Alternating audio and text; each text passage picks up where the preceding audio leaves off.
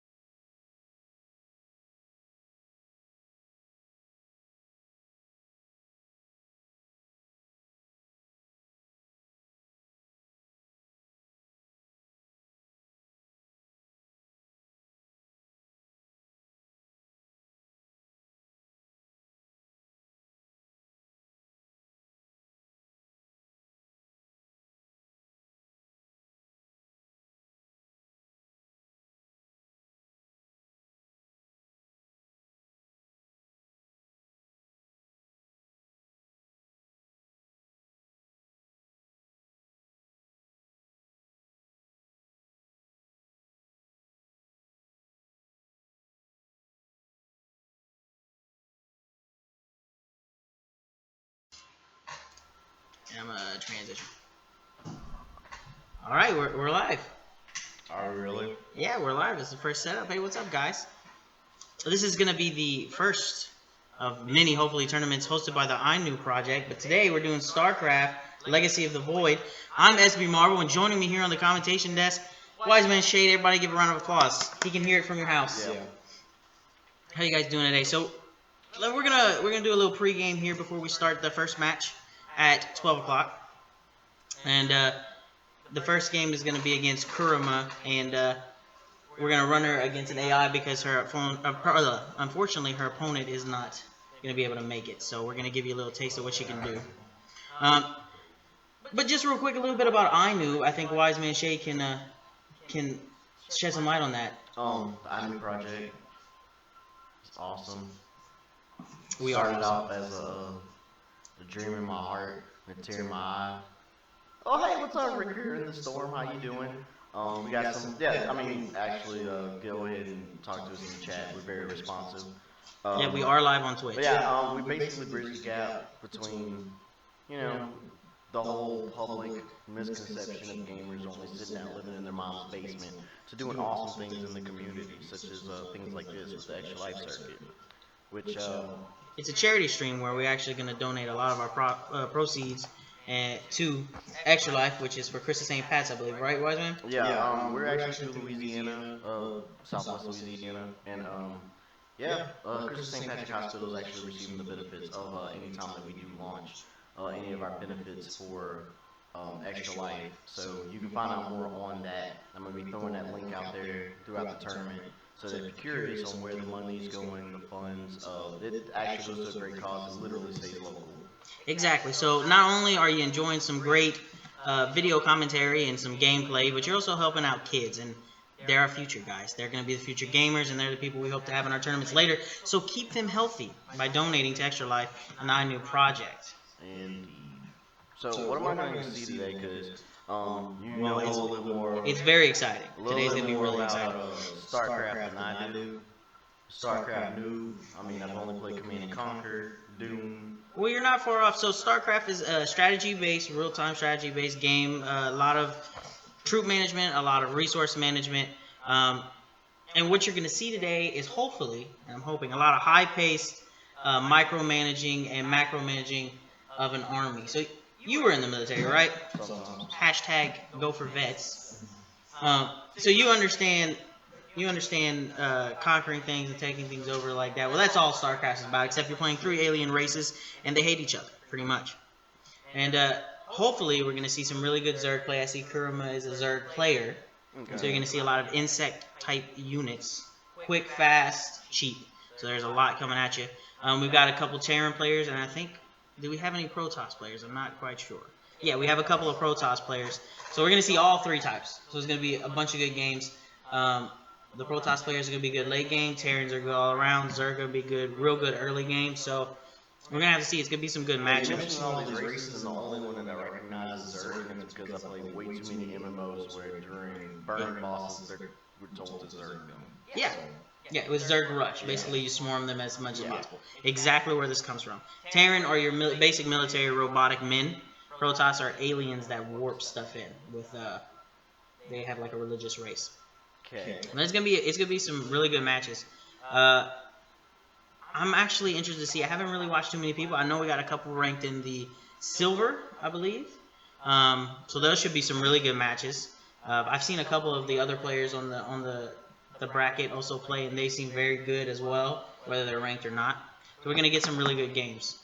And, of course, we also have 2 of the iNoobers in there. Okay. Yeah, we've got Devil Slayer VX. So if anybody's watched any of our other... Oh, well, we have 3, actually. I apologize. We have Devil Slayer VX. If you watched any of our other Twitch streaming commentary, YouTube videos, you've seen him. He's brand new, so you guys are going to have to egg him on in the Twitch chat. We've got King Badhorse will also be playing, a seasoned veteran. We're hoping to see some great plays around him. Seasoned veteran. It's a perfection. Exactly, like Tony Satchel. yes. Chef Boro D is more I like to put. And then we've got Valdy Monkey Baby is also going to be in there. The Valdy Monkey Baby? The Valdy Monkey Baby. If you've seen him wreck in Overwatch as Reaper, Yes. Like, If you've seen him wreck his Reaper, get ready to see him wreck his Terran. Val didn't cancel Honus? Yeah. Oh, wow, alright. Yeah, I hear his Terran game is amazing.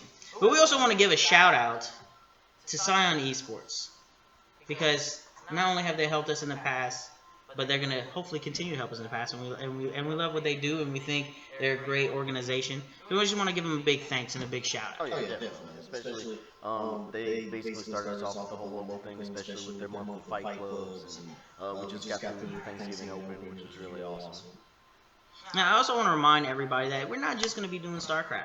In fact, next Saturday is going to be the Hearthstone tournament. So if you like Blizzard, you like card games, and maybe real-time strategy is just not your thing, but you wreck in some card games, well, guess what? We got Hearthstone tournament on Saturday. Sign up. The link is going to be on our Facebook page if you go to the iNoob project on Facebook, and you can sign up there. And we'll be doing the same type deal as this with Hearthstone, and we'll maybe have KB Chronic on somewhere in there to maybe explain a little bit and help us out. Yeah, we what also we'll do is at least get them on board like a little bit before, maybe during one of the our weekly streams, maybe get them to talk a little bit about that Hearthstone tournament. Yep, and we're also going to be doing things like Heroes of the Storm, and we're going to have some Overwatch as well. And we're just trying to get people together and play and have fun, and that's what we're doing. And hopefully, we'll also put our own season together. We'll do some prelims. That's the goal. So we appreciate it. If anybody wants to play, you're more than welcome. Join up. We'll be doing things like this where you can play from your home and join our tournaments. So don't worry about having to be somewhere or anything like that. Enjoy playing from the comfort of your own home and some great gameplay and good commentary. If you've ever wanted your games casted and you just thought, hey, I'm not good enough, well, guess what? You're good enough for us. So come on in. Newbies, non-newbies, seasoned veterans, we welcome everybody. We appreciate it, guys. All right, so we're gonna go ahead and wrap it up. We're gonna start our first game at 12 o'clock. Like I said, it'll be Kuruma, and we're gonna put her against the AI because our other person is not here to fight her. But that'll be at 12 o'clock. And thank you guys for joining us. See you then. Yes, sir.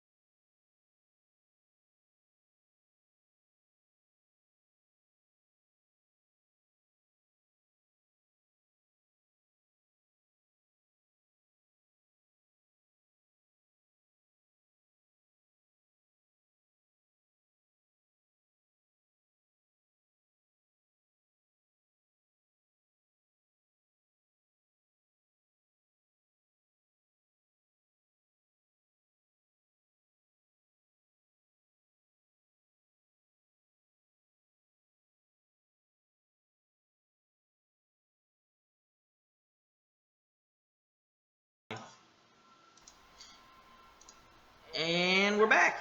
We're back right before we're about to get into the first match of the day on this beautiful Sunday. I guess. It is beautiful. Well, no, it's raining. It's not actually that great. I'm a little angry right now. Why are you angry? Because we had to have me not play music by Shinsuke Nakamura. That's right. So Vince McMahon doesn't get angry at us and possibly crap cans our stream. Unless so Vince McMahon wants to, actually sponsor us, then go ahead and sponsor us. Yeah, Vince McMahon, if you're watching this, please by all means. WWE, please. Please. But we're only moments away from our first match. We're going to go in live at 12 o'clock.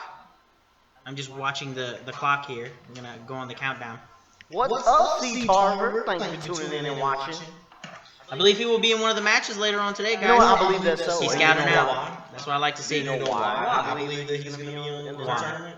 Because literally the bracket got It's on the bracket. You're correct, wise man. All right, get ready. I have awesome Are you powers ready? of observation. Are you pumped? I'm ridiculously pumped. I That's ate what I'm brown talking sugar Pop-Tarts And a Red Bull. and some milk. If Red Bull wants to sponsor us, hey, Red Bull. I like Red Bull. I have Red Bull in my veins. They can Exactly. use that. I eat and sleep Red Bull. All right. All right, we're about to get in the first match, guys. I want to see everyone on the Twitters, everyone on the Actually, I have a Twitch. question. C-Tarver wants to know if he's supposed to be in a certain channel on Batman. King will hit him up and King Bad Horse, a.k.a. King Bad Fish, a.k.a. his fishness, will be sending people invites to the lobby. Yep, and we'll get you in the lobby, and we'll get the game going. For now, let's just enjoy it. It's 12 o'clock. Get ready, guys. We're going in to... Hold on. We're going into the game. I'm just trying to make sure everything's situated. All right.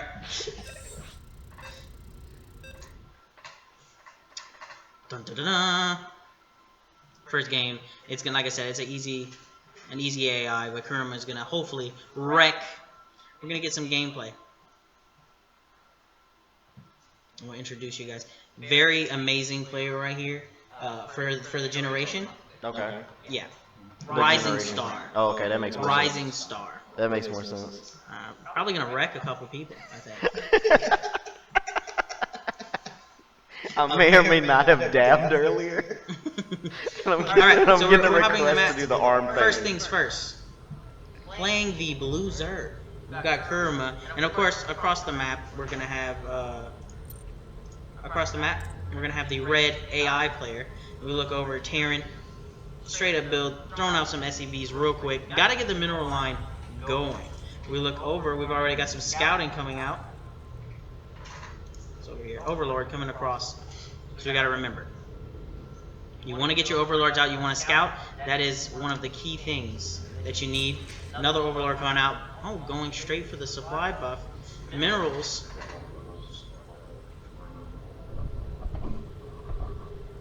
We got some larvae.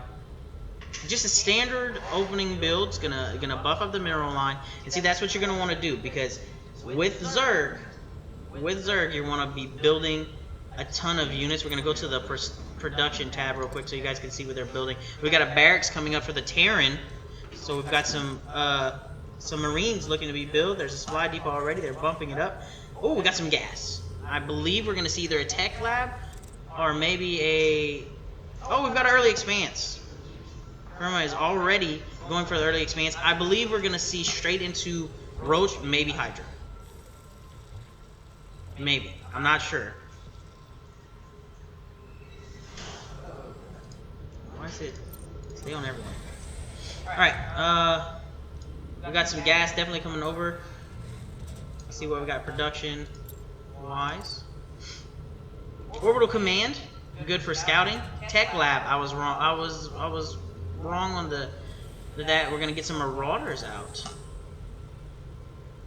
Let's see what we got over here in Kuruma.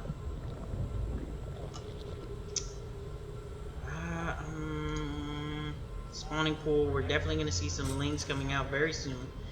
But Lings versus Marauders. I don't know here. And I think if she puts some Roaches out, she might have a tough time.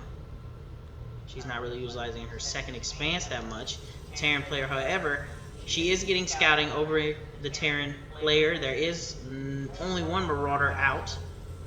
No Marines. We've got a Queen coming out to expand the larvae. She's finally saturating her mineral line. She has some gas coming across. There is metabolic blue, so we got Ling speed coming out all ready for the Lings. We got 2 Lings on the way and the second queen to get that larvae production going. We finally got some Marines out on the Red Terran side. They're attacking the Overlord. Well, I'm pretty sure it'll probably maybe not get away. Here comes some mules. Ling speed, 10 lanes up. We got a Roach Warren. Here comes the Roach Ling combo. And she is now putting it in overdrive with the queens. We've got another Marine coming out. I definitely say the Red Terran better hurry it up. With just a couple of Marauders Marines, we've got Lings on the way. First engagement will be coming up soon, guys. Ling speed is not finished yet, but will be finished by the time I believe this engagement will start. SEV out for scouting. He's going to spot the Lings.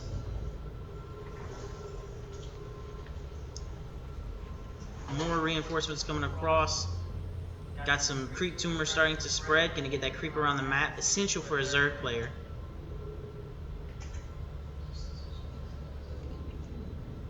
And here we go. She's gonna try and go up. Here comes the Marauders Marine. She's gonna get the surround. The Marauder's gonna be focused. Marauder's gonna go down.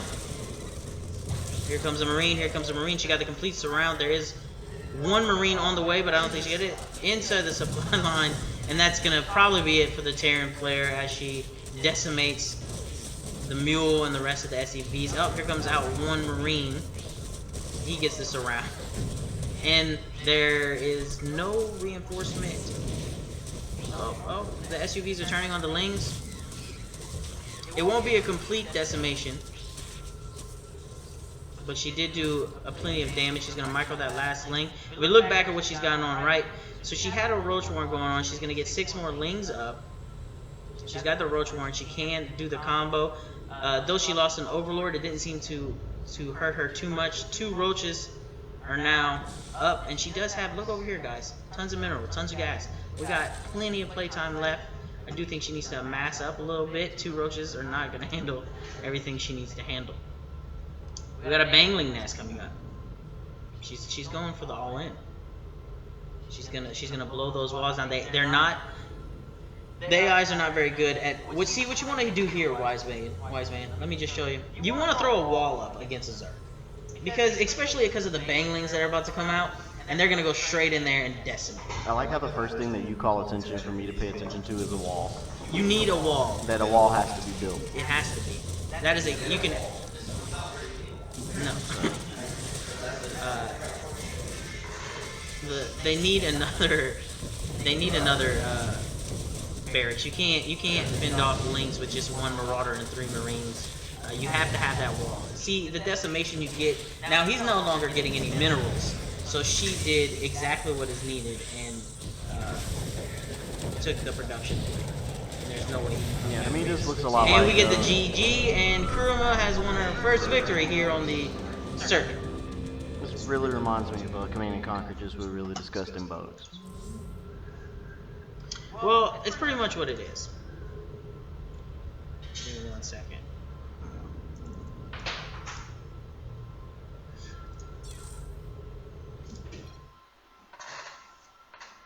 I'm gonna jump out to the load screen.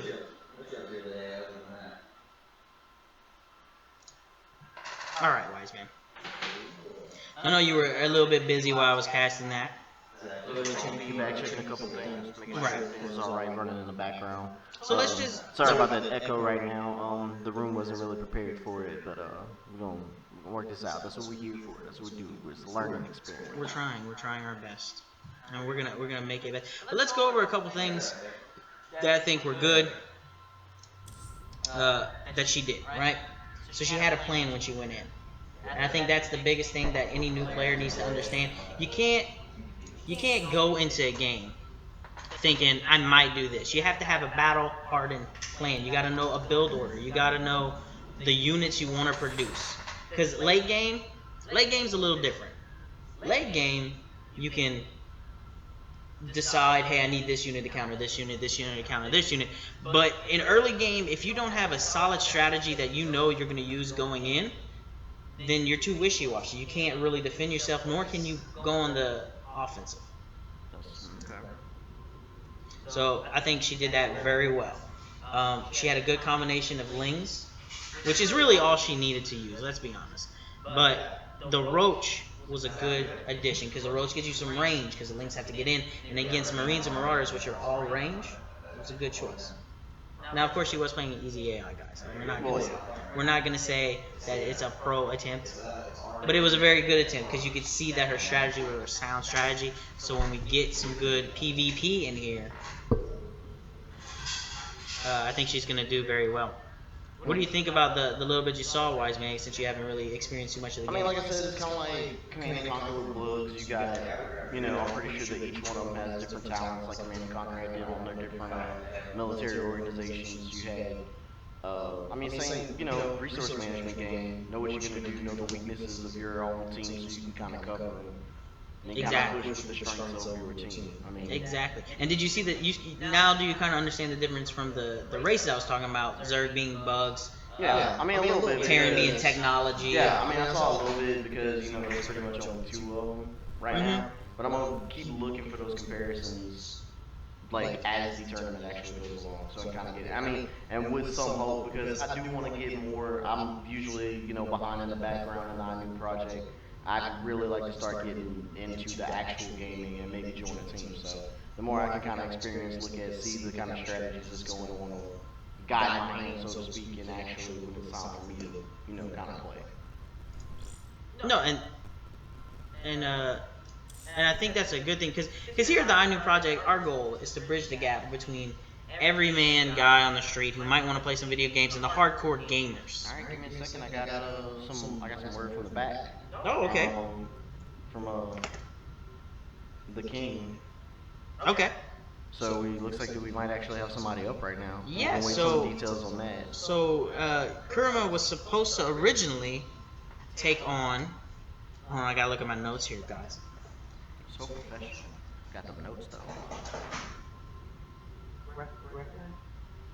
I'm probably gonna pronounce this wrong. Reckon.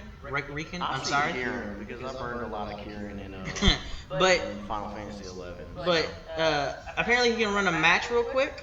All right. So we're gonna try and get him in the lobby, and then they're gonna go ahead and do their match, and we'll see how that situates. I hear he's a very good person. I'm very interested to see what Kurama is gonna do against. So, who's he gonna face? Our person. Oh, he's gonna face who we thought, Kurama, the first round. Awesome. We got a little taste of what she can do, but we'll see exactly what she can do against him. And I believe that'll be a Zerg on Zerg match.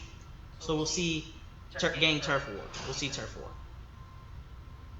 Okay. I know you've experienced a little bit of that in your childhood. I was gonna say that it sounded a lot like Black on Black Crime, but it's close. It's close. Except it's Zerg on Zerg crime. Okay. Yeah. Which means you got a lot of creep. Now this is interesting about Zerg. So Zerg's whole thing, they spread creep. The queen drops its creep tumor, spreads creep around the map. Zerg are faster on creep. A lot of people don't know is if you are facing an opposing Zerg, your Zerg units are still faster on their creep as well. So on a Zerg versus any other race, spreading your creep is an amazingly good thing because you get bonuses on your creep. Facing a Zerg on Zerg, the whole map just gets covered in creep and everybody's kind of equal. Alright guys, so That's nasty. listen, creep is a good thing. Don't let anyone tell you different, Zerg players. Creep's a good thing. Alright, so we've got them in game, guys. We've got the two players in game. And we're about to hop in. We're getting ready for everyone to be loaded. Alright, so Zerg on Zerg. And I'm waiting for the go ahead. We're going to switch in. You guys ready? We're starting game.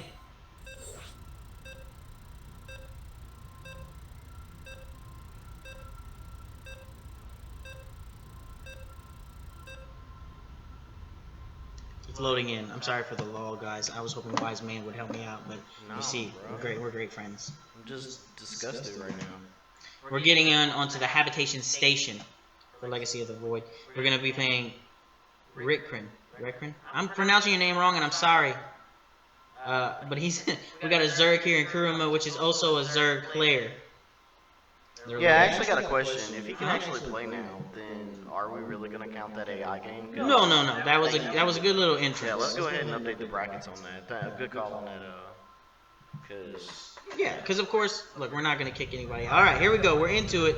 First things first, I'm gonna throw up the production tab so everybody can see. We got everyone over here. The blue Zerg in the top right corner. We've got Kuruma, and the purple Zerg in the top left corner. We've got Reckon. Say reckon because you reckon stuff, bro. First thing first, we got an Overlord and 2 drones in production for Kuruma. Nothing in production for Reckon, but he has moved his Overlord. Oh god, he's going for the spawning. Oh god, he's going for the spawning pool. We might see a Zerg rush on a Zerg. This could be epic, guys. We got an Overlord in production. He's bringing that up for sure. He's got to keep it up. We've got a drone coming out for him as well. Let's look over the purple. She's got some scouting going with an early drone. I think she's going to go for an early expanse. We're going to keep an eye on it. Spawning pool is halfway finished. We'll have to see what he does afterwards. We've got a couple more drones out. She did go for the early expanse. We're going to see an early expansion from Kuruma up in the top right corner. More drones in production. We do have an extractor coming out with some gas. It looks like Link Speed is going to be another staple here on the spawning pool, but will he go for the rush? The Queen's coming out. I don't think so, but I think he's going to go for mass Lings right off the bat. The early expand is there. We do have 6 Lings coming out immediately, and Kuruma has not actually made any units. This could be a bad thing, Shay.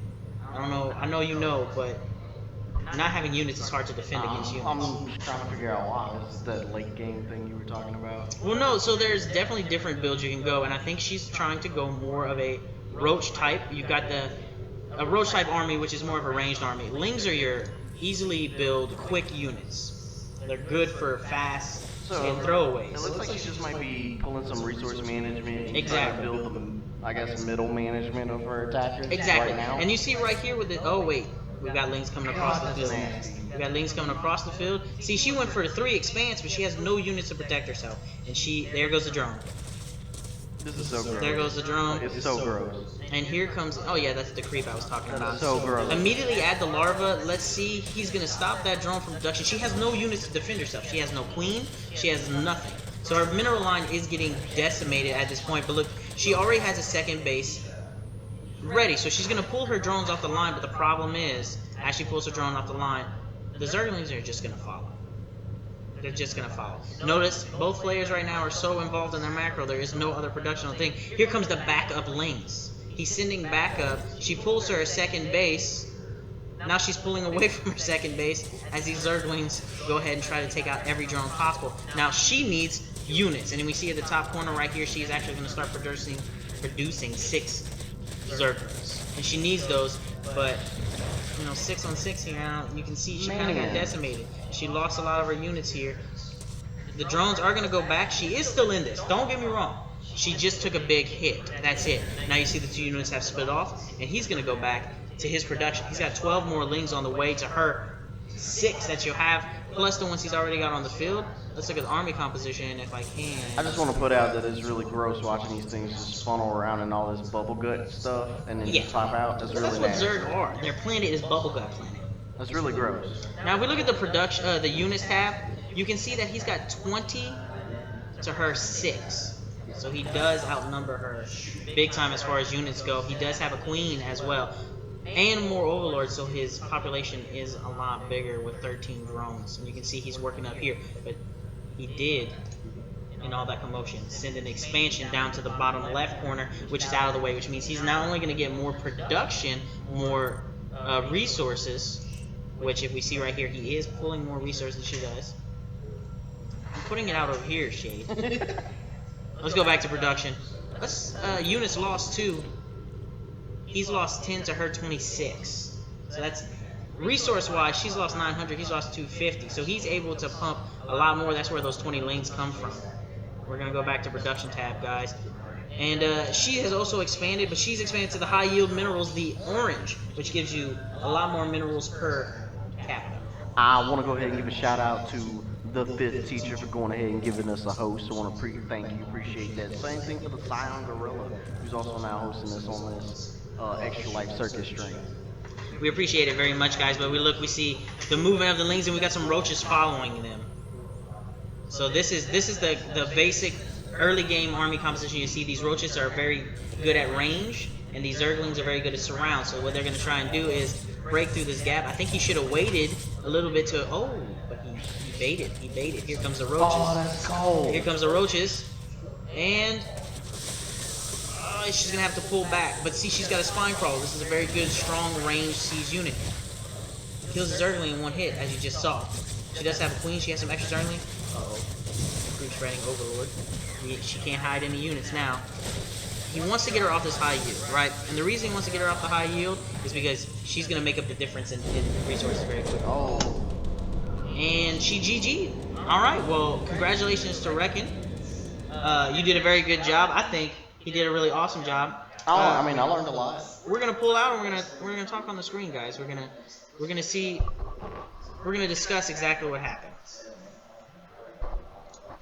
Now, Shade, what'd you think? What'd you think of the match? Give me your opinion. No, seriously, gross. Like, you playing with bugs everywhere, there's like gross stuff everywhere. It doesn't remind you of like Stormtrooper, Space Troopers? Is that the movie I'm thinking of? Star Troopers? Star Troopers, yeah, remember the bugs? Except this is just bug on bug crime. There was no gun shooters. But I think Starship Troopers, there we go. We're nerds, we should know this. Yes.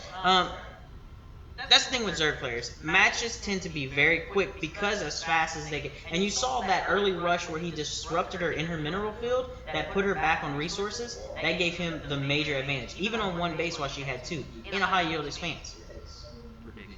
And then the Roach addition to his army in the end. Really, the Queen would have taken care of a lot of those Zerglings, but because they had to contend with some range with the Roaches, she had no counter.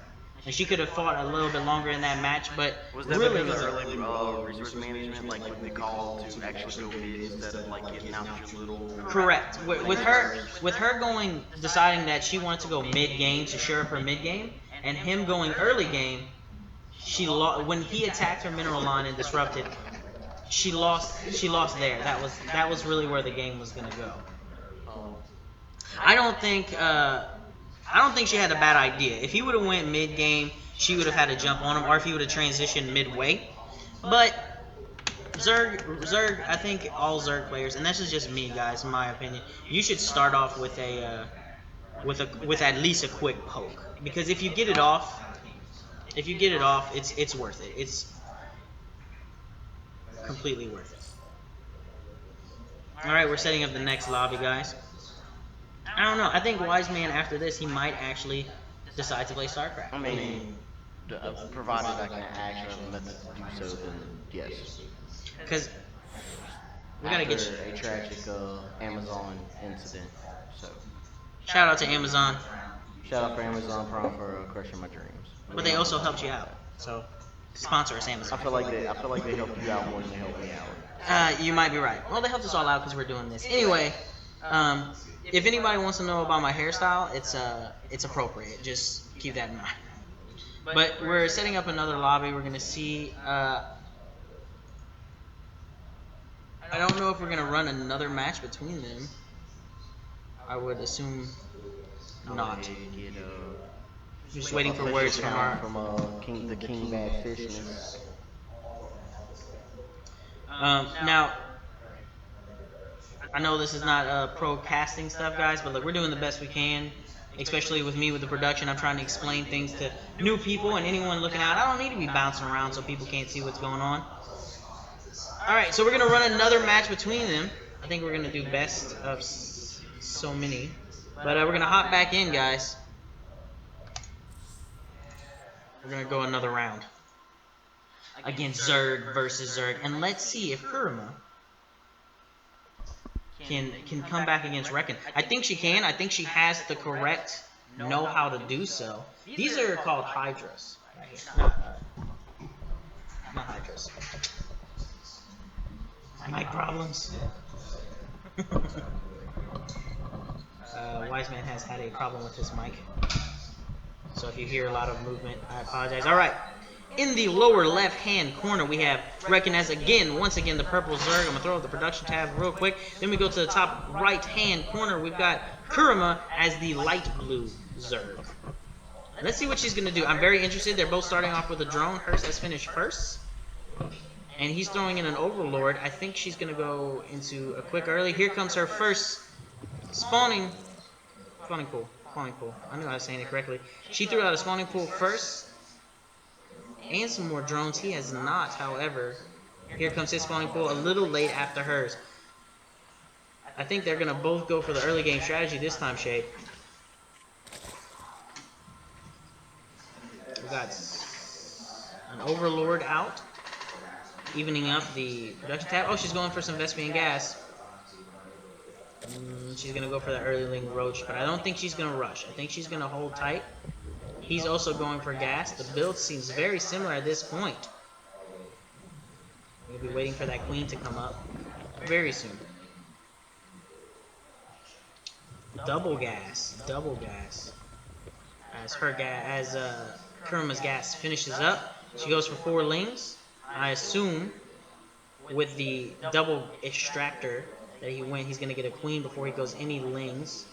There they go, 2 Lings coming up. He's not going to have 4, but that will secure him, at least that he will not have his mineral line back. Now, I think the winner of this game is going to be the early expander. The first one to get a lot of minerals is going to be the one that's really going to take this game. There is some scouting coming across for Kurama. This map, by the way, beautiful. And Ling speed is out for Kurama. She's also doubling up with 6 more Lings, as well as a Spine Crawler to shore up her defenses here on the creep. Now, that's the thing with if you're playing anything but Zerg, you can pretty much put a wall up to keep the Zerg out of your area, but as Zerg, you really only have defenses like Spine Crawlers and Spore Shooters. We got a Ling Scout coming across. He's going to meet, I believe, these 4 Lings. They're not going to see each other. They're going to pass right by each other. But she will be a solid. Here comes 4 more. He knows they're coming. Let's see what he's going to do. He does not have enough Lings to support this. And I thought he was putting up a Spine Crawler. No, he's doing a Roach Warrant. Zergling speed is up for both players.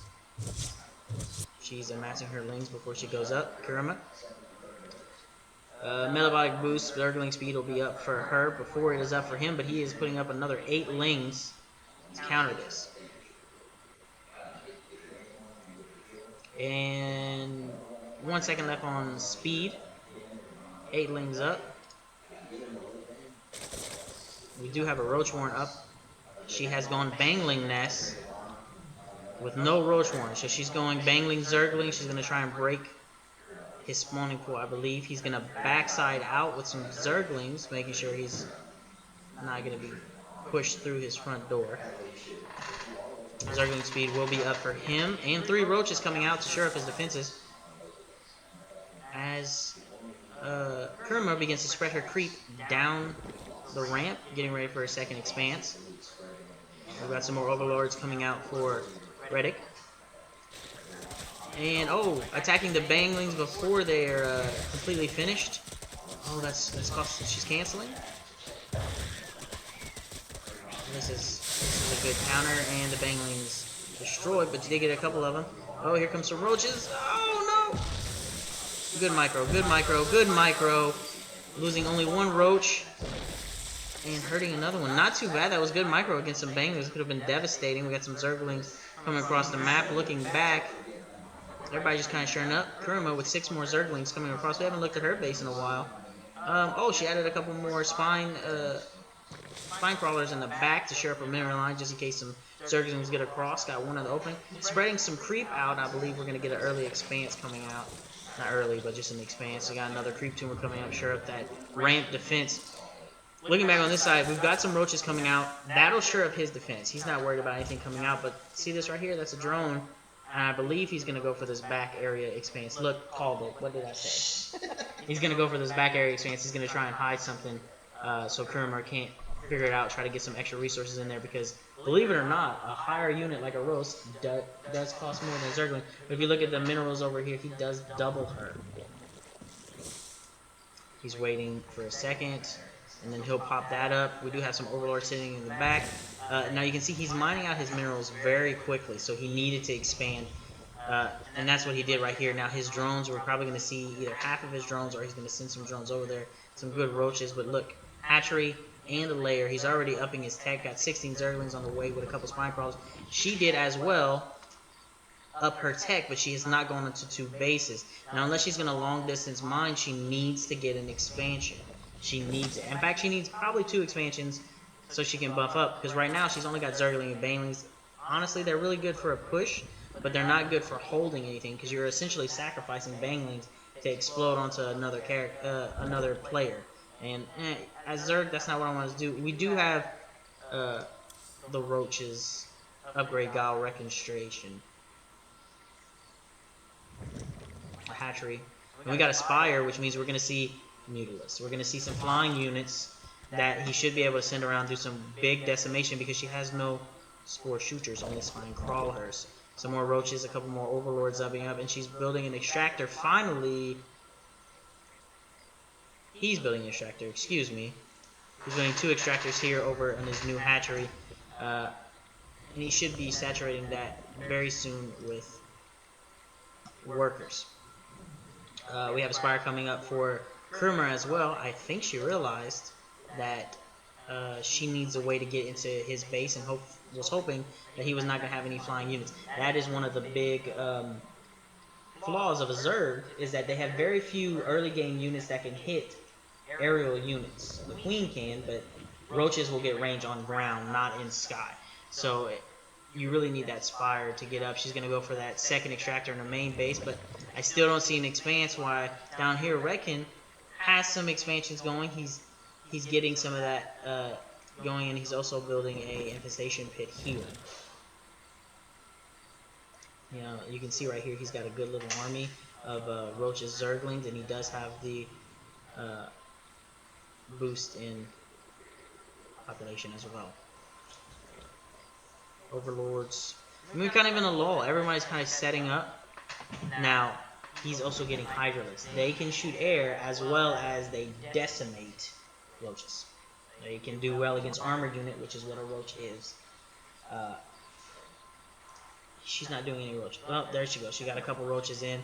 We're having the increased range for Hydralisks. And then you got Mutalists coming up, which could be the first flying unit.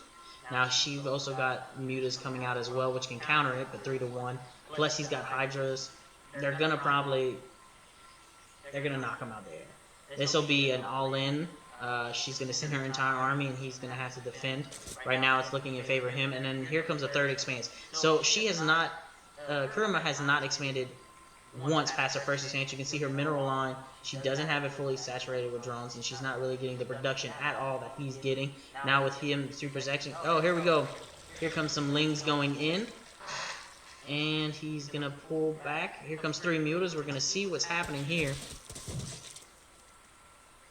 Destroyed the Bangling. He does have a good sized army. She as well has a good sized army with a couple Banglings. She can try to throw in there. 1 muta out. He's gonna pull back.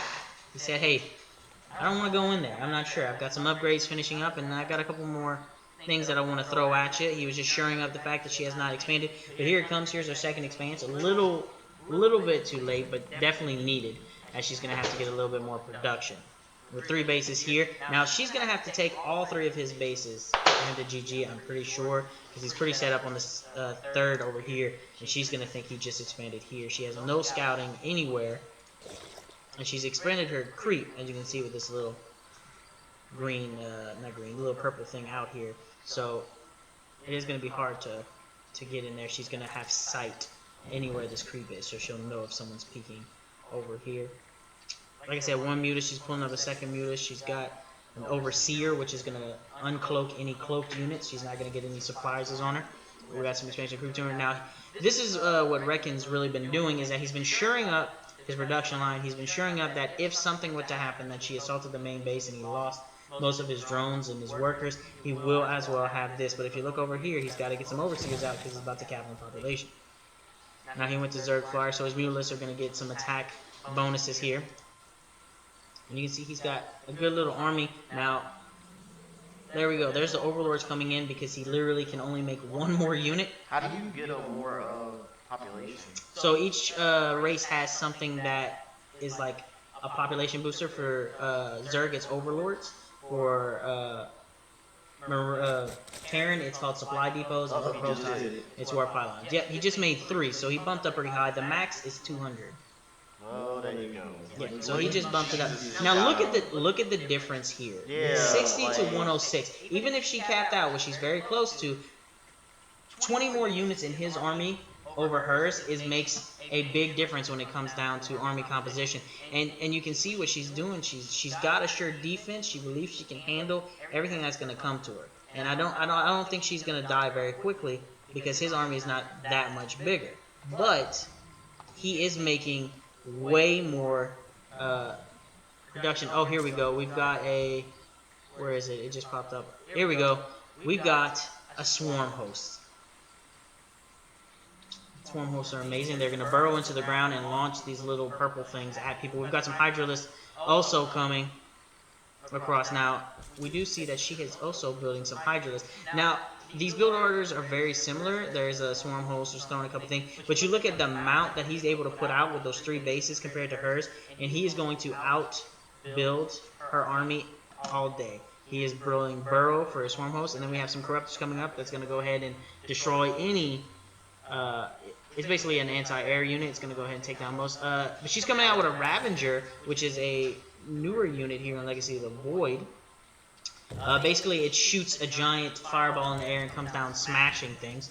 And a Lurker Den has been built on her side as well. We've got some Ultralisk Cavern coming up. Guys, we're going into late game now. If Ultralisk come on the field, that could be a big change on the his. She's shoring up her army here on the entrance to expand. She's got some creep tombs coming out to make sure she has sight. I think she's going to bring it all the way across. As far as Rickon, he is just shoring himself up. He's got a lot of mineral, a lot of gas. He's actually expanding another extractor real quick. His burrow is almost finished, so he can get his swarm host underground here. It'll also allow, I believe, his roaches and Zerglings to go underground as well. He does have a Ravager as well. And he's going to swarm out some Lings. He's going to get himself another swarm host and a greater spire so he can get some upgrades. We've got a Hydralisk coming out for Kurama. This is going to be the end-all, be-all battle here, guys. Possibly.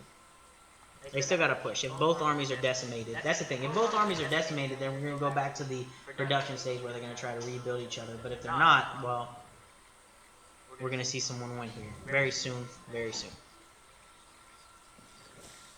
And he's also got a good amount of people here on his third. I'm going to call her third. She's trying to catch up? Yeah. She is, but the problem is he's running off of 3 bases and she's running off of 2 bases. So he's got a whole extra base getting minerals and gas, allowing him to build more units. And that's the problem with Zerg. You really need as many bases as possible, getting as many units, because you're gonna throw away units like Zerglings and stuff like that. And that's what he's doing here. He's got a lot of kind of cannon fodder against a lot of the things she has. Now, these swarm hosts can be really devastating because as they send out units, those units don't count towards your population, and they are rebuilt by the swarm host every single time. It's kind of like the Protoss carrier, except for the ground. Okay, there we go. He was like dull. He was like twice her population for a while, and she just shot up. Yeah, she's finally starting to catch up with population because they're both in the stages of building up things. And really, here's the thing. Here's the problem she's gonna have. If they go into battle and she holds him off, she's gonna lose a lot of units, just like he would if she holds him off. But when it comes to rebuilding their army, he is going to have a lot quicker, and he's gonna be able to whittle her down faster, and that's gonna be the problem for her, Kurama. but he does have a lot of specialty units. He's got himself an Infestor right here. An Infestor is going to be able to lock down some of the units, and they're just going to whittle away. I'm assuming he's probably going to catch himself either one of the high units, or he's going to catch a ton of smaller Zerglings that he can lose a surround. He would maybe lose on a surround. Hopefully we'll see some movement here in a bit. Now he's putting out some more mutas. They're just shoring themselves up, guys. It's kind of like, hey, they're really waiting for the next person to do. There isn't a lot of scouting. And Kurama just expanded to her third. So she's trying to shore up that that resource management game. And I think the problem that they're having right now is no one has any scouting. She doesn't know he has a third. He now does not know she has a third.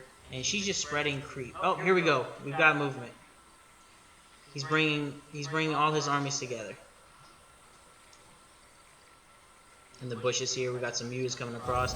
Here comes the roaches. A lurker. He's got an ultralist. Now these are some great units. He's gonna get. I don't know if he has a charge, but he's gonna get a good push off right here. And oh, he's got some brood lords. This will be hard for her to hold off. I'm gonna be honest with you. We're gonna see a good battle. These brood lords are very devastating. These ultralists can take a lot of punishment. Mutalist can sweep around the backside. He's adding in more ultralists. She does not see him on the edge of the creep. Because of that, he's moving into the third expansion. It should fall fairly quickly. And it does. Here comes the armies. They're going together. As she is losing a lot. The ultralists are sitting around. And here he goes. He's moving in. And the GG from Kuro. Reckon wins. And it really came down to the early expansion for him. Or he was the first one to get that third expansion. The minerals, wise man, the minerals are the big reason why he was able to do that. Because you saw late game, when they went into late game, and he started getting these massive units. He got a lot of ultralists. He got a lot of mutas. He had things like brood lords, and she was still banking on the fact that she had the low to mid tier units of the hydralisks or of the Zerglings and the Banglings. She was banking on being able to knock out a good section, but those ultralists can take so much punishment, and she had a lot of air units that really she couldn't contend with. But I think, yeah, I think it was a really good game. So gross. Much blows. Some of those, the swarm hosts actually give me chills when I watch them. Because they remind me. And then, like they pulsate. Exactly. They do really good with the graphics, but I'm gonna tell you guys, some of their stuff is kind of nasty. So that's gonna be a win for Reckon. He's gonna be moving on to our winners bracket, and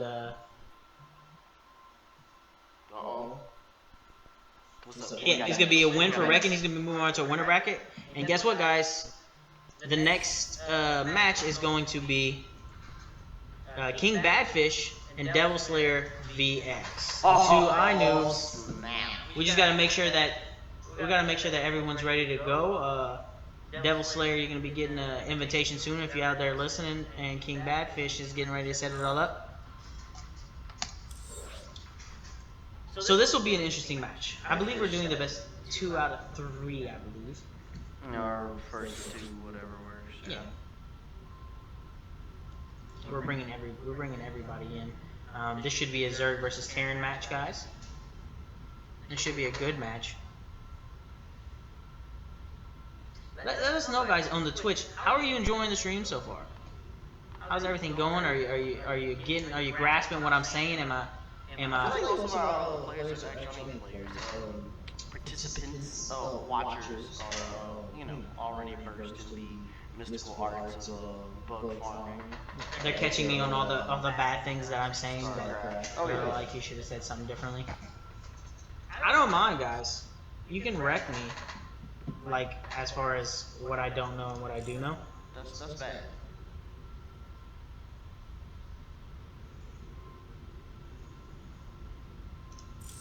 Yeah, Yeah, they're giving each other pro tips in the chat. Appreciate Yeah, it. yeah. I mean, I'm actually paying attention. I'm working on getting everybody in there. Give me 1 second. Why don't you tell them a little story real quick while we're doing this, Wise Man? Oh, what kind of story? Like an iNoob story? No, I mean, kind of whatever you. I can tell the one about that time that you got KB. Really, we'll call it festive because PG string because you promised him Taco Bell. I can tell that story. Yeah. Go ahead. I'm a. Okay, cool. So once upon a I time, need to get his thing. in a magical land known as boredom, SB Marvel thought it was a good idea for KB Chronic to be promised tacos, and I really don't want to tell the story. It's a PG stream. I really don't want to tell that story. No, tell us. No, dude, no. It's point. No, I don't want to, because there was just so much nonsense that happened. I'm just saying, like the end of the story is for the promise of Taco Bell. KB Chronic may or may not have put a couple people onto cars, slamming them into multiple objects, and causing many injuries to his friends. Yes. Well, I still have that dent in my hood. Oh yeah, definitely. Like this room is super terrible. We should have did that. But on the suggestion of getting headset mics, I feel like that's gonna be a much better go. What, like just now? You mean instead of having these mics? Oh, definitely. I mean, the echo is like. Other than that, I mean, we're set. This is really the room, really. Devil Slayer, is that you? Who we got? Still waiting. I'm trying to get Devil Slayer in the match. Hang on, guys.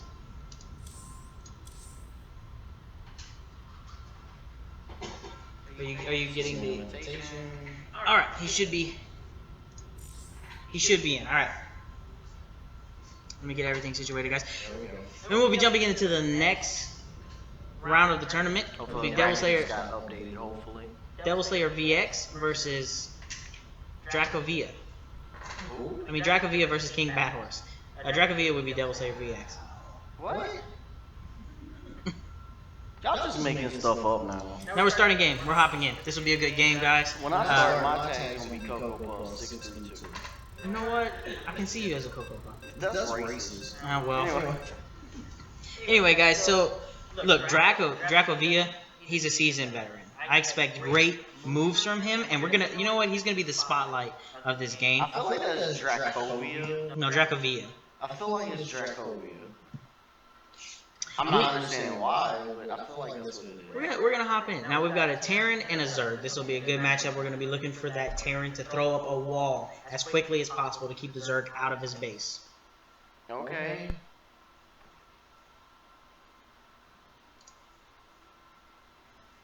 This is terrible. And here we go. Bottom right corner. Marine, bro. Yeah, that would be Dracovia. Isn't that the Heroes of the Storm or something? Mm-hmm. Yeah, Jim Raynor. I'm learning. So we look in the bottom right-hand corner is King Bad Horse playing the red Zerg, and at the top left-hand corner we have Dracovia playing the blue Terran. That's gonna kill me every time. And we look at the production, both going with a standard opening. We've got some SCVs coming out as well as an Overlord. Oh, he's going for some early production. Oh, and here we go. What's the first thing out? Supply Depot. He's going to knock that wall out. Lickety split.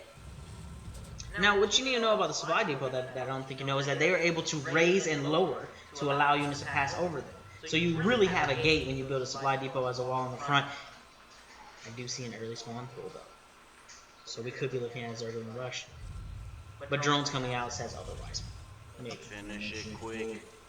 Finish him. Yeah, we're looking at a siege, and he's gonna throw a barracks. And look at this pro wall with a barracks smacking. You just like walls because it is presidential election. This is the most important thing a Terran can do versus a Zerg early. Are you being funny? Or No, that is like seriously. So these are the Trump Marines. No, that's not what I'm saying. No, this is really, it really is, because if remember how the Zerglings got into that back line for Kurama, you don't want that to happen as a Marine when you have the ability to stop that. As a Terran player, this shuts it down real quick. But look over, we've already got an early expansion.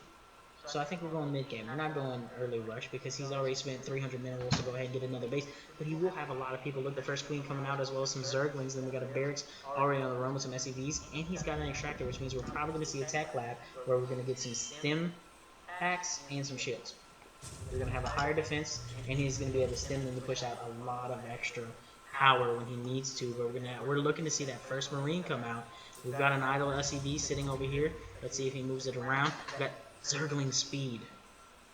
Could be devastating for that surround, especially we've got one Marine coming out, so he is shoring up his defenses. But guess what? We got an Engineering Bay. Engineering Bay for the Terran is what's going to allow for early upgrades for that his attack and defense. See, attack 1 is already up, so he's looking to buff up his Marines. We don't see many Zergling units out. We see 2, but Zergling speed is already out for him as well. Let's visit down here with the second expanse. We've got some overlords. Here comes an early scouting crew. Some minerals are up as well. The Zergling speed is almost finished. Its creep tumors are beginning to spread. Another barracks coming up as well as a factory. We're going to probably see some siege tanks, possibly. A couple more lanes being built. Now, we do have a little bit of conflict up here. The early scouting party sent out by King Backhorse was immediately shut down by the 4 Marines that are sitting right here out of the first Marine Bay. There's a reactor or a tech lab. We've got a tech lab coming up on the second barracks here for Drakovia.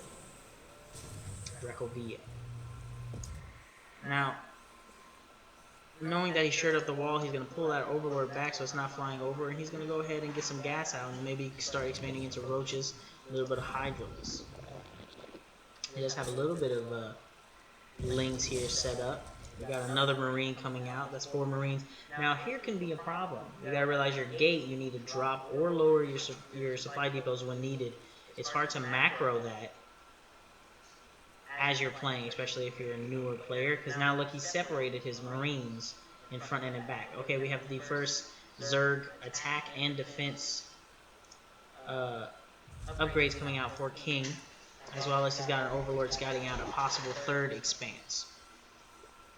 And we've got gas coming up. We've got a starport.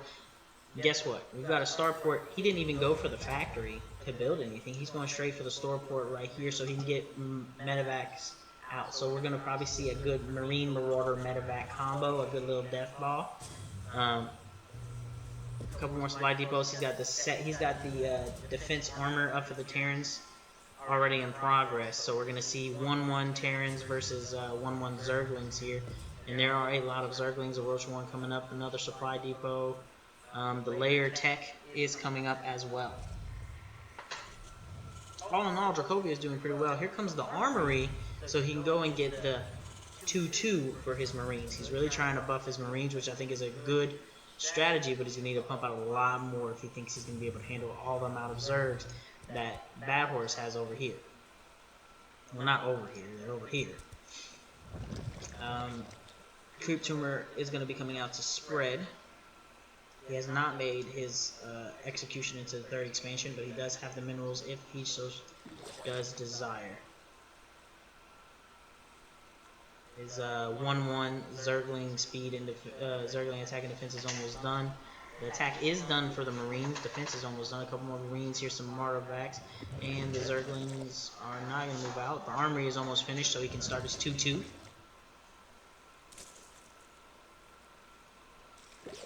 Looks like Drakovia is looking to end it early with an early 2-2 process Marine Maravacs. Do we? I think that'd be a good move. I don't think he's going to be able, with this composition, hang late game if they get any kind of Brood Lords out. We got some Roaches coming out, which the Marauder should be able to handle very easily. With the amount of Mortars and Marines he has right now, if he can get that second medevac, an early search and destroy mission might not be too bad if he can take out a couple of these Zerglings. We got 4 Roaches in there.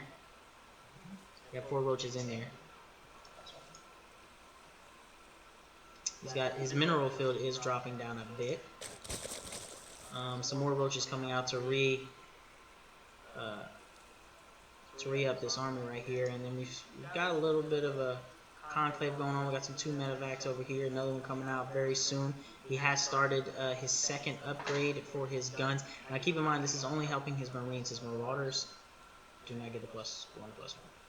Well, what do they need to get a boost? They need, actually no, they might get the +1/+1 because they're comes out the barracks. They need the concussive blast is what I'm thinking, which will slow the roaches down and keep the Zerglings from surrounding them.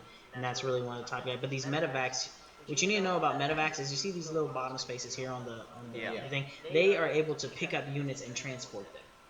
It's called they're basically a drop ship, and they also heal units over time. How far can they go? Like, can they just travel the map? Yeah, they can fly across the entire map. Legit. So right, so he can essentially pick up his entire army right now and move it across the map. And King Bad Horse has no way to counter that, which would actually be a good thing. He's going to be coming up the ramp. He needs to get these Marines on the other side of this wall ASAP before he gets assaulted. And they're gonna go down very quickly. He needs to move his guys real quick. Now he does have the high ground. Now you see they're being healed, but what he needs to do is pull those people back. They get the surround. That's it. That's game. They're going. He couldn't pick them up in the dropship. He did not. Okay. Well, but now they have to try and break this wall. Yep. Now he's got to get his Marauders up in the fray here. None of his units were actually damaged. Let's jump real quick. He does have some reinforcing units that he can send if he needs. They need to get some more people. I would say he should have 2 more barracks. But here's the thing. Here comes weapon level 2s. We do have some Ravagers on the field though. Where they come out at? I want to go see them. I think he canceled them. Oh, here they are. These units are very fun because they do things like this. Gaboom, gaboom, gaboom. They're basically anti-artillery fire. Now, keep in mind, he has no way to attack air right now. He cannot hit air.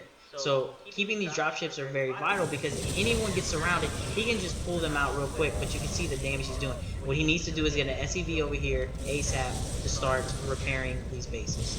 And the base is gone. Here we go. Here's the push in. Ravagers.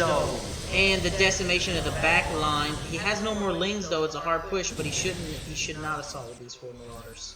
He should pull them back. There is no reinforcements coming from across the map by King Horse. He needs to get that wall out and re-up that, but here comes defense too. Now I do think his upgrades in attack did help him hold out right there. He does need his Marines to be up a little bit faster. I think he needs a little bit more production. He's not going to hold it off against these Ravagers. Every new person is just going to get decimated.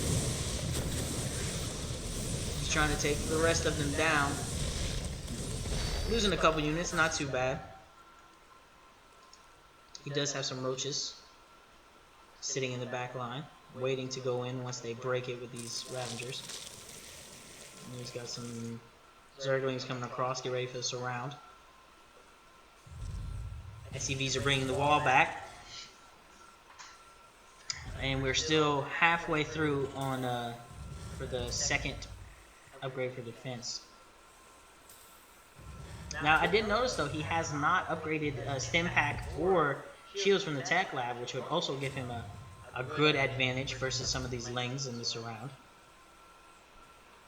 He does have a good amount of medevacs, but I think he's focusing way too much on the medevac. Here comes the Spire out for King Bad Horse. I don't know where he put it over here. Oh, it's being morphed right here in the back line. That's going to be out of mutas, and he's going to probably honestly come out with not mutas, but what's going to be called corruptors. They're your anti-aircraft unit for they're the anti-aircraft units for the Zerg, and they're going to probably start taking around these medevacs in the composition. He's not too worried about them. They can't actually kill units, and if they want to try and run away, well, that's on them. He does have a nice little ball going over here. He is bringing units, but here's the problem. He's running out of minerals. And as soon as he runs out of minerals, he's going to be in trouble. And we can look at the difference in minerals here. With just him having 2 bases, he's at 5,000 to 8,000.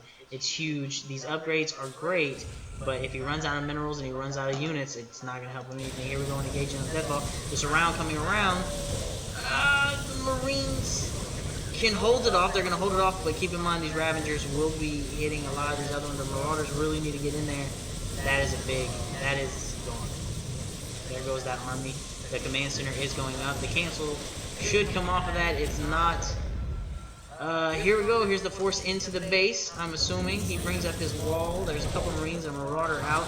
SEV is just kind of wishing they had a place to go. They really can't. Here comes the decimation from the Ravengers as they deal bonus damage to the buildings. And that Marauder, he hates his life. And as it goes, here goes down the only other building that he has to produce units that can actually destroy things besides these two, which he's lacking in minerals really to come up with any army that could build him. That's gonna be GG, guys.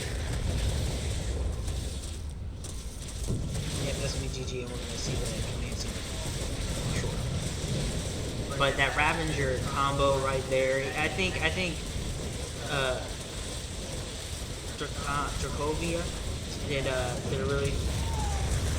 really good thing. He tried. He had a very good combo.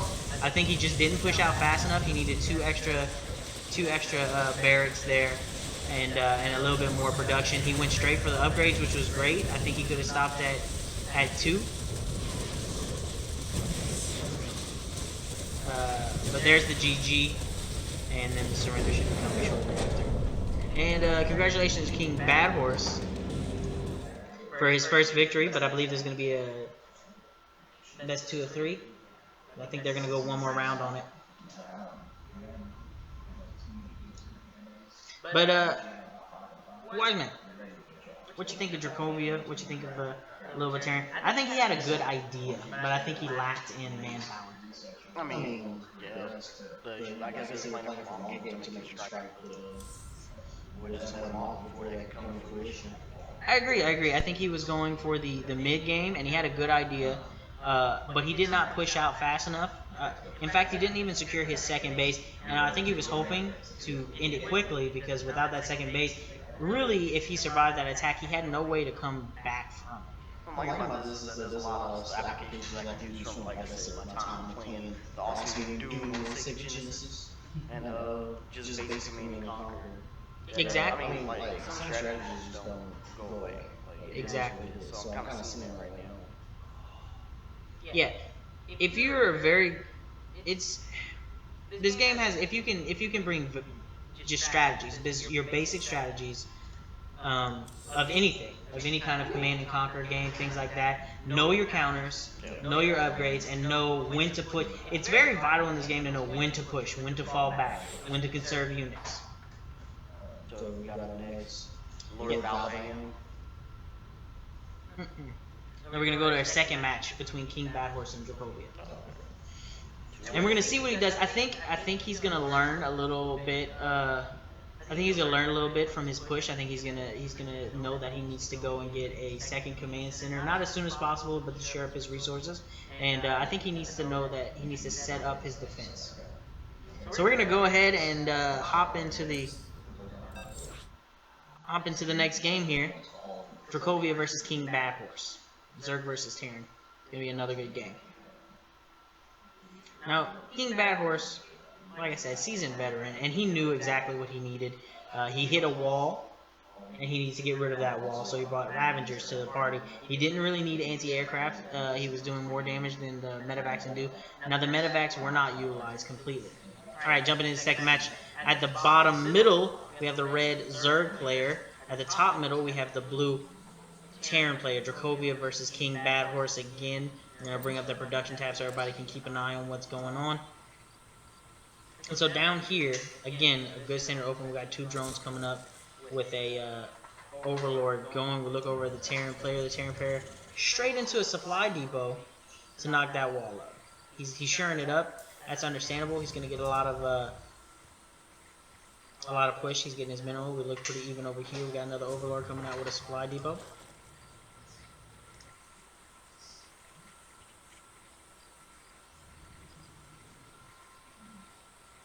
Now he needs to shift click his SEV back.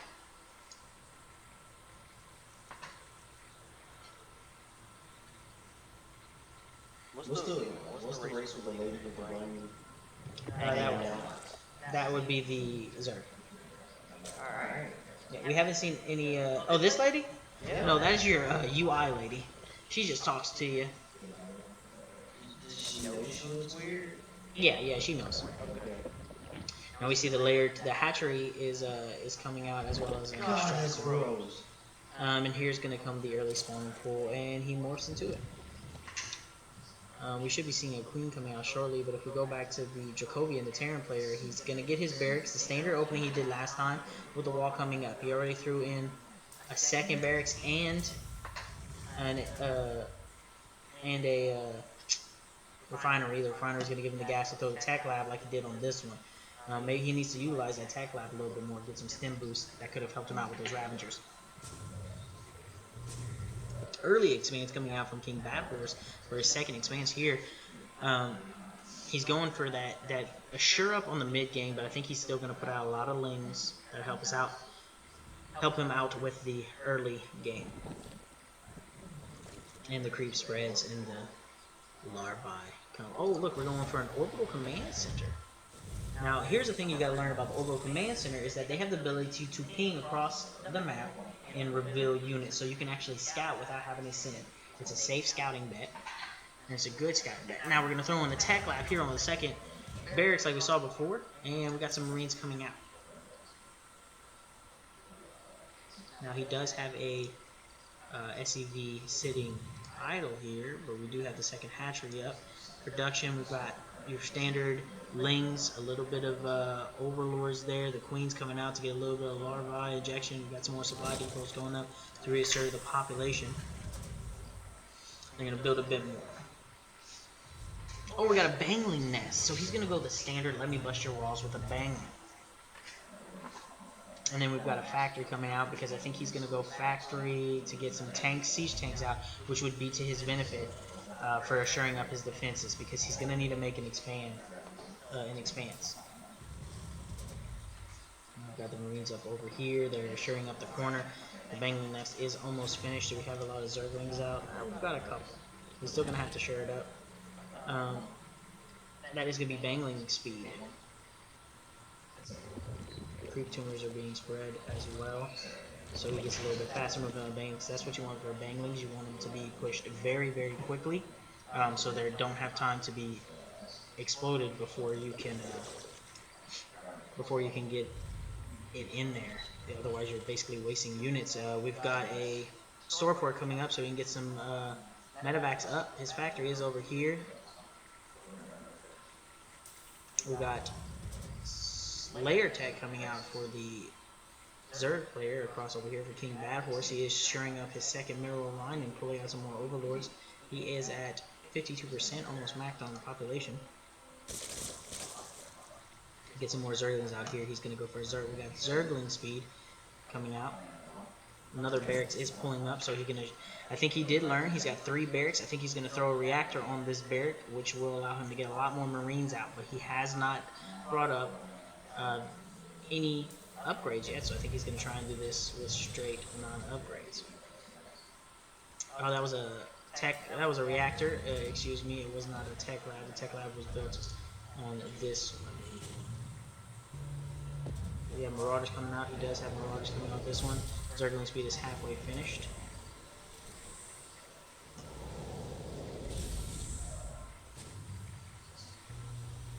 Starport has not started medevacs yet. The hatchery is up. There is drones running. He does have gas on it. Oh, here comes the Liberator out from the starport. That's a new unit. We haven't seen him use that one.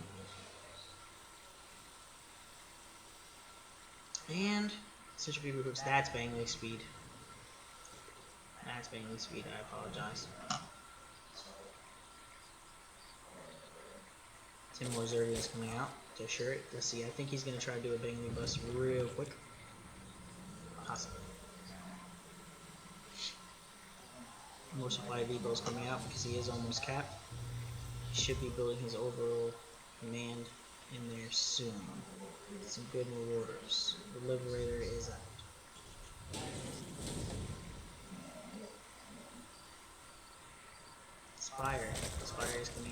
he's going to go a little bit of air units. King Bad Horse is shoring up his defenses, making sure he has everything covered up.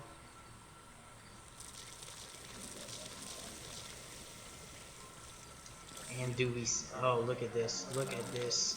He's gonna try and get in there and ruin the day. Let's see if he busts one of these walls and he gets in here. That could be devastating. They're going for the secondary starport is down, so we can start putting motorbikes out as well as a liberator. This could be devastating.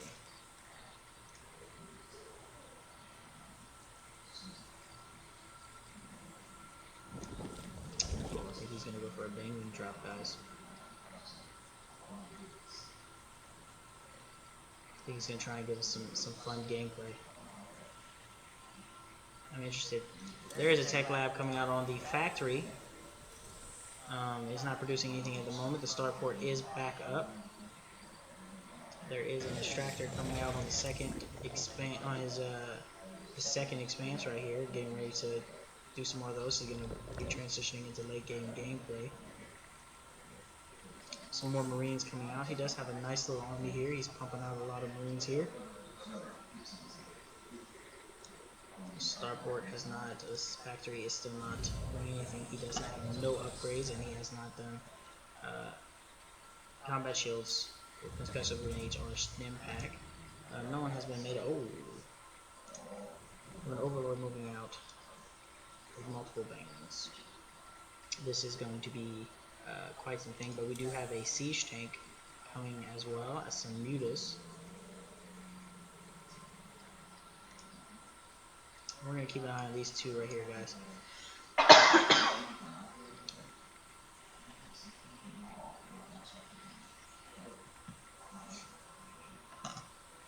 Let's see what he's going to do.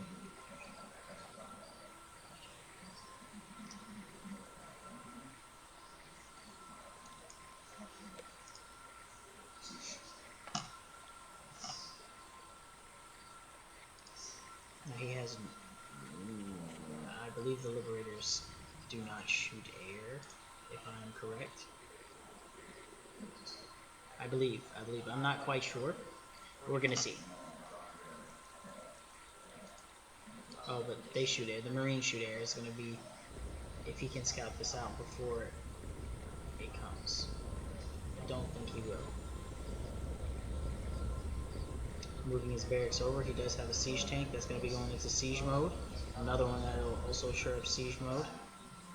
We're looking for the sneaky sneak here. We got some mutas coming up. 14 lings are also being prepared, and here it comes. Here comes the sideline, and the banglings were immediately destroyed. And there goes the two overlords. He's going to lose banglings for the side attack. It was a good little sneak aside attack. But it was proven otherwise. But we look back over here, it was fine because he's got some mutas ready to go as well as some banglings. But here's going to be those bangs right here.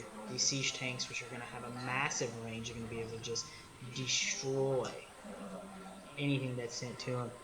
The Liberators as well are doing some massive damage. He shared up, but now if you look on the background, he is losing some of that mineral lines. I do believe he should be getting his orbital command. Will be moving as soon as he finishes up with his mineral line. I'm pretty positive. Oh, nope. Here comes the second expanse brought over right there. Good movement, and it is shored up. There's no way to get in there. It's a good expanse to hold. He'd have to break the first line. What we got going over down here? We've got a good little army. He's going to throw in some corruptors because he saw those Liberators. He saw those Liberators when he pushed over. And they're moving it.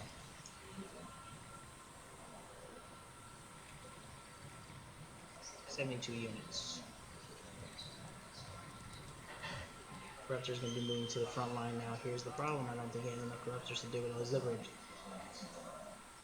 Now the macro game that this guy is going to have to be real good when it comes in. Because even though he may beat him, he still needs to be able...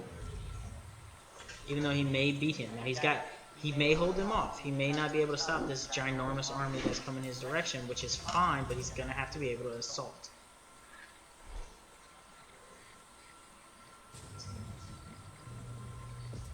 got some sideways. The Corruptors, the Banglings are pulling in. Here we go. The Moves are coming across. He found the second. There goes the SUV. Here comes the second Expanse. It's going to probably fall as he tries to move in some people. There is no reaction from Dracovia's side. His second Expanse is going to fall. Liberators are moving across, but what the Liberators don't know is there are Corruptors. Will we be able to handle them? The Corruptors turn around. The Muta, yep, they're going to destroy these Liberators pretty friendly, and then here comes the Muta's going to be moving back around. As long as they avoid these Marines, they will have no hurt. Here comes the Zerglings on the front, but the Siege Tanks are hitting them, but they didn't focus the Banglings.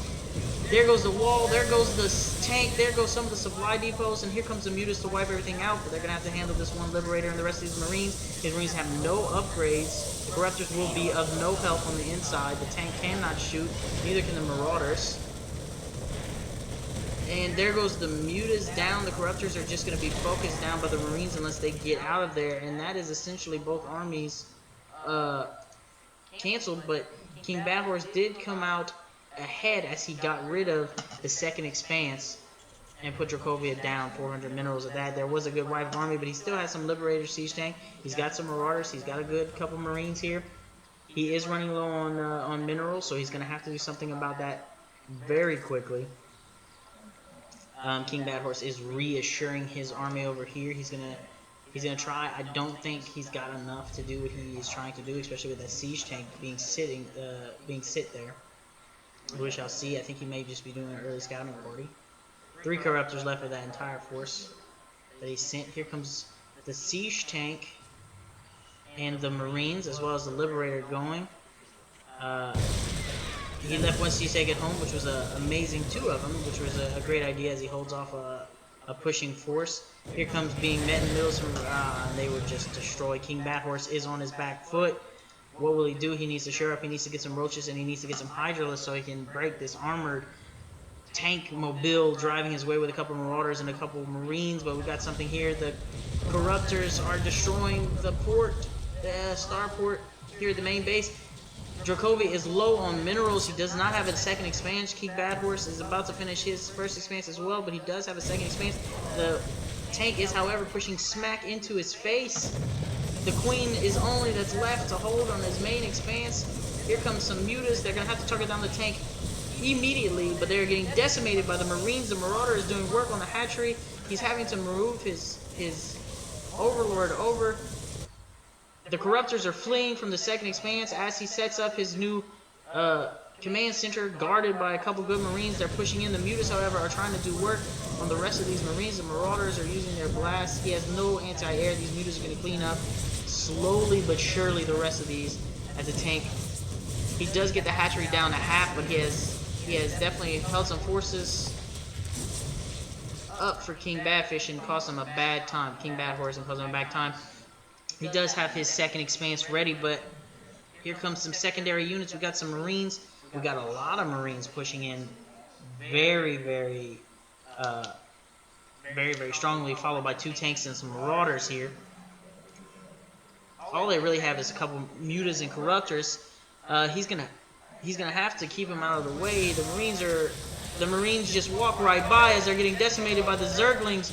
There goes the first string of Marines. The Corruptors are falling away, but what King Badfish doesn't know is that here comes reinforcements. Hoorah! Then we're gonna have some.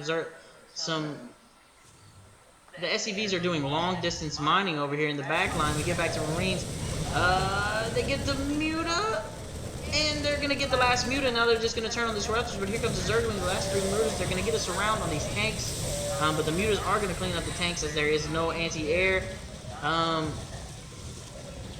There is a pullback. But he can't hit the Mutas. There is no anti-air in that area. There is a siege tank still back at home at half health. Now, here's something that the Terrans can do that nobody else can do. They can lift their buildings. They can lift them off the ground and move them around to reorientate. Right now, you see he's got SCVs that he hasn't put to this command center because it's not up yet, doing some long distance mining. Actually, he pulled the SCV off of his command center, so it'll never finish. So what Dracovia doesn't know is that he does not have an SCV finishing up that command center, so it'll be stuck like that until it finishes. And he's got long distance mining, which is dropping his mineral time. Yeah, it's just stuck there.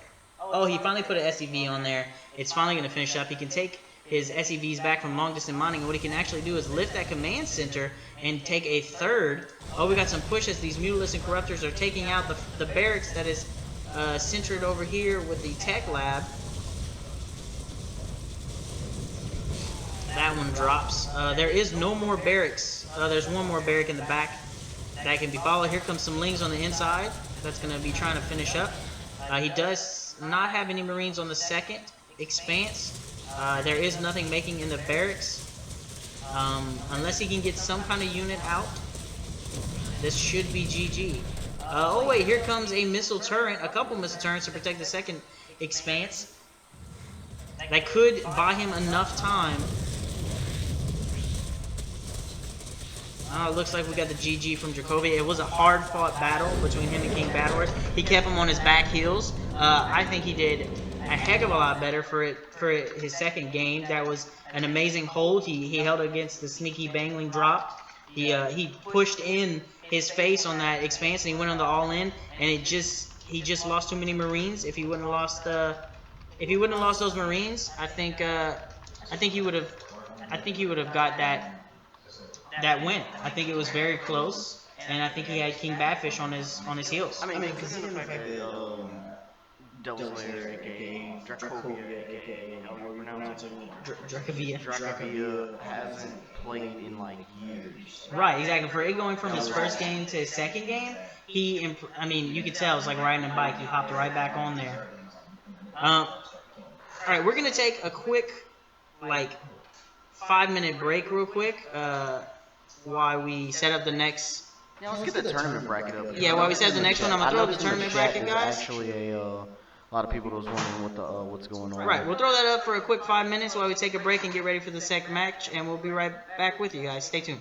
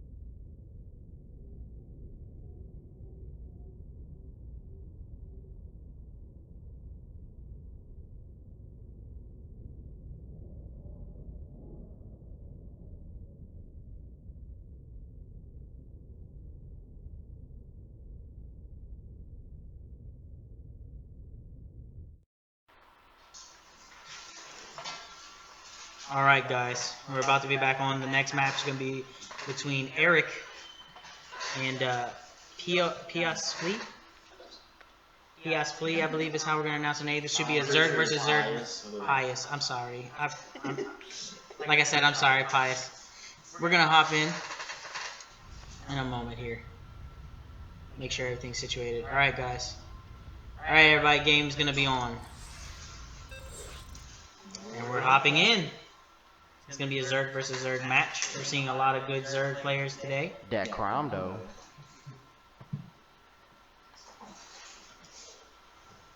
Pius Flea. Eric. I'm always a fan of like normal names as tags. No, because I feel like it's very personal when I talk to people. Alright, starting in the bottom right-hand corner is going to be Eric as the blue Zerg, and on the left-hand corner is going to be Pius. I'm going to call you Flea from now on, Flea. I don't know why everyone's Zerg, Flea. But, he's going to be the red Zerg in the bottom left-hand corner. We're going to get some early scouting going on over here with the Overlord coming across. Let me drop that production tab for everybody real quick, if I remember the hotkeys. And we've got an early spawning pool coming out for Flea. A little good banter going across. It's always good to see, guys. The community needs to be good. We don't need toxic community.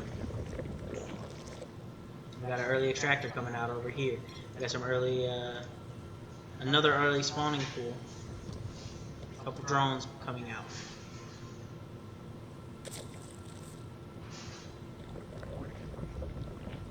The original StarCraft. They're going back to their glory days, guys. Here we come, the Overlord scouting each other. They're going to say hi in passing. Wave to each other as they pass over the Imperial crest. Now you see, what we didn't see in a couple of those other matches is we're going to see multiple instances of scouting. An early drone coming out. I think he's going to go for an early expansion. He did. There is a secondary expansion. Now the double scouting is good because you're sending one scout out in one location. You don't honestly know where your opponent is, and you want to get the earliest scouting possible, and you want to get good scouting. We've got how many lings? 1, 2, 3, 4, 5, 6 lings coming across. Looks like he went for an early 6 pool. There is no lings on the other side of the map, but there will be a queen. But the queen looks like she will not be finished in time. Ling speed is now started for Flea. With the early expanse going out, he did miss out on a couple of units. If he can get his queen out, he may be able to stop. He did cancel his secondary expanse. He's going to pull his drone back.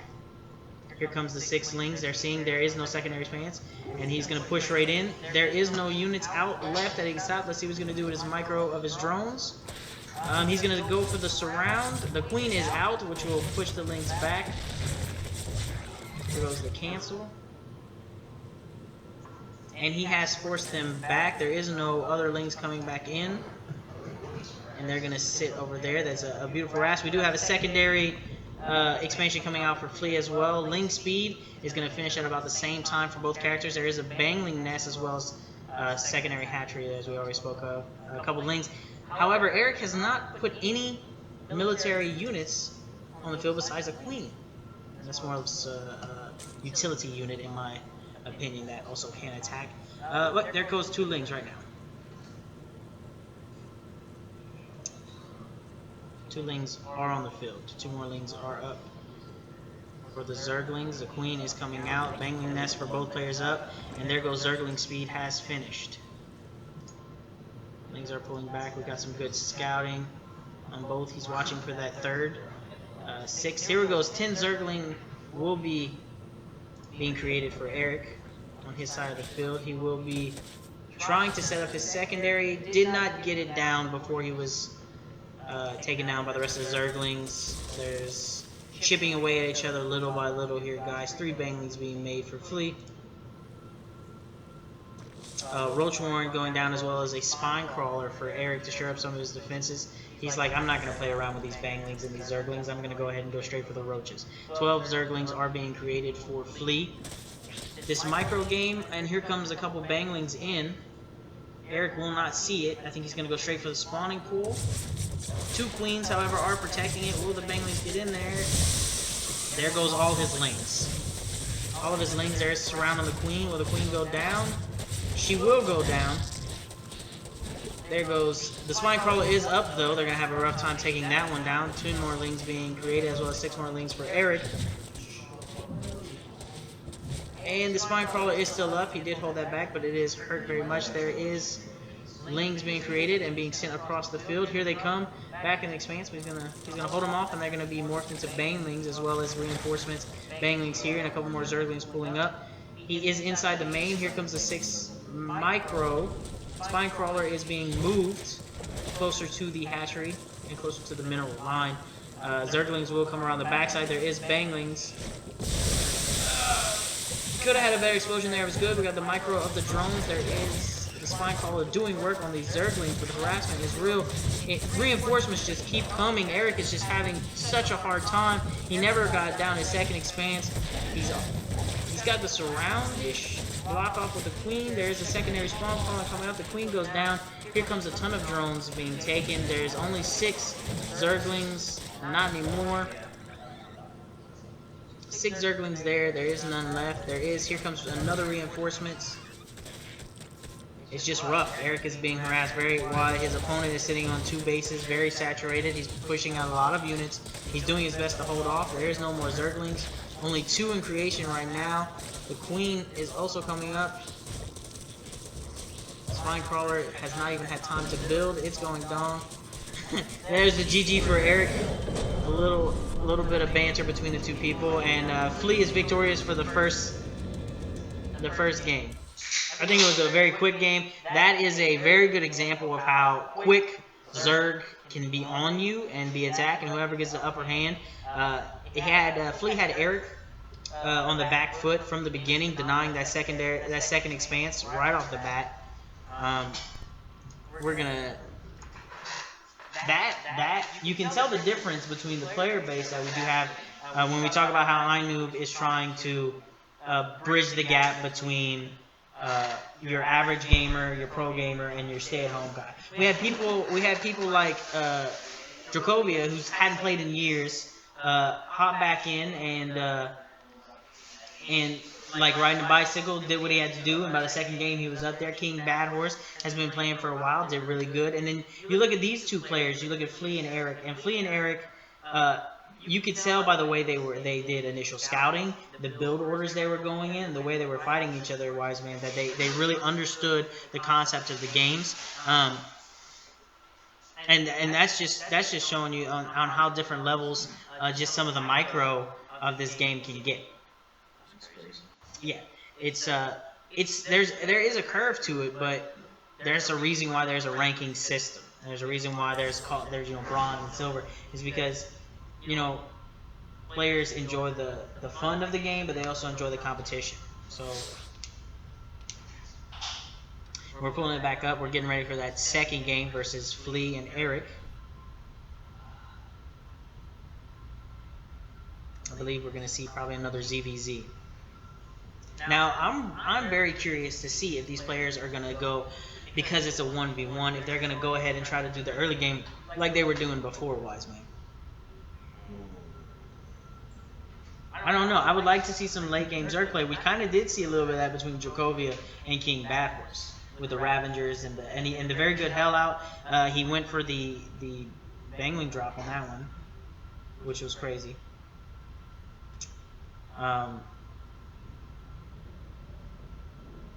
Alright, so we're ready to start our second game between Flea and Eric. And we're going to go ahead and Show jump no our mercy. Wise Man's hoping for that quick victory. He likes to see the small micro game between the Zerglings, where every unit counts instead of those giant macros where you're just throwing bodies into bullets. We're going to be on Daybreak. It's a very very good map. All right, so in the bottom left-hand corner, hold on. Sorry about that, guys. The bottom left corner, we have Eric as the red Zerg, and at the top right-hand corner, we have Flea as the blue Zerg. They got some drones going. I really do like the look of a blue Zerg, especially when they throw out their banglings and they have the glowy things. You get really cool like aesthetics. You don't really, you don't see that. Blizzard does a really good job with a lot of them. We got some scouting coming over with some overlords. Now, take a look at this map, right? So this map, you've got an entrance that leads straight down into your secondary expanse and then pushes off. And then you've got another ramp that goes down. It's an easy defend for your secondary and your natural, because your secondary, if you can hold that ramp off the secondary, you can get an early expanse, which we just saw Flea do. Flea taking an early expanse into his secondary, trying to shore up some good mineral creations because he wants a lot of those lings. We've got an early spawning pool coming out as well, an extractor here from Eric. Each player looking for the next player, looking to figure out what's going on, saturating their mineral lines with drones. And here comes the secondary, slightly after from Eric being pushed down.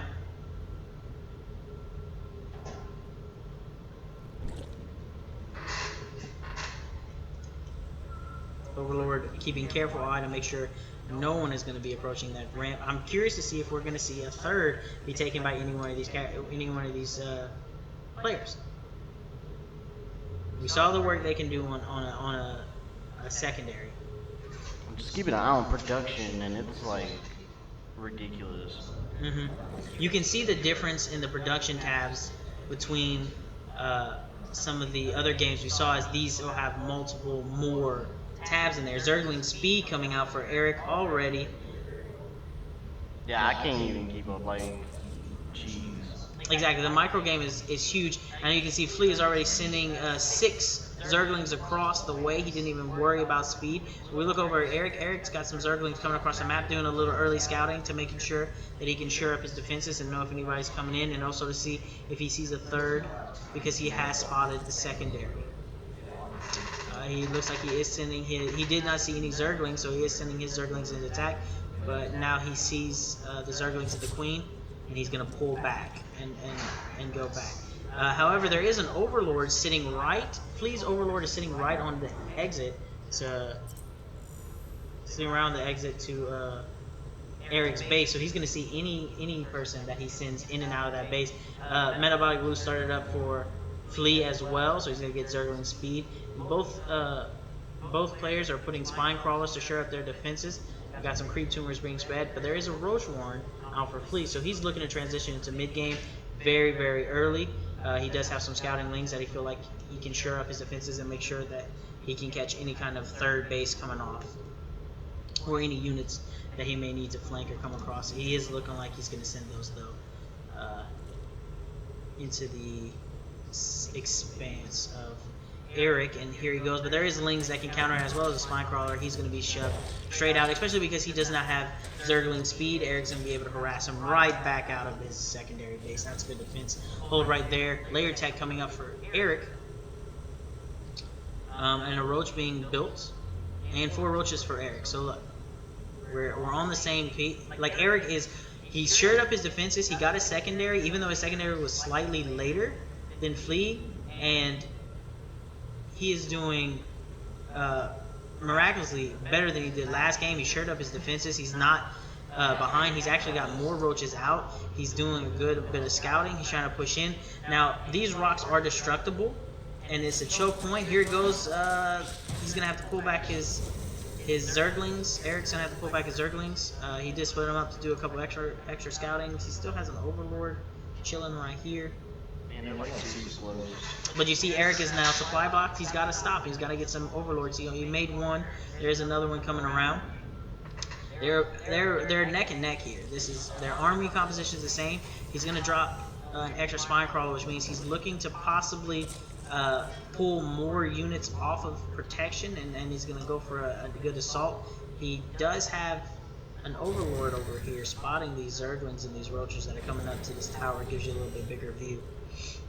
But there is a mass of zerglings and roaches holding this ramp here for fleet. That's the regeneration for the roaches. And we see a Ravager like we saw with Bad Horse and Dracovia be decimating if you get a nice little burst in some Zerglings. Spine crawlers for both players, sure up some defenses again. We got another hatchery coming out for a third over here for Fleet. He's actually expanded into a third base, which is what I was wanting to see. This is saying that he is straight up going into mid game. He's got Ravagers, he's got Roaches, he's got a third expanse, and what's nice is that Eric has not scouted any location over there. He does not know he has a third expanse, so he got it basically for free. And you look over here, if he tries to go into the the Ravagers are here, and you can see the decimation that they do on both people trying to macro out of the way of those drops. The Roaches are really doing work on these Zerglings. You can see he has no more fast units to get us around, so they're gonna break off the fight until he can reinforce his army with some Zerglings. And he's gonna hold it here. Now with the high ground, they can see them, but until he gets Zerglings up there, he can't. He goes this around, he's gonna lose a couple Zerglings, and he's gonna hold the ramp. Each player just kind of biding time, reinforcing Zerglings and Roaches coming across. He has not taken his third yet, which could cost him if he gets set up over here. It's going to change how much supply. Fleet is supply blocked as well as Eric, but he is making overlords as well as Eric's 4-4. Here comes the Zerg 1-1. He's pulling his army back to his base, and he has taken his third finally, which will have been scouted by the overlord that Fleet has sitting pretty much between the third and the secondary expanse of Eric. But he does have Zergling attack 1 and the regeneration on his Roaches when he burrows. Some Ravagers are trying to shoot down this Overlord.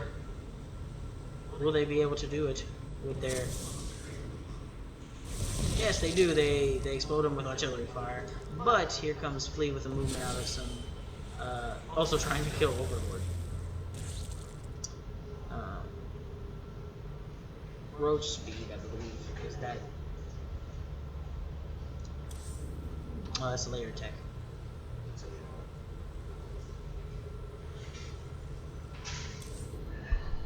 Yeah, the pneumatic carpus SB, that's for to move your overlords a lot faster. So he'll be able to move his overlords in case he needs to do a drop, some sort of unit drop, back line, or something like that. Okay, well that'll actually help him a lot out if he does decide to do that, and he can keep his overlord out of harm's way with these Ravagers. And here we go, the Ravagers. There's only 1 to 3. It is decimating the back line. He's holding the ramp. It's a good point. The Roaches are doing work to each other, but neither one has the 1-1 completed. But the 1-1 is about to be completed for Flea, so Eric pulled back, which I think was a smart move. He lost a little bit more units. You can see he's got the Overlord, but we've got some Hydralisks on the field for Flea, but Eric does have more Roaches to counter. We've got some Spore Crawls coming up, just in case there's a Spire going up for either character. 9 more Hydralisks coming out for Flea. 1-1 has finished for Flea, starting his 1 defense, and his 1 attack is about to be finished for Eric. Some Overlords over here. There is a massive army for Eric pushing across. And a pretty sizable army for Flea as well.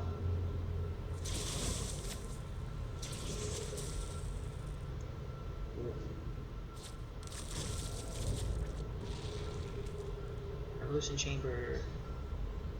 Does it do infestors?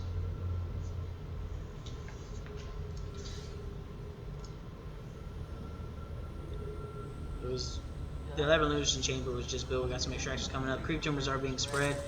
Roaches are up. Just kind of pulling back. But he's about to start saturating his third.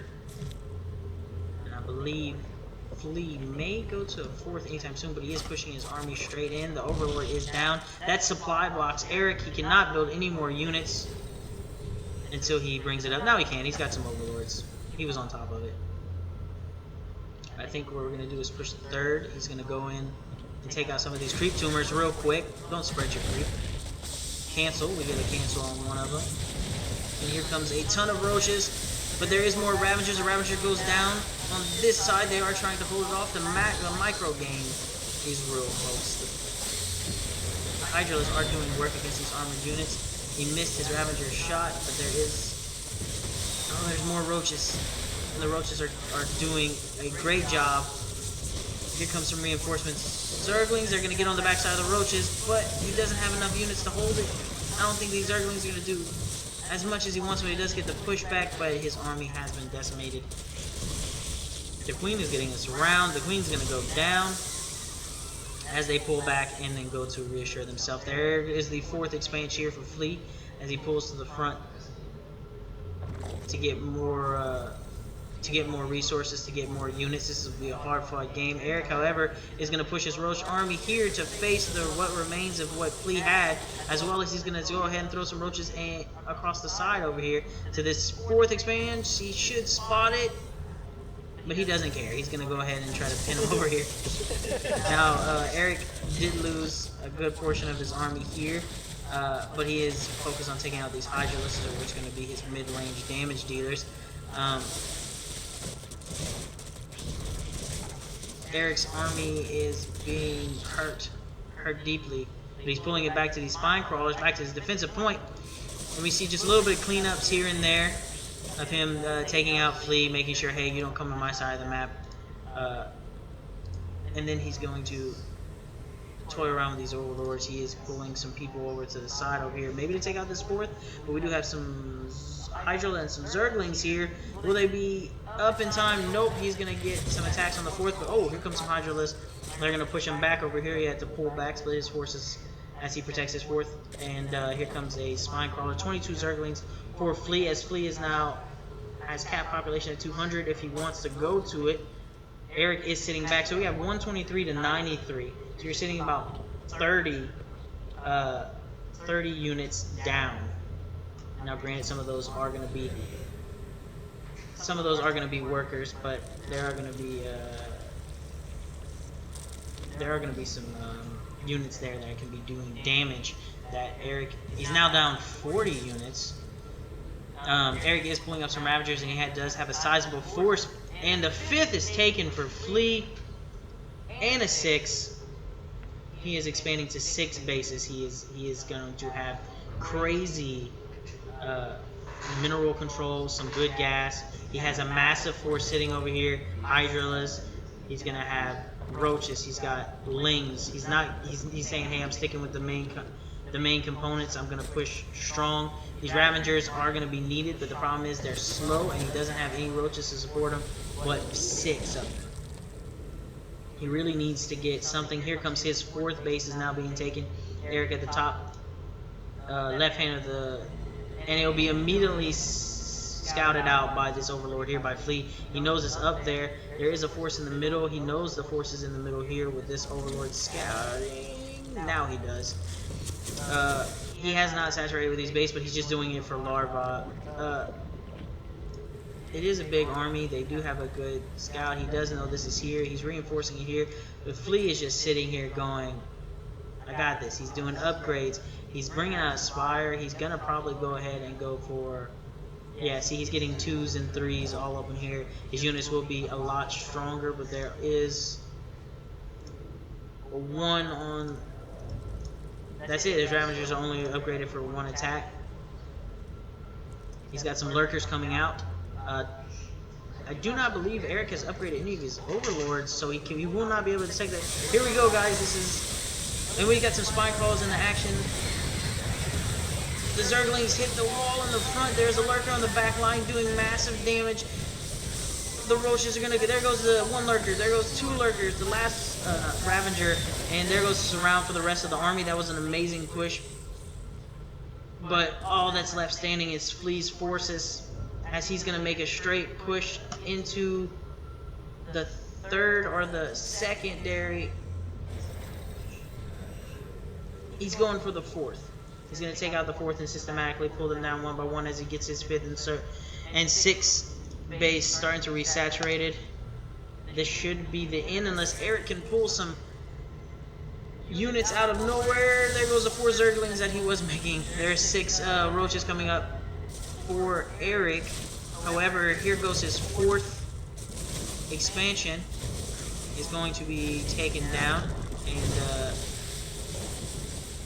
Flea is going to pull his army probably to the 4th as he is reinforcing it with more units. Making a couple more lurkers, which are very devastating. Got some roaches coming up. Roaches and lings being made for Eric to try and hold this off. He's got a small force, but he has nothing to detect the lurkers at all. Doing some scouting to see what he's got. Some spine crawlers up here that could do a little bit of damage, but he's going to bury some lurkers to make sure he doesn't get caught in the backside. Eric is checking out. Now he sees a roach. He's going to just pass him up real quick. He's going to go straight into the 4th, try to disrupt this mineral line. Only 1 spine crawler, 2 spine crawlers being able to activate. He's going to go ahead and try to take them out real quick. And Flea's going to pull his army back to try and deal with this as best as possible as soon as they get in there. And he's going to pull the 2 remaining, and they pull into the 6th expansion and pass away for Zerglings.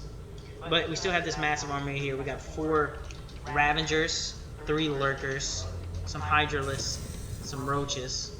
He said to hell with those Zerglings. We don't need them. And he's sitting there with a pretty hefty thing. Eric is just sending Zergling after Zergling, sitting on 3 expansions to 6. The difference in resources is just scary. He's trying to go straight into the one of the expansions. Oh, but he's hitting the top one. He's going to take this one down, which really wasn't saturated with that much. He was using it mainly for larva. He's on the backside. He's going for drones. He's trying to take out those drones, trying to slow him down so that he can catch up with his production, and hopefully even it out. He's gonna drop this expansion over here, which, let's be honest, Lee wasn't exactly using, but we see a difference of 90 units. Flea. Oh, some good banter going back and forth, saying Eric saying that, hey Flea, what you doing, man? You got me. Baiting him in. He's gonna take down the rock wall in the first part, so that he can get his entire army in there. It doesn't get chokehold. Here comes another. The lurkers are underneath, and they can't do anything with the lurkers. The Ravengers just destroying roaches left and right. Probably gonna pull up those lurkers in a moment and push them further.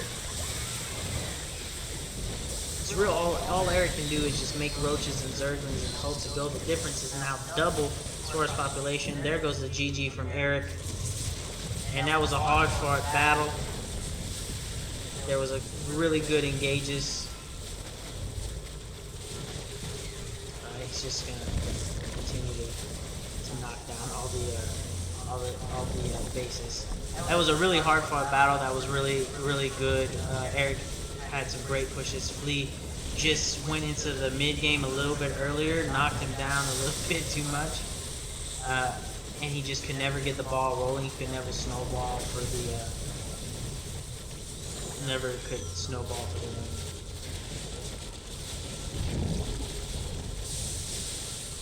Alright.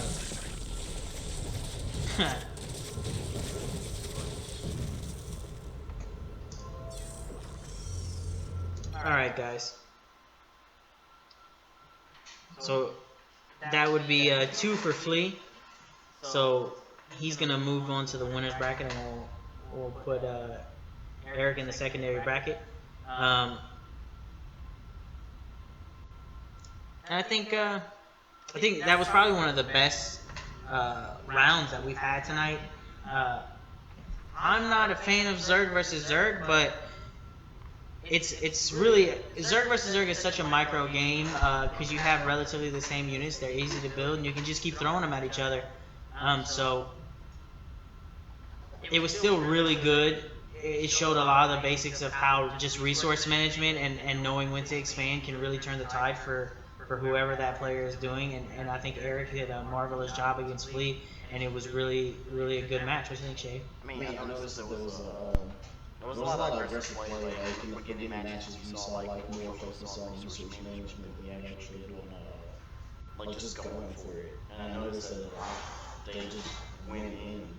Yeah. Like at times I didn't actually expect them to go in, and there was some cool scouting that I didn't know was possible. So. Yep.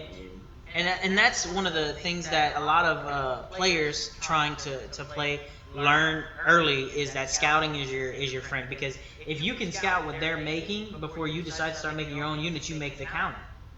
And that's the biggest thing. And I think what Flea could see with Eric was that I've confined him to so many bases. I've got more production, and I can go for the mid-range units slightly earlier, slightly faster, and that's what it had. In the end, Eric never made Hydralisk, and that's your good mid-range damage. And they had tons of Hydralisk inside, inside of Flea's army, as well as Lurkers. And Lurkers, when they're burrowed, are invisible to your army unless you have a unit that'll scout it. And so that's what it. That's what it is. Coming up next, for the next round of the tournament, we're gonna have Valdy Pants. Lord Valdahan, aka Valdy Monkey Baby, if you've seen him on Overwatch with us. Mister, I forgot. The Wrecking Reaper himself. Yes. A fellow iNoober, and he's going to be taking on Corey. Another wonderful name. I'm sorry, if you can see that, well, you can't see it now, but you'll see I use Drew. I like names that are very easy to pronounce. Like Pious. Like, no, that was hard. I said Flea. Or like. It should be a good game, because we're gonna get some Terran play again, like we saw with I flanked on his name. Right. Okay. Like we saw with Devil Slayer VX playing some Terran. We're gonna get another good Terran play. Here we go. Thinking you need a potty break, you'll be right in here. Yep. Oh, he's pinning? Yeah. We're loading everybody into lobby. Now, I'm just going to say, I was sitting here, we were discussing on that 5-minute break we took about how we thought this match was going to go. And me and Wisemade had a couple things. And Valdy Monkey Baby, he started talking, and he's got some big chops. He said he's going to win 2-0. And we're going to go ahead and get in here. It's going to actually be a TVT, a totally different match. We're not even going to see bugs. We're just going to see mechs and guns. There's no bugs in this one. This is going to be mechs versus guns. Look at them. Space Marine versus Space Marine. That's what I'm talking about. Going Halo. We're going to see some Marines. We're going to see some Marauders, maybe some tanks, possibly some airships. I don't know. But now as we start into the bottom left-hand corner, we've got the green Terran Valdy Pants, or I'm just going to call him Val for this part, because I'm pretty sure he doesn't want to be called Pants. Gorilla with the shameless plug. And then we're going to be calling... King Bad, where's he got a good shirt? And then we're going to call... on the top right-hand corner is going to be Corey as the blue Terran. And you can see already he's going for the wall, a good strategy that you need to have to secure any kind of universe. It's a good strategy. That's what you need. But let's look at Val down here. He's also building a wall. It's almost like it's a good strategy, wise man, even though you say it's bad strategy every single time. And immediately we have Corey going for some gas. And Val's throwing up a barracks real quick. Corey's got a barracks too. He's slightly late, Val. Slightly late. But we also got some gas coming up for Val, as well as Corey. Let's see. I think they're going to go into the standard Marine Marauder medevac. Possibly tanks in there. Oh. Barracks coming up again. Is that the secondary barracks? No, this is the first barracks that... No, it is the second barracks that Corey is making. Val as well. On his first barracks. I know, right? You're just seeing structures being built. It looks a little different. Exactly, and what you need to understand about Terran versus Terran is the macro and micro game are totally different as well. Instead of having to worry about speed and creep and jumping around, you're worried about one Marine can make the difference between winning and losing. Here we go with Corey throwing in an orbital orbital command here. The orbital command will let you drop down mules. Mules will help you mine faster, get you a little bit more minerals. Val following suit with the same orbital command, and Val's got the first Marine going to be out in a few seconds, followed by Corey also putting a Marine up to make sure he can shore down some defenses and take on things himself. He is up with his third barracks. Corey's got his third barracks up. We look over at Val. Val's got 1, 2. He's got 2 barracks up. He's got 2 gases going. Orbital command. He's got some supply depots being making up. His wall is completely made. And he's only got 1 Marine with a secondary 1 going to be built after this tech lab that he's got up here. We're going to move back over here to Corey in the top corner. He's got his orbital command. 1 gas. Some mules already moving. He got 3 barracks on the way. Got a marauder coming out. And he's knocking out, bam, bam, 2 Marines. But here's what we didn't see in the last match, Wise Man, is over here in the Text Lab you have something being researched called Stim Pack. And Stim Pack is going to make a ton of difference here inside of... You mentioned that earlier. What does it do? Basically, it's a... it's steroids for your people. That's basically what it is. It is. So You inject it. just throwing stuff all over the ground. Like Yeah, it's doing steroids. It's like an adrenaline boost. It makes your Marines do more damage. But it hurts them. It takes away some of their... So you're trading off some of their health for extra damage, but it can become, in a fight, when you're trying to overtake very quickly, it can really help out, especially if you got medevacs that are healing them every time. But here we go, Val following suit, throwing up his own stim package. Like Obama's stim package. A stimulus package. Exactly. Now we got some more Marines and some Marauders coming out for Val on the top. Here's combat shields, the second upgrade you can get for Marines, which will let them take more damage in, which is very nice, coming out for Corey.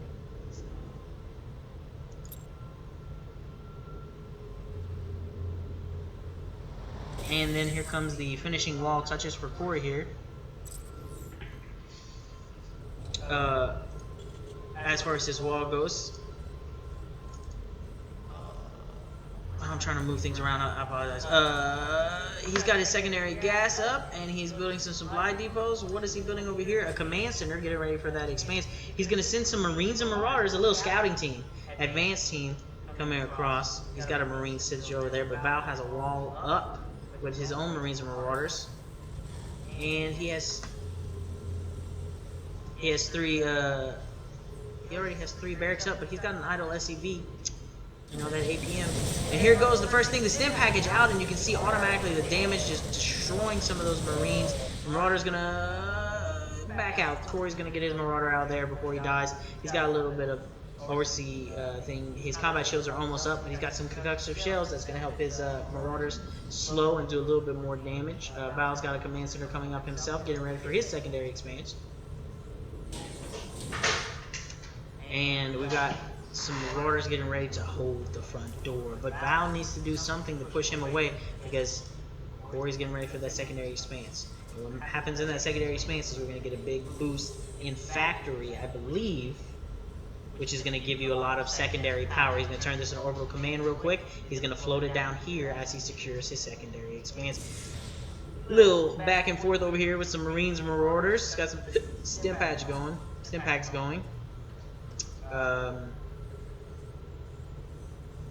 Standoff. That's what's happening, but they are getting reinforcements. He's holding the front door, but here's a surprise from Val over here in the corner. A starport, which means he's going to be able to get flying units out, and you can see automatically here comes the first medevac. Medevacs are going to keep him healthy. He said, you know what, I don't need your stim pack. I've got medevacs.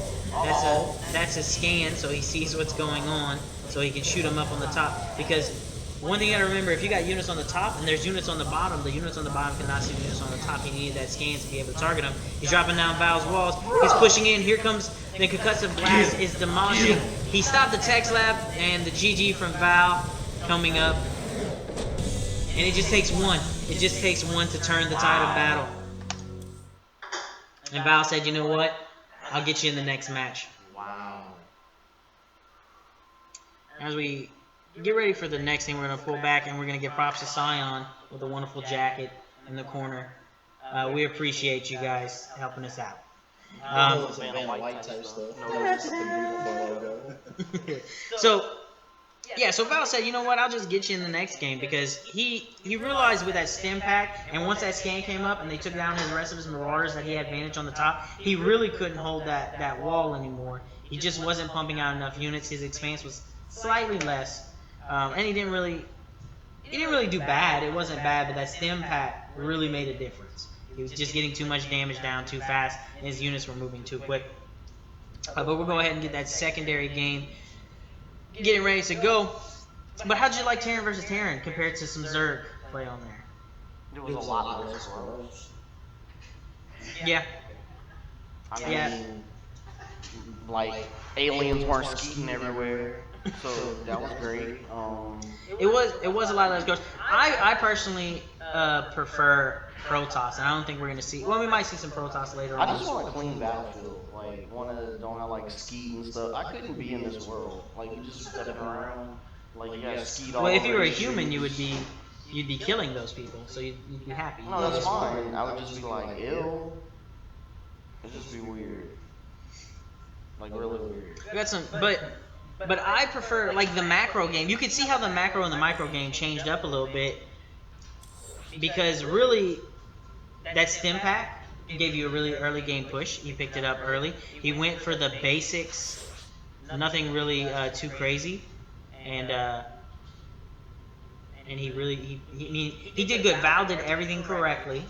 He was just slightly behind, and he just got put in a bad spot. That was all it was. He did very, very good. I think this game, now that Val knows kind of maybe what he thinks Corey's gonna do, he may be able to push it a little bit harder. Legit. I want to give a big shout out to Twinkies. I love Twinkies, and I wanted to give them a shout out because they're good. We're waiting for this secondary game to get situated. Wow. I'm gonna give a shout out. I already gave a shout out. I'm gonna give another one. Yeah, give a shout out. You ready? You ready? Brown sugar Pop Tarts. They are delicious, brown sugar. Freaking amazing. Okay. Got the glaze on.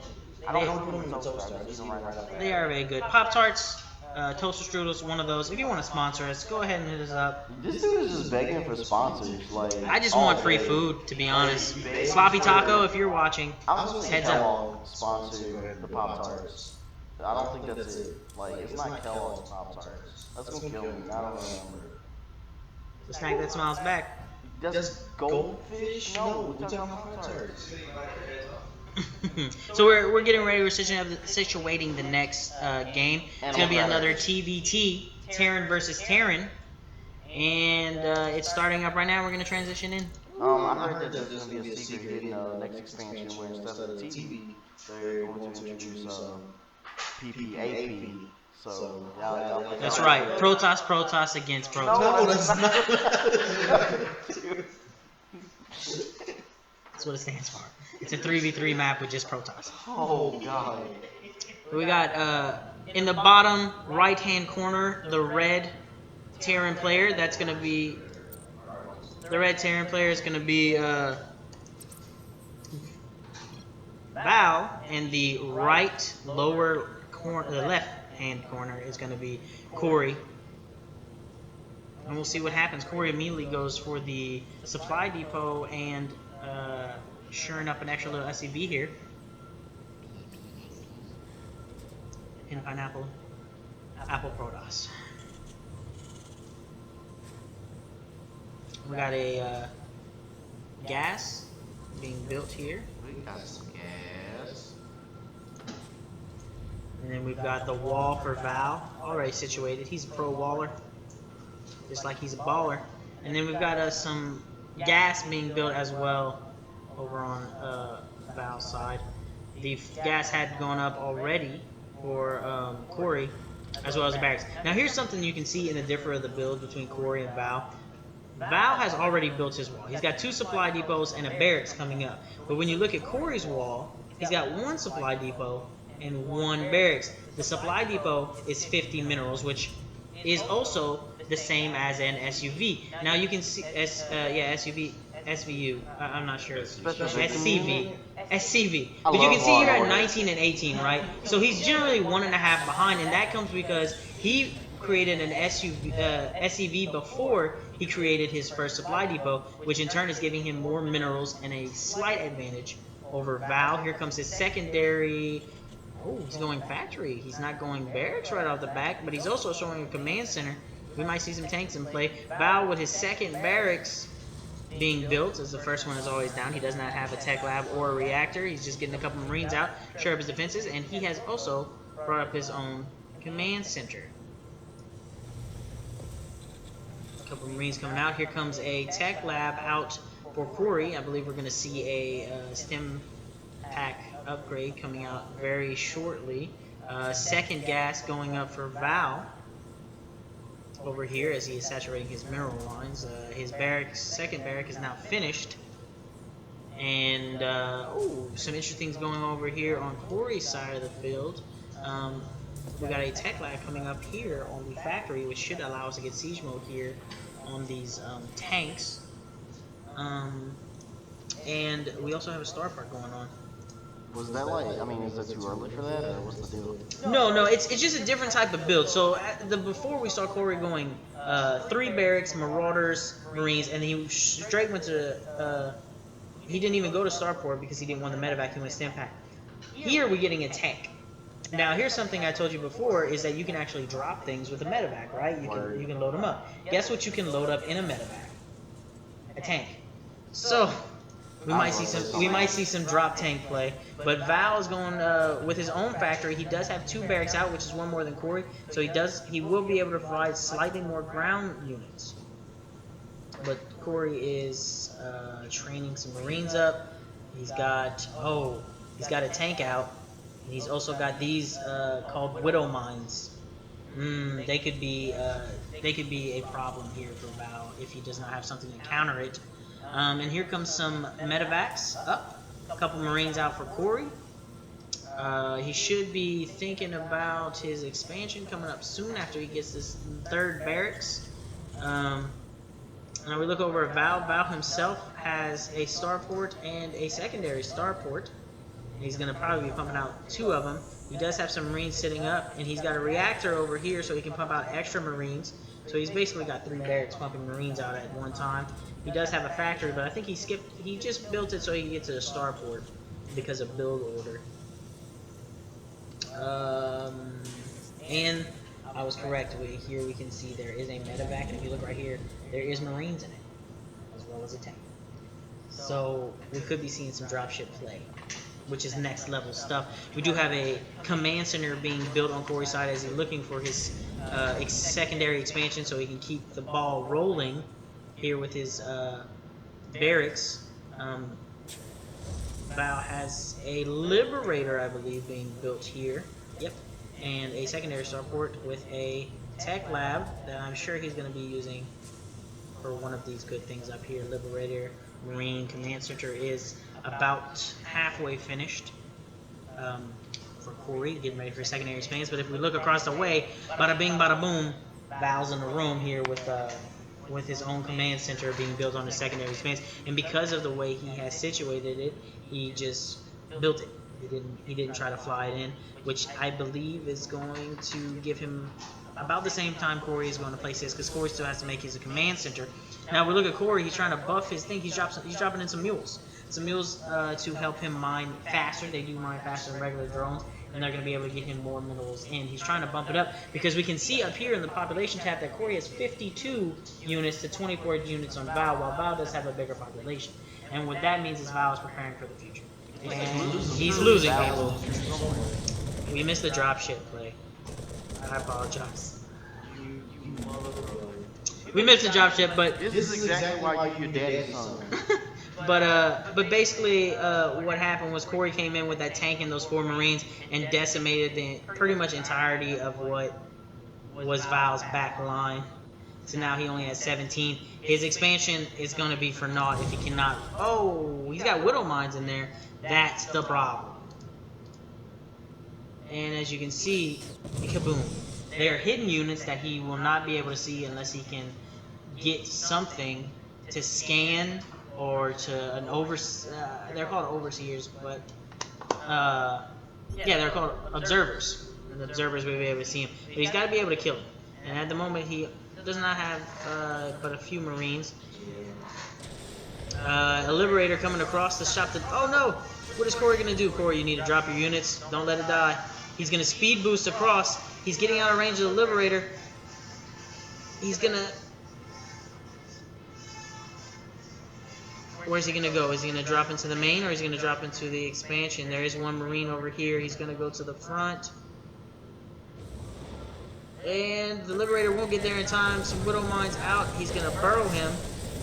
And then he's going to start murking some stuff. There's a Widow Mine right there. And there's the GG from Val.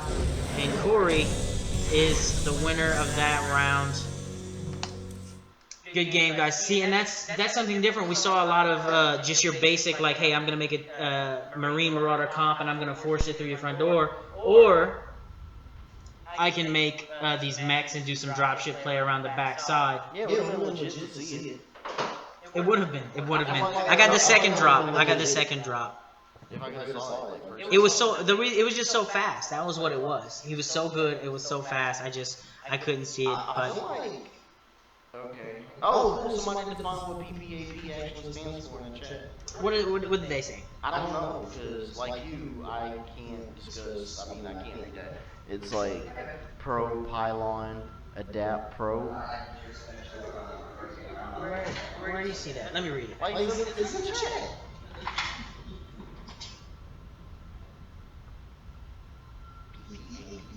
Pro Pylon Adept Probe. That's right, throwing some Protoss play in there. Pro Pylon Adept Probe. That is the build order that you want to destroy.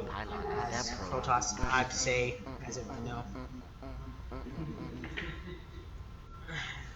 He's dancing for us. Pro Pylon Adapt Pro.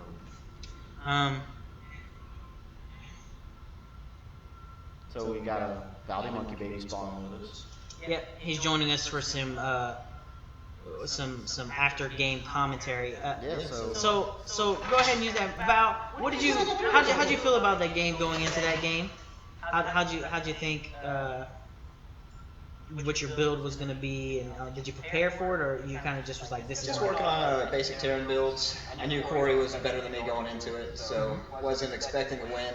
Wasn't expecting to get decimated quite like that, but props to Corey for just being a superior Terran player to me. How'd you feel about that second game when the fatal dropship came down into your backline? Did that surprise you that was coming, or? I had an idea it was coming, but I just had to ignore it. My macro wasn't good enough. I had to hope it wasn't coming, and when it did, I knew the game was pretty much over.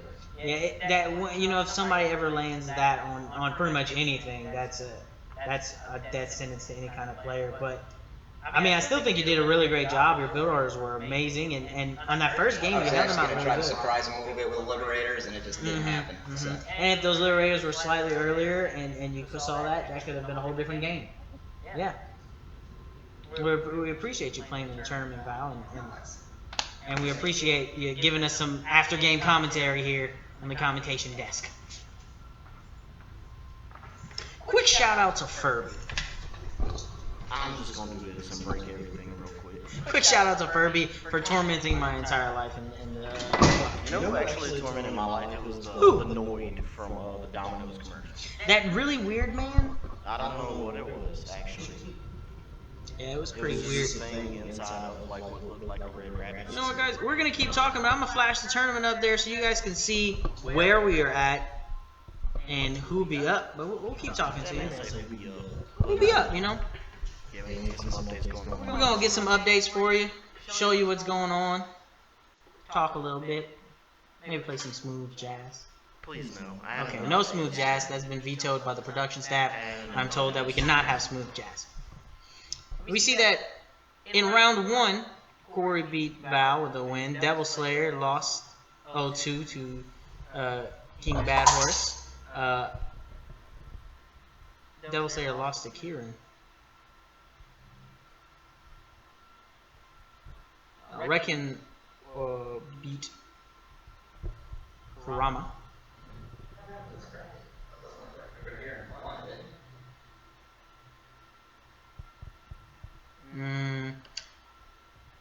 Flea built Corey. I think we have Flea and Corey are coming up in winter bracket 2. There we go. I think we were just looking at some different things. I think there was a technical error for a second. We're still looking, so it'll be Val the Monkey Baby versus Eric.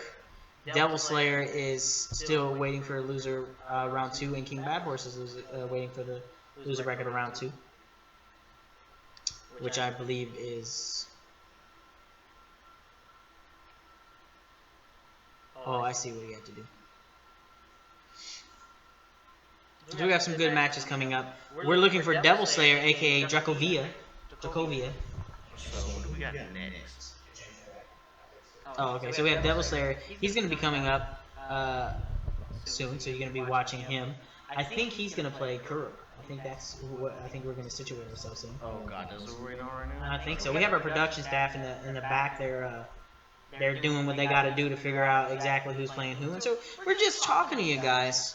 And we're going to tell you guys about something special that the iNoob project does, and we just restarted. We do a podcast, guys. Every now and then we like to get together and talk about things. I'm going to be upfront with on you. It's very explicit. Do not let children watch this. But it's if you want to hang out and learn about the iNoob bros. We're going to start doing more and more podcasts, and they're going to get better and better. We play games. We talk about things we're doing. We also talk about why SB Marvel has restraining orders on him and why he can't live next to school zones. That is possibly correct. Maybe you'll have to listen to find out. But you can find us on SoundCloud at the iNoob Project, and you can listen to all those good things that we do. I don't know. That whole restraining order thing is not good. It could be. It could not be. Maybe you'll have to listen to find out. And we also do really great things. We're always streaming on Twitch. Everybody's got their own kind of thing that they're streaming and doing, and you can always catch us. Everybody's on. You can always message us on Facebook if you want to ask us some questions, or follow us on Facebook and Twitter. Of course, you can follow us on me at SB Marvel, and you can tell me how bad or good of a job I'm doing. You can also follow Wise Men Shade, my co-anchor, as well as King Bad Fish, who is our production coordinator staff that can tell you of everything that's going on, and if you need to do something or anything like that. Devil Slayer VX, if you think his StarCraft game is, if you want to say his StarCraft game is lit, as the children should say, you can follow us as well. But we're gonna let you look at the bracket real quick while we get everything situated, and yeah, we'll take a good 5-minute break and we'll be back. Thanks, guys.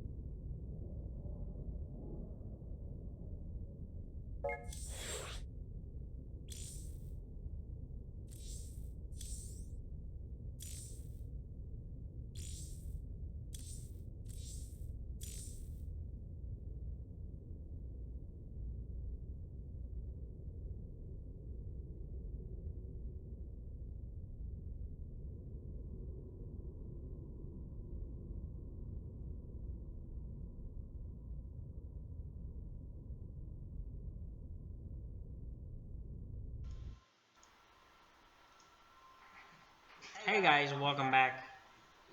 I am the iNoob commentator, joined by the other iNoob commentator.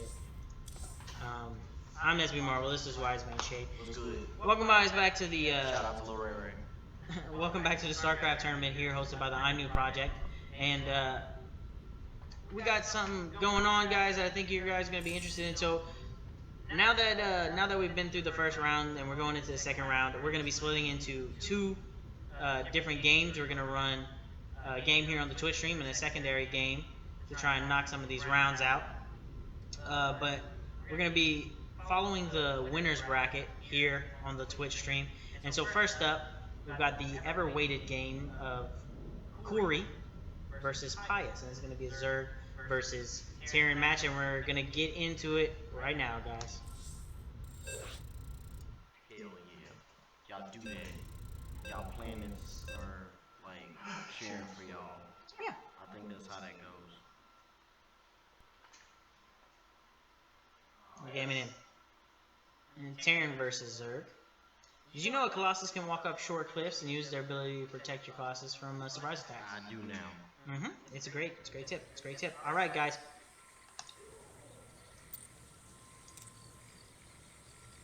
And as you can see in the bottom middle corner, we have the red Terran, Flea, Pius Flea. I'm gonna call you Flea, bro.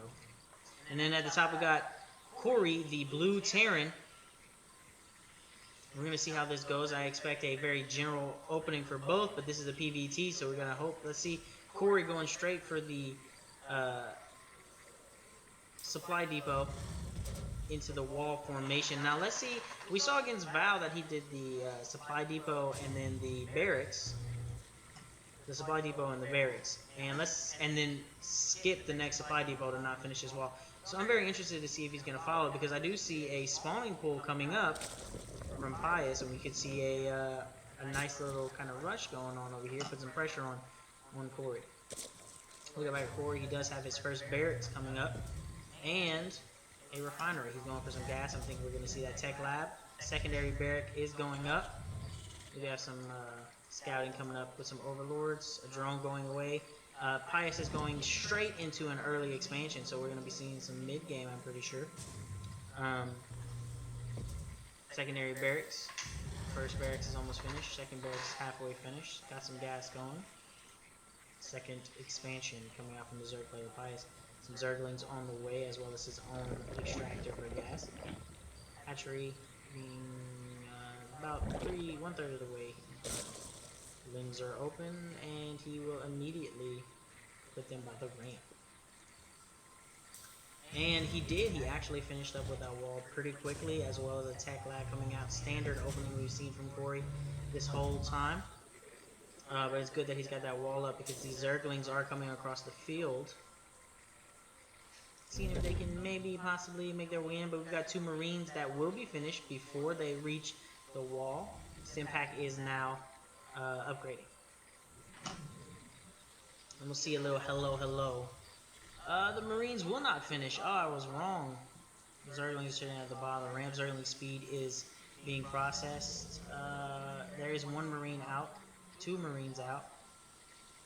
And Flea's going to have a rough time trying to get those Zerglings in there. His second expanse is being set up. He's got a Queen coming out of it. Zergling speed, Stimpack. Got some Marauders coming. There's an Overlord watching the... Yep, and he's going to spot the expanse coming out.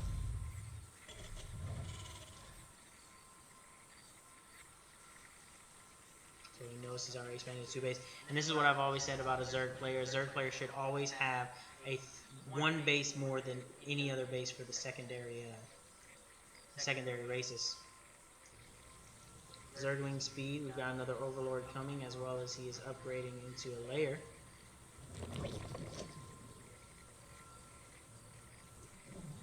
Marauders and Marines coming across the field, chasing down this poor little Zergling. He is going to get away, though. I'm very curious to see, but we do have an Overlord getting mowed down over the base as he gets some good skills. Nothing special or extra units coming out. Overlord sitting. We do got Marines and Marauders. They're gonna stop anybody from coming across. Another Marauder joining up. This Overlord will be attacked, pushed away by these Marines here. Both players sitting on 2 bases. 10 lings in production for Fleet. And a Bangling nest that'll handle out some of those Marauders. I mean, some of those Marines. 8 lings now. 2 factories being produced here by 1-2 over here by Corey. Steady stream of Marines. Corey does have a high, about the same here on the. And the Marines and Marauders are going to get surrounded by these lings and then push forward onto the map. 2 Marines have retreated. Marauder and the Marine have retreated back. 1 factory is done. I believe it's the 3rd factory is going to start for Corey. Correct. 3rd factory is going to start for Corey. There is a starport up. Some banglings, a couple lings. They're amassing a little army over here. It seems like he's going to try and punch a hole through. Now would be his best time before Corey can get any other units saved up.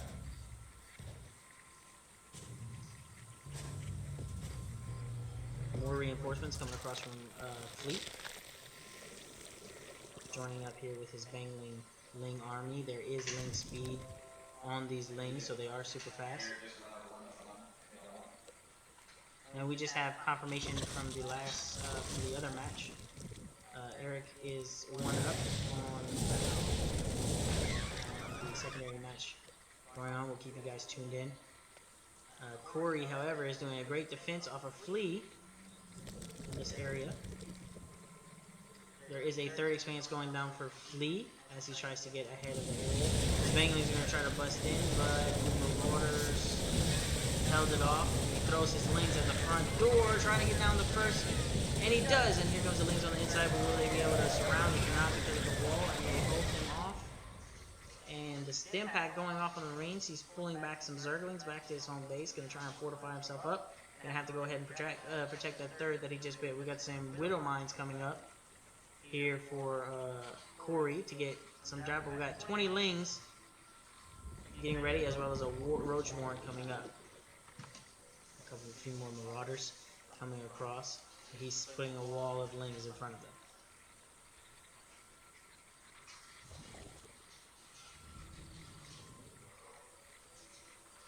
CBCC. There we go, the Marines, and they get us around. There go those Marines. Even with the stim packs, they had no shot. He has fully, well, not fully, but he has very much saturated his, second expanse over here. We do have some tanks coming up, some Widow Mines playing around as he beefs up his army here.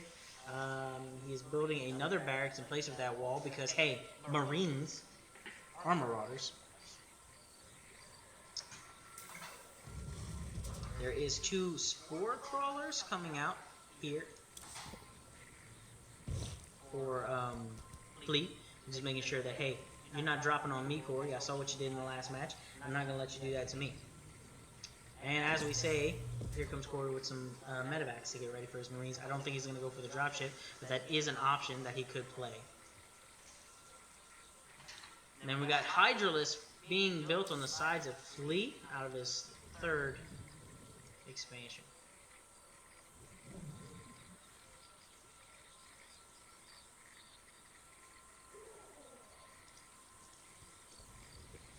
It's got pretty fortified up with these spine crawlers. Here comes the combat shield upgrade.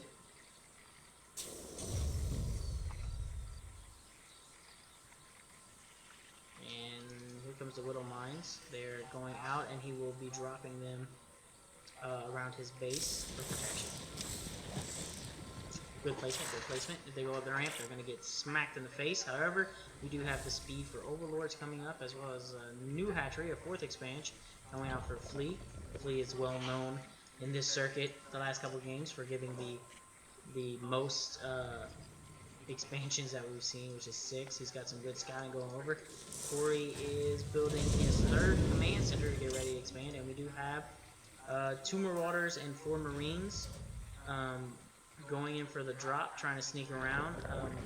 However, in his main base, he does have some Spore Crawlers up for that counter attack that Corey will probably find out very soon if he doesn't cross any of these Overlords watching on the backside. He does have a good amount of Lings and Banglings sitting over here for Flea, as everyone is adding production after production. We've got some Spine Crawlers, Burrow as well, Hydralisk, and we've got a couple tanks coming up. We can see another Spine Crawler being built to fortify those defenses up.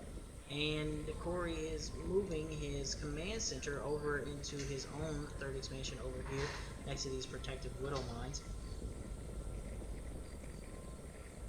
Some creep tumors being spread to get that creep going, and this dropship over here is going to try and sneak around the side. I think it's going to be spotted, but he's going to drop straight into the back of this mineral line to knock out the drones. Around the back, here comes the Lynx. He's going to have to pull him back up. Pull up. Yeah, there he goes. Pulls up his Marines and Marauders, pulls them out, but if we look over here, we got 1 Ling about to get decimated by these 2 Marines, and they're gone. It was a good little play by Corey to pull his Marauders and Medevacs. Marauders and Marines into that Medevac and get them out the way. We still got some Widow Mites coming down just to fortify some defenses. You can see right here. He's fully saturating that 4th bank. Throwing some Spore Crawl, said, you ain't dropping on me, son. We do have a Widow Mine over here. He's starting to saturate up this 3rd base so he can get a little bit of... So far, guys, this has been a pretty standard game. We're going into the mid game. We're probably going to see some mid to late. No, it's probably late game, I would say, probably now. We're going to see some late game units starting to be processed. We do have a lot of Hydralisk being started with fortification of his hatcheries here. See, you got some Hydralisk, got some Banglings, got some Roaches, got some Lings. He's really going to need some kind of unit. And he's moving out. He's moving out across the board. And he's going to meet up with Corey here if they are not careful.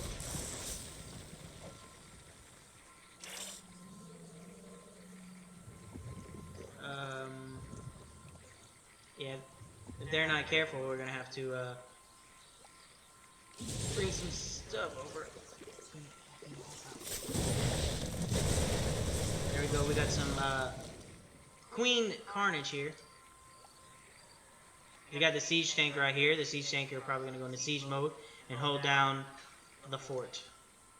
His army retreated back. He's just moving him around, making sure he doesn't get any split push. There is a couple Marines over here, but nothing much. You're going to see, here they come. He's going to pull these creep tumors back real quick. We're going to see a siege mode coming out the tanks. Nope, we've got Marines and Medevacs over here. Stim pack. He's going to move him in quick. He's going to try and take down as many of these creep tumors as possible. He has a lot of people coming in for back, and he's in the base. He's pushing the stim packs out. Oh, watch the spine crawl over here. Tanks are in siege mode. They are hitting the They got the surround. And here comes the Marine Marauder getting dropped. There goes the Medevacs. They cannot be pulled out. Those Marauders will have a full surround. They are going down. 40 Lings coming out for Pius. Pius getting ready to push his Hydralisk army back that way. Got an Overlord in there killing out some Widow Mines. And he's going to push into Corey's front door. Corey's got a couple Widow Mines, tanks in siege mode. Got some backup coming. And oh, those Hydralisks are getting decimated by those tanks. Get back, here comes the Lings for this round on the smaller one. They can get to the tanks, but they just can't make it. They can't break through. The Hydralisks are now pushing into the tanks, the Roaches. He's got rid of all the Widow Mines now that are on the outside of the base pushing in. He says, I don't care about your barracks, I'm going for your first thing. And what you don't know is he's still got a bunch of Lings just sitting over there ready for the surround. The Medevac's going to go down. The SCV's going to get hurt. If he's going to get his command center before it gets out of the way, and he does. Command center goes down. Now Pius has to figure out how he's going to get into Corey's base, as Corey has a couple Widow Mines but not a ton of stuff. 15 more Hydralisks coming out for Flea. as Corey tries to shore up his defenses.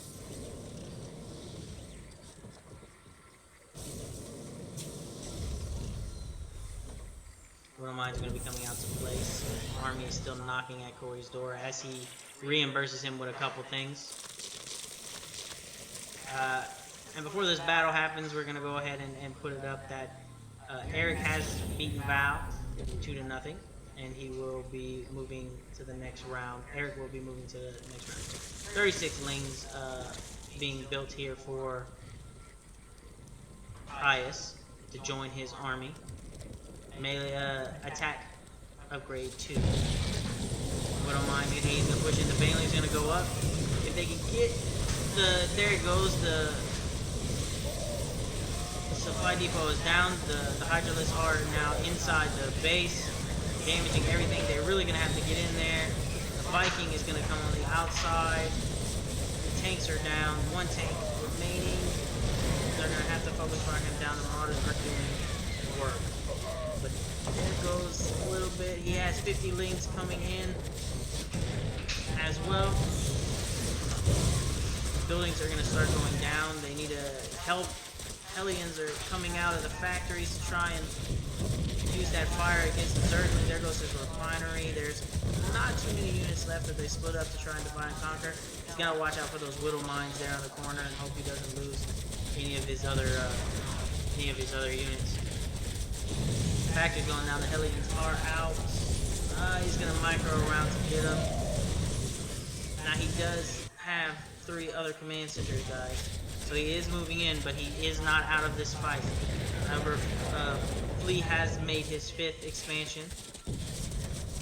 Now this is a big force. He's pulling out the supply depots. That's dropping Corey down slowly. I think that's going to be the GG.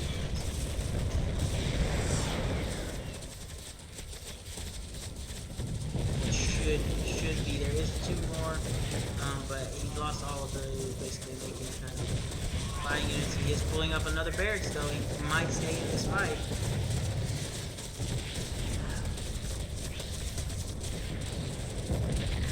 Saying I have hope. I'm not giving up. I don't think Pius knows about the 4th base on the high yield that Corey has done. Crawfish though. He's gonna keep being searching. He has lifted his starport. He's gonna make him run and work for it. Oh, he's going to the high yield expansion, and he does. He has an overlord over here. He spotted it. He's gonna get this around. There is a there is a couple of ultralists that have joined the fray now. Pius is now on his 6th base, and the final base here for Corey is going to be missed. Nope, he has found it, and now we're going to get this around on the barracks, and that is a GG from Corey as Pius picks up the first victory in this best of 3. And just want to reiterate, guys, that Val did lose to Eric 2-0 on his match, and so that means Val is out. And Eric will be moving on to the next. Eric will be moving on to the next round. So we'll have one more. We have some more games coming up. We're gonna have another one versus Corey and Flea, and you can see in that game that Flea he just had the mentality that if he had more bases and can produce more units, that he was really just going to get the upper hand on Corey. And in the beginning, Corey did really, really well, but as soon as there was 50 to 60 lanes coming in his face, every single wave being made over and over, he just couldn't handle it. He just couldn't keep it out, and those banglings busted through. The Hydralisks were taking down the tanks. The Widow Mines were a great counter, but the Overlord just spotted him too much. Quick. We're getting loaded up for the next round. Yep, we're getting loaded up for the next round to see who's going to win between Corey and Pius. We're getting everything situated. There's Pius. And while he's pinning for approval, tell him what you think. What do you think the outcome is going to be of this round? I don't know, dude. I don't know. bugs though. Like it's just like hyper rapid, like crawfish. So that Corey's ready to go. Yep. Pius is ready to go. Corey and Pius are ready to go, so we're gonna get into that match in 1 second. Dun, dun, dun, dun. Bam. Game start, 5 seconds.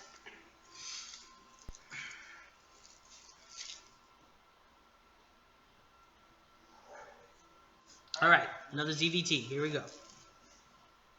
PPAP. ZVT. Zerg versus Terran. ZVZ? ZVT. Did you update the brackets already? No, I'm going to. Alright, sweet. Gotta keep the public updated. Alright, so in the bottom left-hand corner, we have Corey, the blue Terran. And in the upper right-hand corner, we have the red Zerg Flea.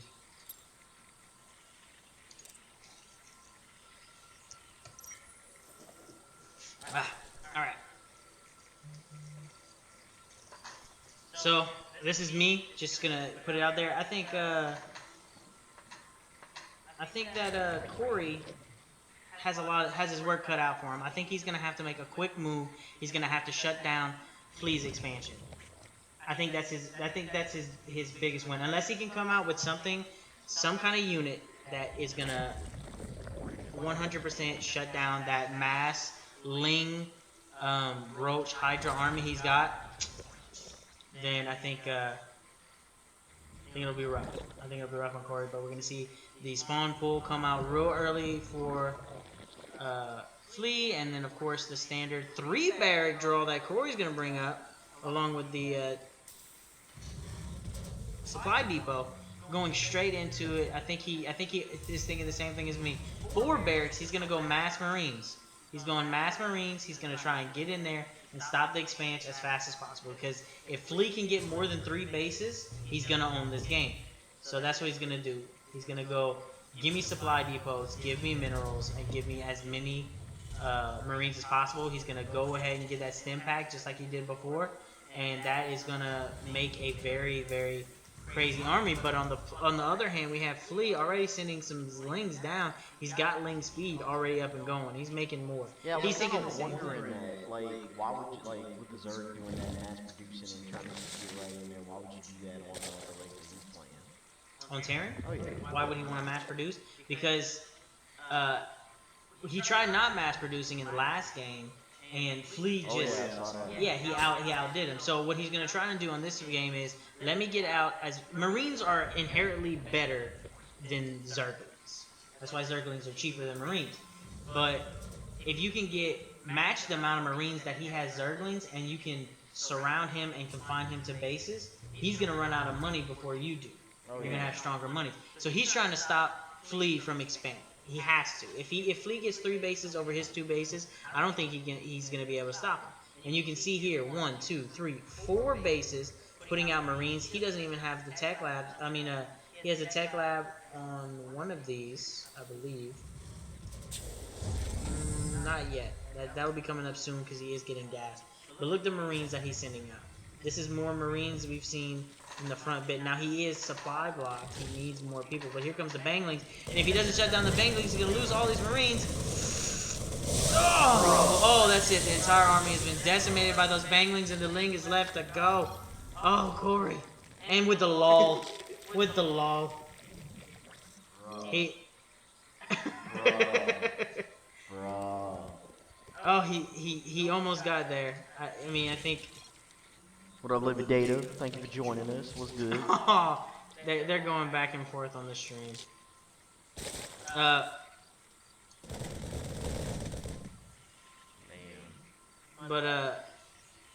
I think he can still transition off of this. Cause Pius, I don't know. Pius he's not rushing as fast as he has observed. He is getting ready for that second expanse, but. Oh, here we go. We got to force into the Banglings are coming in, but the Mass Marines are stopping them. The supply depot is up. Oh, it did go down. But he has enough Marines to keep the people out. He is a little bit supply blocked. That's fine. He has minerals coming up that he should be able to get that. I think he went orbital command. Not yet. He doesn't have the move, but look how much minerals he's got left. He is mining out very quickly. He's going to need to expand if he wants to keep this mass marine going. Yeah, I was wondering if it was going to give chase. And I was He wondering is. if Corey was going to go ahead and push in on him. Yep, Corey is. He is going to follow through, and that's what you want to do with mass marines. You want to try and push it back because that's the thing. If you get that surround, you can't. But he needs to get there fast. He's got some banglings. He needs to be able to macro his people out of the way so that they're not going to get hit by this banglings, and he needs to stop this expanse. If he can stop this expanse, he's got it. He's got it. Now the Overlord knows they're coming in. Here's the thing. Flea knows he's going to be coming. He's retreating the banglings up onto the front deck so you can't see the banglings are there. And look. Here he goes. Watch this. Watch this. He's got marines. Here comes the banglings. They're going to come down. If he can macro it, he's going to there we go. So we got to cancel on the thing. He stopped the expanse. That's going to be great for him. He's walking up. This is the first time Corey has been the aggressor out of any of these two matches. But the banglings are going to explode on one. He's going to macro back. He saved most of them. He's got one bangling to deal with left as long as he doesn't get an there we go. And he's got more coming. He's got people. I wish, I was thinking maybe if he had some reactors going, he'd get a little bit more, but there's only a couple lings left. He stopped the expanse. He's guarding it. Say, hey, I'm not letting drones out. See, and this is what I'm saying. Look at Flea. Flea's only at 38 population to 55 population to Corey, or supply. And, oh, got the one surround. This is gonna be micro. Stay away from those banglings. Keep out of the way of the queen. That's what you gotta do. He is feeding more and more marines back. There is no drone being ready to start. And there it is. There comes the expanse, but guess what? Corey is on top of it. He's going to get in there. He's going to stop the... Oh, they got some banglings. He's going to have to micro. He canceled up a couple banglings, moved them over. Corey's got to get in there. He's got to stop that expanse. Corey, I think, is starting a command center himself. He is getting ready for his expansion. Look at that micro game. You've got him spread out so these banglings do not kill multiple people. It's just he has more lings. He has more lings. Every time I look It's just it's a swarm tactic versus one person. See, one-on-one, the micro, he can't even handle. But these banglings, they blow up and they self-destruct and they destroy a lot of people. They're the bane of marines. However, it's doing good. Corey's got a good harassment because this expansion is going to finish at the same time his command center is going to be finished up, and that's going to go ahead and allow them to be on equal terms. Look, 63 to 38 supply. Corey is on the upper hand, and he's got more powerful units. Yes, he's getting pushed back, but he's also making more minerals. These lings have really, they have a good chance, but once they get to his base, he's just gonna get stoned. That, like, right around the corner, I'm seeing that, and I'm just like, Jesus. Exactly. He's done a great job this game. He said, look, Pius, you ain't getting 6 bases when I got 2. You're gonna have 2 if I got 2. Corey's and look, he's moving some more. Look at that. Yeah, the lings are gonna start to mass up with a bangling, but Corey's gonna go ahead and shut that down real quick with some mass marine. They still have to break through the wall, and these are no range. These are no range units. They have to get in melee range. These guys are ranged units. As they come up here, he's just gonna keep hitting and hitting. He's gonna try to get the explosion on the bangling, try to get a couple of them. The supply depot does go down, but he can't get us around on the units as they get hit. The SCVs are gonna get in there. Here comes some extra marines. There's just a ton of lings. There's a lot of lings in there, but not as many as they could. Corey's doing a great job. Here's gonna come an SCV. He's gonna fix up this barracks right here as we keep producing marines. What they got? Here comes some lings coming in right here. They are going to get us around on a couple of marines. There is no supply depot up to wall them out. There is no backup forces. These marines have not. They're going to drop this barracks. Nope, he's going to run them off. This SCV is going to get back in there and start repairing it as well. The lings did end up dying off, but here comes a bunch of lings right here. Now, granted, they have not seen Corey's second expanse. They have not seen it.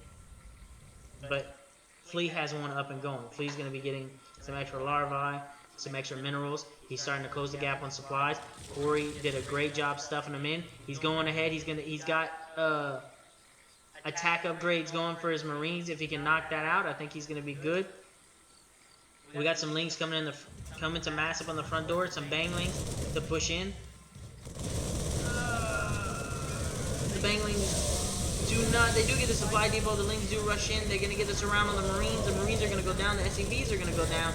and he's pushing. There is a tech lab coming up. The Marines are. Oh, we're gonna get some SEVs coming to join the fight. Try to take out as many of these lings as possible, but they are slowly dwindling down. There is no reinforcements to these lings, so if they can push these out of the base, Corey is in a good footing. He's still got his barracks up. He's got some marauders coming out. SEV surround the lings. He's good to go. Gonna have to build some stuff. Oh snap! It's like, nah, bro. It's time to get out of here.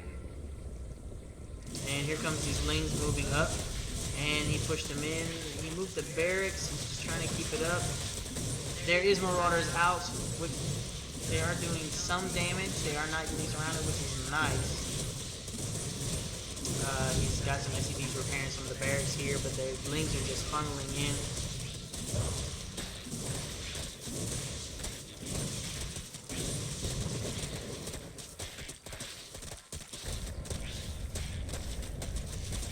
And they're just gonna keep taking down some of these.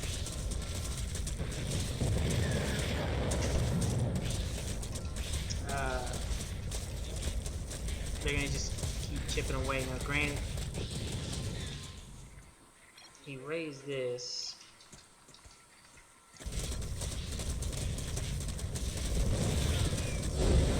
And that'll be Pius with the win.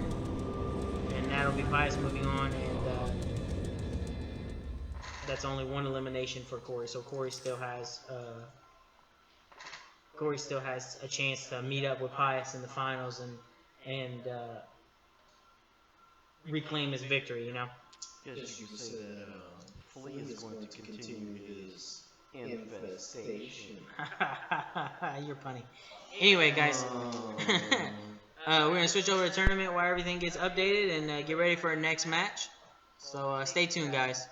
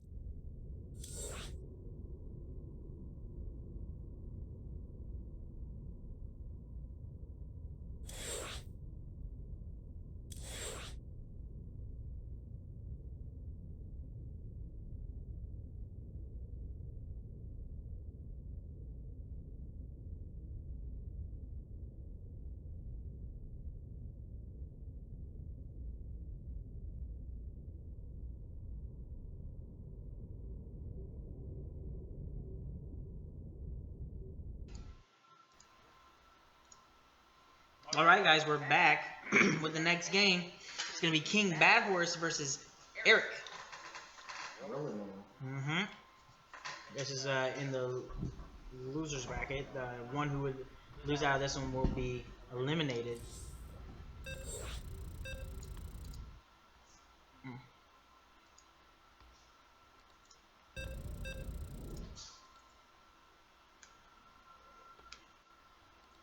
This is going to be a Zerg versus Zerg match. We've got King Bad Horse, who faced Devil Slayer in the first round.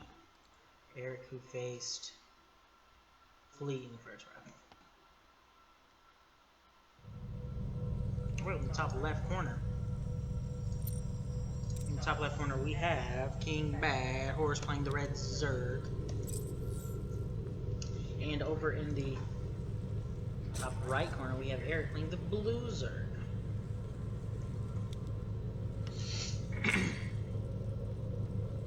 Standard opening. We got some overlords coming out. Getting that population supply everywhere else. He decided, hey, I don't want to go gas. He doesn't like gas. I don't blame him. Some advanced scouting. Get a little overlord play going. Just sitting right here. I can see the overlord. Yep, there it is. The overlord sitting over here. Got some workers going over here. Basically, pretty close to the same build. More drones coming out. Wow, quick second expansion by Eric right off the bat.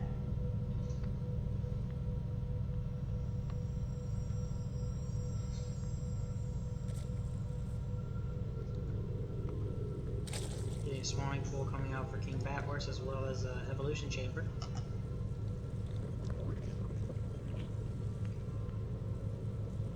And his own spawning pool for Eric as well.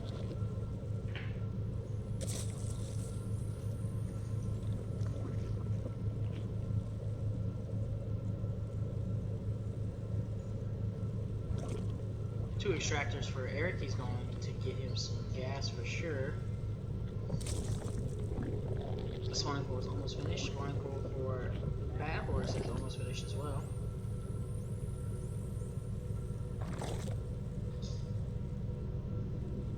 Wing coming out for Bad Horse. 6 Lings, the first militant troops coming out. Don't think that puts Eric behind though. Ling speed on his way for King Bad Horse.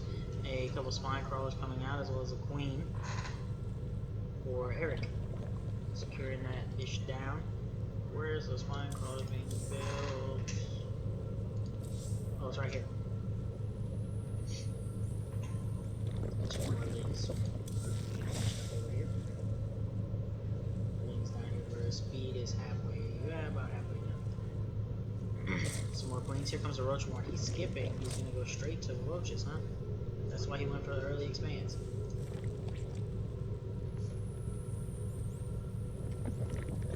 It's a layer.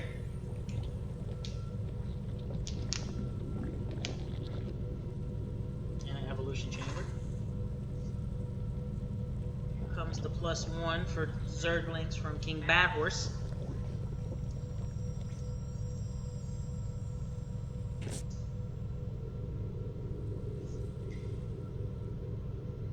Another spine crawler going out for the protection of the ramp here for Eric.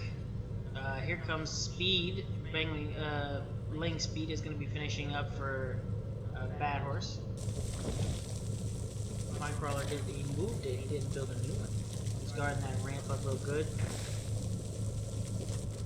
They've got some queens over here for Eric, doing some injecting their larvae. We've got the Zerg range attack +1. 8 Lings up. Another hatchery coming out for Bad Horse on the second expanse.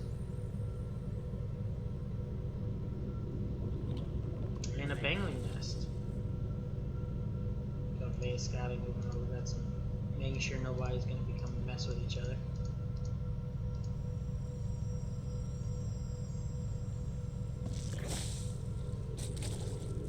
Overlords coming up to get that supply higher. King is supply blocked. He needs to get some overlords out. He does have some on the way.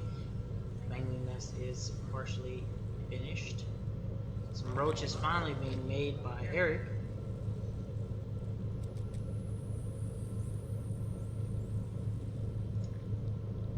Creep being spread. We've got some things over here. Upgrading to his lair, I believe.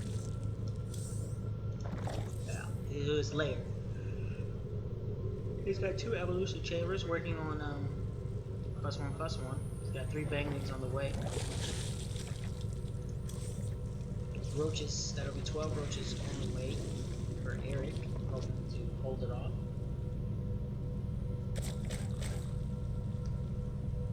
Got both his queens over here, guarding the safe passage in. That would be attack. One has completed for King Bad Horse. Queens are spreading those creep tumors down the ramp.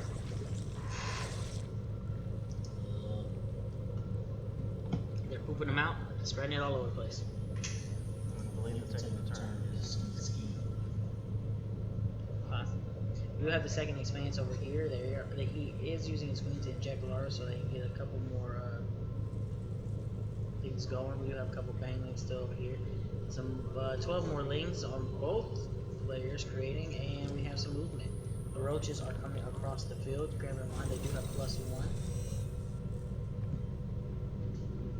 This is a viable force. I think he could take down lings that Bad Horse has sitting over here with these roaches, and I think that's what we're going to see in a moment. He will be assaulting. He's checking the high minerals, making sure that King Bad Horse has not expanded there. Now the +1 in defense is coming up for the lings on Bad Horse. There are some Ravengers being created here to help handle some of those backline if King has any roaches. There are 18 more lings putting up. We do have ling 2 coming up. So close they can almost see each other. Bangling speed has been taken as well. Here we go. The roaches are moving in. Ravagers in the back line. Are they going to take the ramp or not?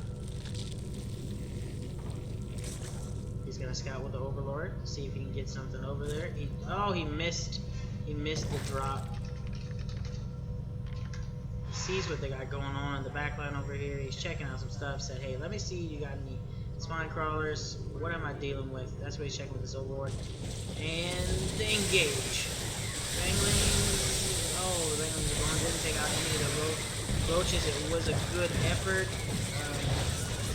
The Ravager is going to take care of the lings. The +1 roaches are going to walk in there, try to decimate everything else. He's going to pull those back around the roaches so they can take them down. And that should be it. There goes the back line. There goes the mineral line. The hatchery is going to be falling. And there is nothing in production. Yep, and there you go. You see what he was trying to do. He was trying to get the Hydra, and he just didn't have enough defense. It's going to be the first one for Eric. And then we'll hop into the second game of this round. Momentarily. And I think he had a good idea. I think he knew he needed to go late game to beat Eric. Oh yeah. And I think he just tried to rush it too fast. And you could see whenever they did attack King Bad Horse, he had nothing in production. He was not worried about getting back there. He was just saying, hey, this is my strategy, and I'm going to go for it. And it's either going to work or it's not going to work. And in that case, Corey was just a little bit faster, and he knew what he was going for. He didn't spend any time on lings. He went straight to roaches. He got the +1, and he knew if he got that +1, he was going to be able to handle whatever he needed to handle. And he did work. So congratulations to Eric for his first win of this round. And we're just waiting for the setup on the next match. So how does everyone feel about the new Overwatch players and changes? What do you mean? How you think about Symmetra? How do you think about the remakes they made to Sombra? I don't know anything going on right now. I didn't know there were any changes to Sombra. Not Sombra, Symmetra, sorry. Oh, okay, yeah, Symmetra. I mean, she can set up the way she probably should have since the beginning of the game, that's a plus. True, true. I'm not really a symmetric player, but I can appreciate that they're actually showing it to everybody, like every character around. So. Yeah, I do appreciate that. No, there's 76, Lopez was pretty legit. Yeah, he put him in the meta for sure. He is a pick, and I've seen a lot of that Mercy Soldier combos. Oh yeah, I already knew that was going to be used.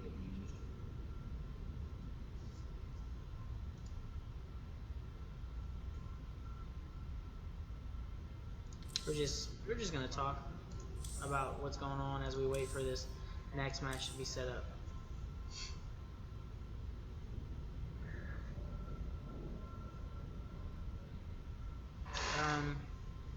What we got in the losers bracket right now? Like, what's the update with that? Let's see, bracket update. We can bring that up. Let's take a look at the bracket, guys. Well, so Corey beat Val.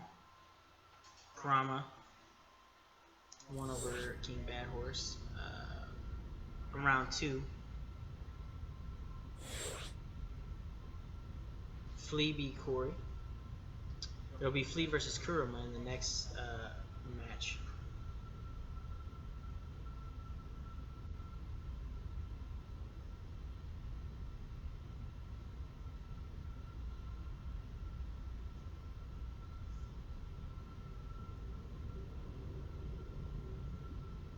And we're going back to the winner's bracket. That was a loser bracket match that we presented to you, where I think that was the last one for actually that was the last loss for King Badfish until he was out.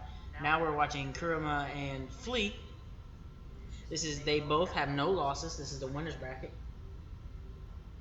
We're gonna see how that goes. That'll be up in a moment.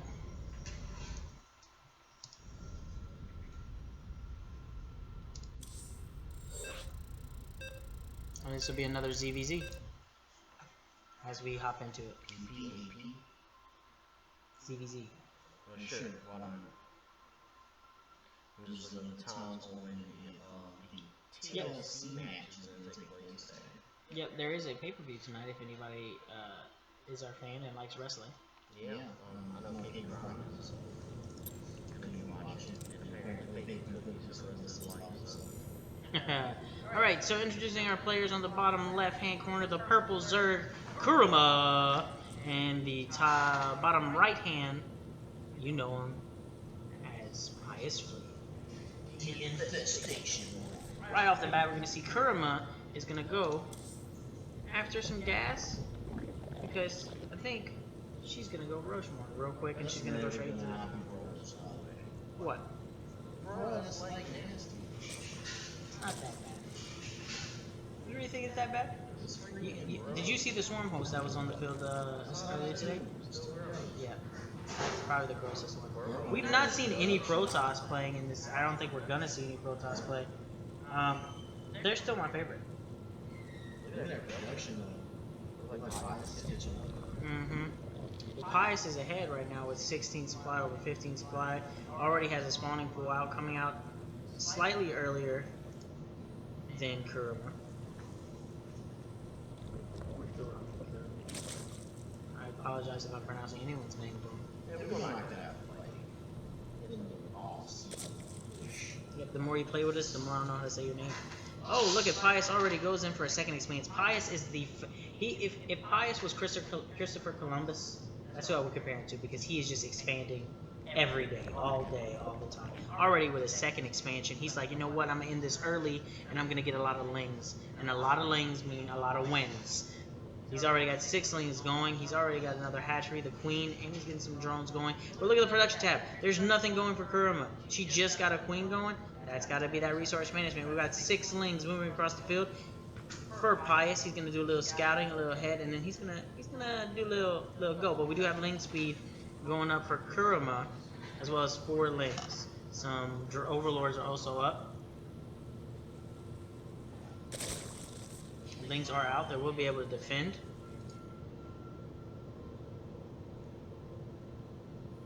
And speed has started for Pius as well. Ling speed. The Lings meet at the ramp. And Pius looks like he had the advantage in that battle. There's 4 more Lings being up for Pius. And here come the Lings into the thing, but the Queen is going to meet him at the front. They get a decent surround. The micro, the Queen will be going down before she kills all of the Lings. There are 2 Lings, 3, 4, 6 Lings still left. They're inside the mineral line. He does have Lings coming across, but without Ling speed, they will not be there fast enough. As Kurama pulls all her drones off the line to try and get him out the way. 6 more Lings. Metal Body Boost is almost up for Kurama, but she has no Lings on the field at the moment that could help her out. There is 1 Ling still attaching the hatchery here. And she's just pulling her drones. She's like, hey, I'm still alive if I still got drones.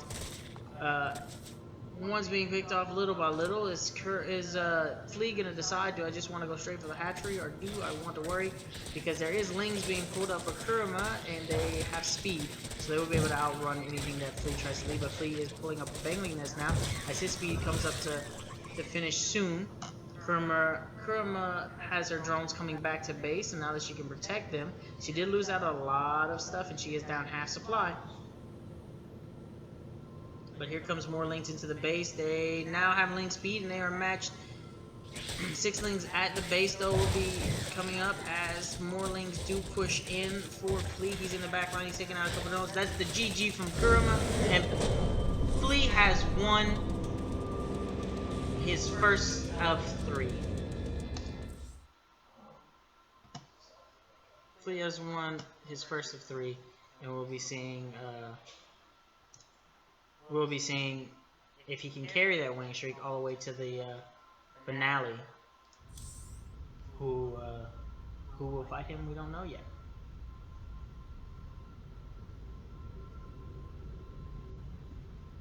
Hopefully, I'm hoping to see in the finals a rematch between Corey and Flea.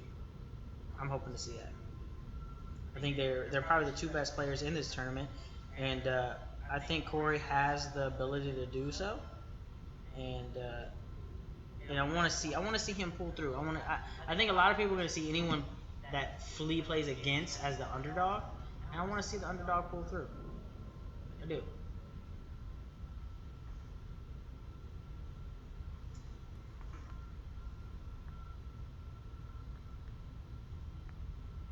And just so you guys know right now, Corey and Devil Slayer are playing to see who will advance to fight Eric. Then Eric and Corey will be fighting each other to see who advances to fight Flea if he wins this next match in the final, or Kurama if she can pull the two victories out.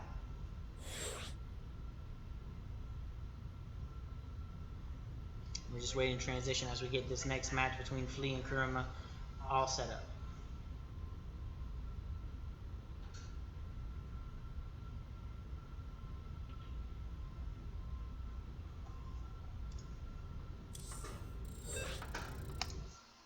And here we go, guys. The game's going to start in 6 seconds.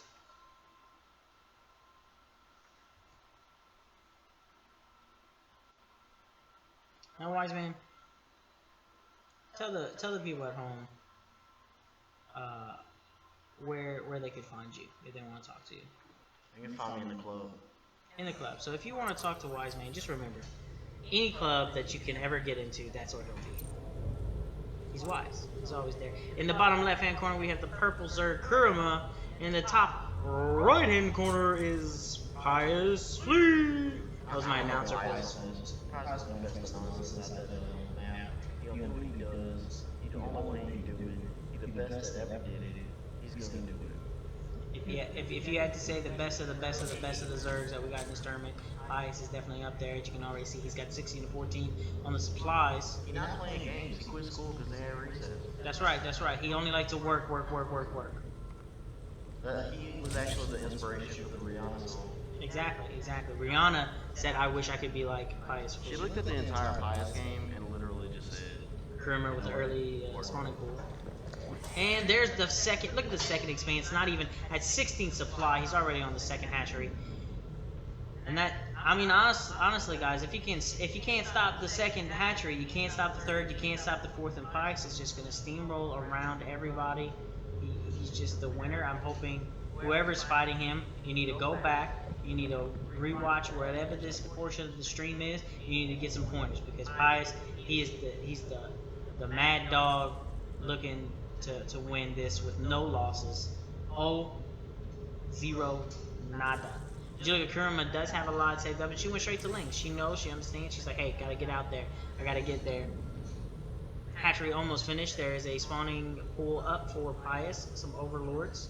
And there goes the second hatchery expanse out here for Kurama. She's decided to do the same thing. Now she is up in supply a little bit. That's good for drone count.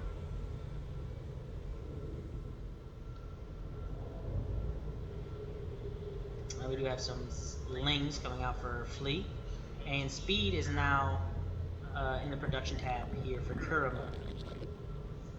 But you gotta get across the map. You gotta get across the map fast. Pius is not at his out yet. So I'll see if Kurama can actually match Pius in his production game. Up there is the Ling Speed out for Pius, but it's about half behind Kurama, so she will have a couple, about half 25 seconds that she can abuse that advantage that she has. Some scouting going out. There are some Lings out. There is an Overlord floating over where this Queen is, probably going to kill this Overlord. 42, 34, yeah, it's gonna go down. Which puts her at supply block, Kurama, and now she built up her Lings. It's going. Kurama's Metabolic Boost or Zergling speed will be up, but guess what? She's gonna throw some spawn crawlers because she said, hey, I'm not getting overrun. She's got 10 seconds left on it and it'll be up. Pius, however, he's got a couple Lings out and he's just waiting. He's like, hey, can't wait till you guys can sprint around the map really quickly. Getting that layer technology up over here.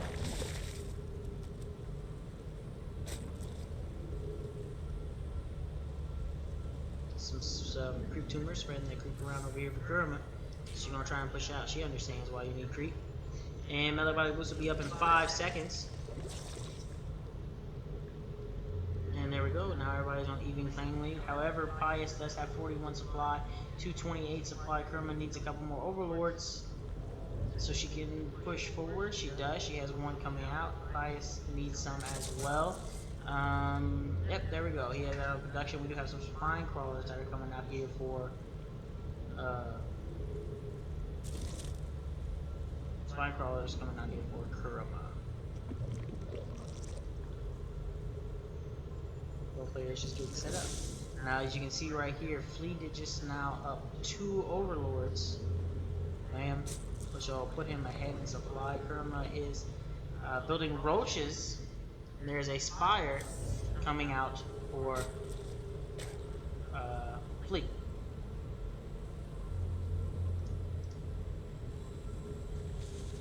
So I believe he may be thinking Muta, maybe taking a little different route this time. The roaches are finishing up over here for Kurama.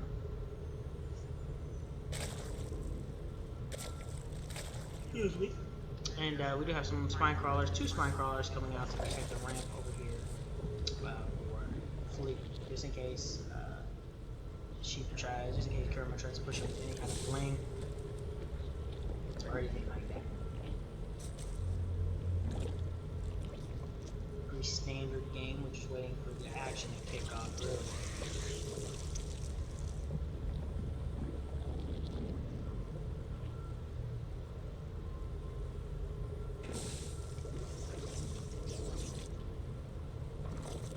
Mineral line is pretty saturated. They're taking a good job to make sure they got the rest. Overlord still spying out. The creep is spreading. We won't have that. And here comes the 8 mutas.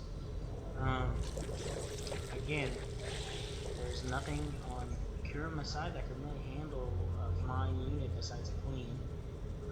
And like I said, the queens are more support. She has spine crawlers, but more support shooters. So it's gonna be hard to deal with those flying units once they get finished. There we see the mutas, and they're off to do battle. He's gonna try to swipe. He's gonna go for this. He has started a 3rd hatchery now. He's gonna make sure the third expansion on their side is fine. And he's gonna swoop around the backside, and there goes the Roach Warren. And he's just gonna go straight past. He's gonna go straight to the back line. Kurama tries to bring the Lings and the Roaches in, but unfortunately they can't do anything. And GGG's. Flea will be going to the finals, one of our finalists here. He infected the field and As infected our Kurama, hearts. as Kurama will drop down to the loser bracket and have one more chance. Nasty. Ain't no One more cure chance. for that flea. One more chance. He ain't no tick. He a flea. But that's right. He could possibly be the first ever. Here we go. First ever. Here we go. StarCraft, iNoob sponsored StarCraft tournament here. That'd be a first. You would go down in history, Flea. Yeah, you the one. You chosen, bro. You would go down in history. And you know what? He could do it. He could do it with no losses. Wait a minute, what? He has not lost one single match. I know. He had a kind of close call there with Corey. They battled it out a little bit, but he has not lost one match. So he could be the first undefeated, undisputed StarCraft 2 Legacy of the Void iNoob champion. Man, we gotta get them in like t-shirts or something. That's what I'm saying. And we appreciate everybody playing. We're getting ready to situate the next bracket, which I believe is going to be. If I can get my production staff to show me some brackets here. I mean, that's not the talent one. There we go. So we just had Kurama and Flea. Flea is gonna go to the finals. Kurama is gonna drop down, and probably Corey and Kurama. No, it's gonna be Corey and Eric, and whoever beats Eric or Corey will then take on Kurama, and then Kurama and whoever wins that will be the winner of that and go to the finals to fight Flea. So we potentially have Corey. Oh wait, no way, it's Devil Slayer. Wait, what? I believe Corey may have dropped out. Give me a second. I'm gonna go ahead and find out from the officials.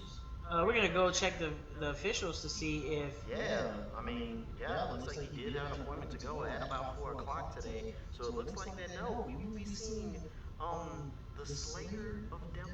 So Devil Slayer versus Eric. This is a change of events. I thought we were gonna see Corey versus Eric. You thought that's how we did it? I knew you thought this was gonna be straightforward. Well, hey, look, all I'm saying is Devil Slayer made it to the next round, and he gets to face the one and only Eric. Another Zerg player versus Terran match. In the history of the one time we did this, have I ever seen this happen? I'm gonna be honest, I'm blown away, Wiseman. Jesus. I never would have expected the comeback kid A Cinderella story. coming back to StarCraft after not playing for years, and honestly, He got some background. he's in the quarterfinals. He's in the quarterfinals. Like, after years of absence from the game, just to come back. Come back, and he said, "You know what? I'm going to show my face at these tournaments again," and he is doing very well. And I can tell you the problem. There was no outside. And it's just the park. Exactly. It's just like split. There was, you know what the problem was? There was no scouting on this kid. Like, not at all. There was no scouting. They could watch his StarCraft 1 days, but they couldn't get to his StarCraft 2 days. No, not at all. They really didn't see They it. were back on VHS, and nobody had a VCR. It was actually, you know those tapes that you have to put in the VHS tapes from the camcorders? Like the mini ones. Yes, that's what it That's why we was. lost the tape. That's why it was. And they tried to recover it on floppy, but it didn't work. Couldn't find the technology, son. Just couldn't do it. Now, I'm hearing from Devil Slayer's manager that Devil Slayer is predicting a 2-0 win over Eric, like a shutout. He said he's planning on going to the final. He's warmed up. He thinks he understands what he needs to do with Eric, and he's gonna. He said he could take him. But what y'all don't know is that Eric used to play in the Indies. He was. Like, he's the grand champion. He won about like He made a couple months in the Korean circuit. Yeah, like he did that too. Mm-hmm. I missed his career. What you don't know about He Eric, actually performed under a different name. you know he's got a best friend who's a dog. Stop. Yep. Alright. Best friends of Loyalty. That's what that's called. Straight up. I appreciate we respect that. Hold on. What's Devil Slayer manager has just informed me that Devil Slayer He meant he would lose 2-0, not win 2-0. Oh, okay. Okay. That's an update we got. That's awesome. All right. I understand. Devil Slayer also said he'd like to give a shout out to KB Chronic. KB Chronic, if you're out there, he said thanks for baking me cookies. Yeah, which probably won't be there by the time we get home. I mean, He's too busy giving it to his legions of fans and women's. everybody like women's.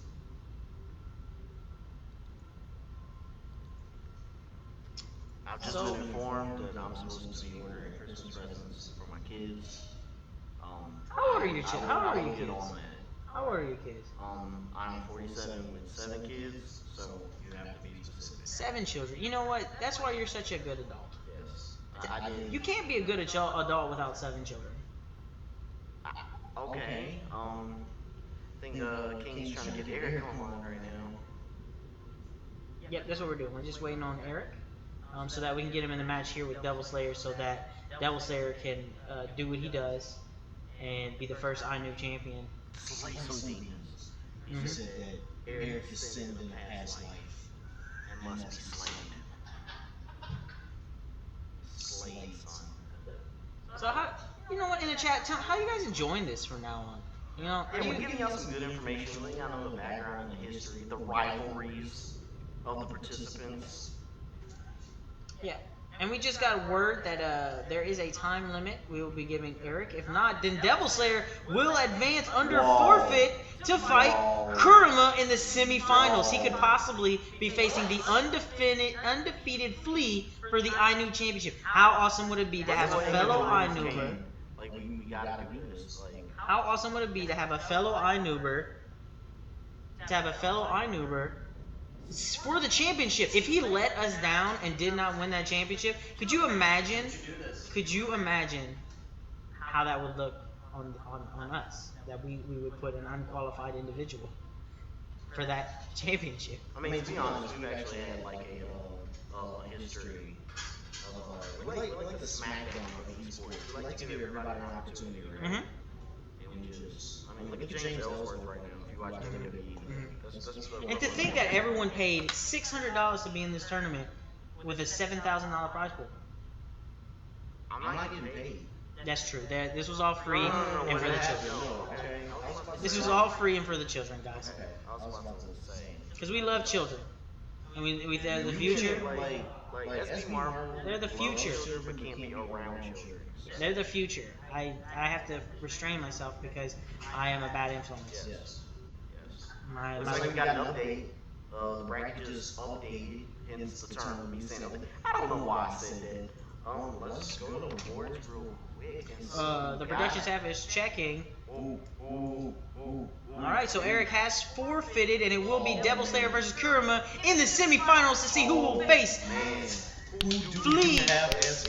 You got your money on. If I'm looking at Kurama and Devil Slayer, I'm going to be honest. Devil Slayer got some last-minute coaching from Val on his way out. He said, hey, man, you're one of the better Terran players. Give me some coaching real quick, and I think that might push Devil Slayer over the edge. Before the exit of Val the Monkey Baby, he gave Devil Slayer some wisdom. Correct. Some tips, some little pro tips, some little hints. So I think that he's gonna take that to heart. No, like just take everything that Lord Valbahan told him and put it to work. I agree. Well, game is starting. We're getting in on Echo Kurama versus Devil Slayer VX for the semifinals.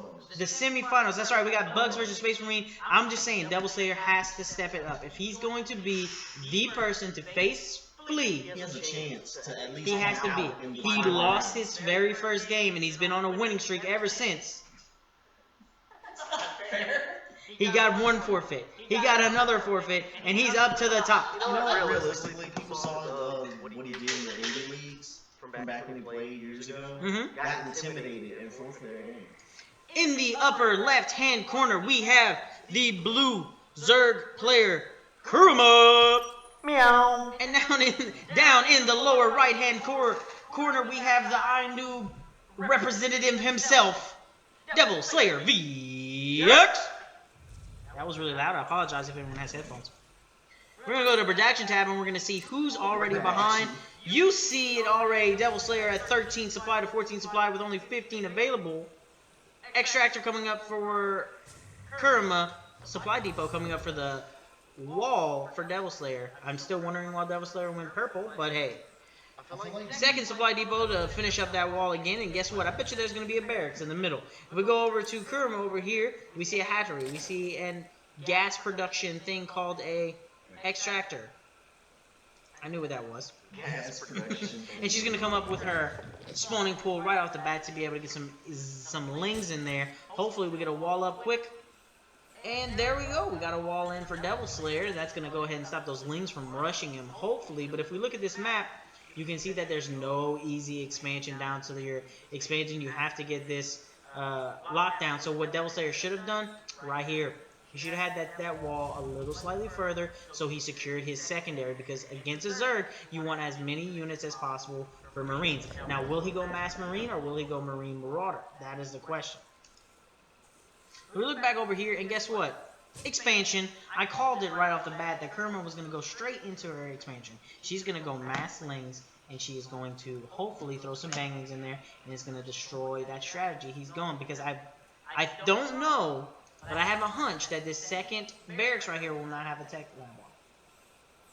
And it needs a tech lab. I need stim pack. You need stim pack to handle some of those lings. We got 4 lings being built already off on Kurama's side as well as an overlord, so she can keep that supply cap, so she's not underneath. She's already at max, and you need to increase that supply. Devil Slayer at 31 of 19, only slightly behind, but that's because there's a lot more drones than there is SCVs on the field. Yeah. Well, we're not looking at you right now, but we do see. There's one Marine, some SCVs. Guess what? Second barrack is about to be finished up, and he's putting a...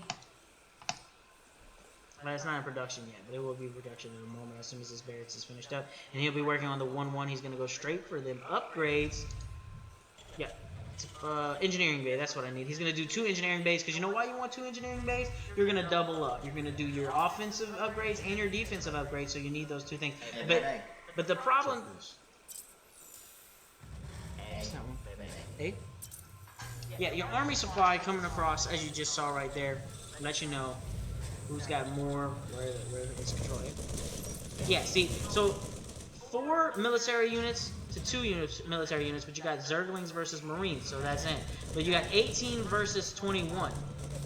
They're shooting the overlords over there. 18 versus 21 workers, which means Devil Slayer is actually going to produce more minerals where they need. But you see right here, he's got that SUV just sitting there.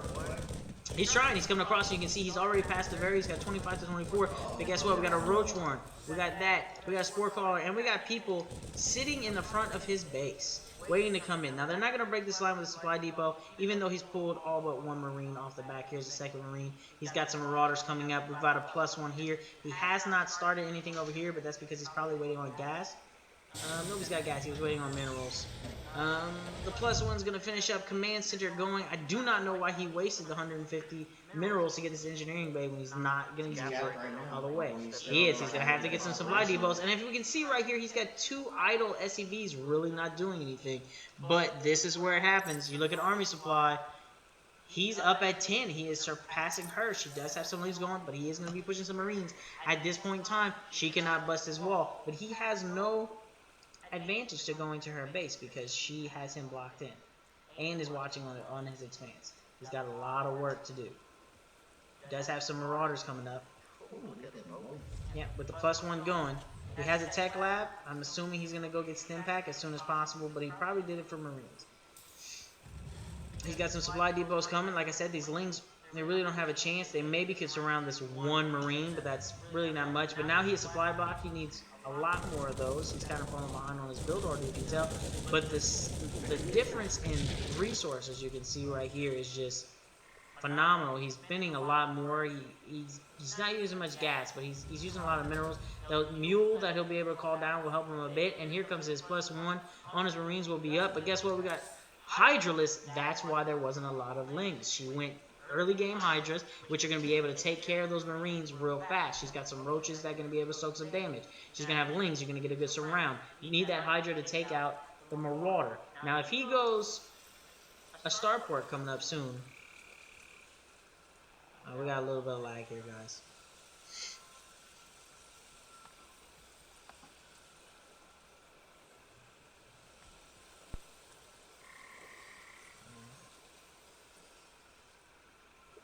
Just technical difficulty. Just bear with me.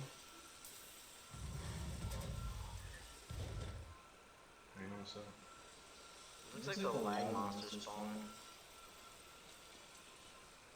We're gonna have to restart this. Yeah, we might have to restart this map because lag came out of nowhere. Now we're moving. Now we're moving. That's more better, son. Now we're moving. Put some respect on it. Kurama is doing great. We've got some Hydras coming out. We've got some more Zerglings. Now we look over here. We've got a lot of SEVs, a lot of Marines. There is a +1. She's going to assault with these.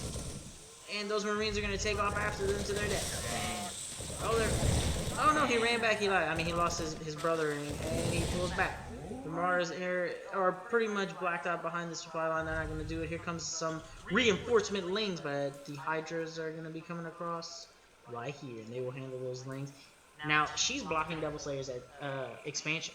Unless he wants to expand somewhere else on the map, he's going to have to make a command center and float it away, and I think that's just going to be a little bit too much for him right now when he's trying to make sure that he's not having his door kicked in by a bunch of Hydras and Roaches.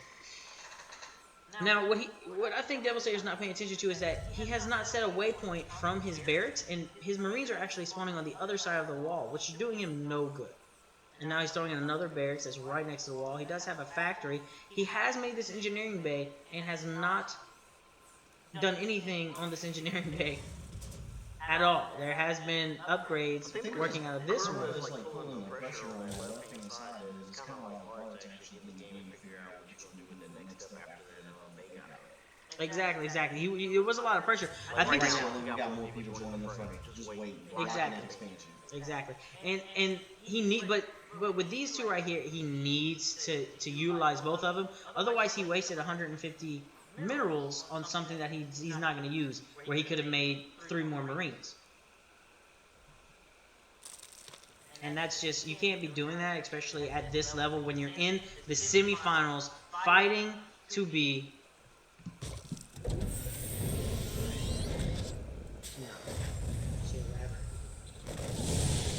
And if we look at the, oh no, there we go.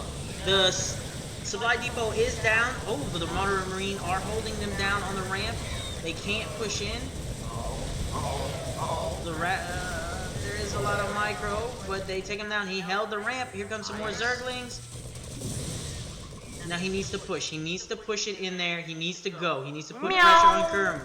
If he doesn't put pressure on Kurama, then that's it. He can't hold it forever, or he needs to secure this expansion. He needs to do something. Now there are 6 lings being built over for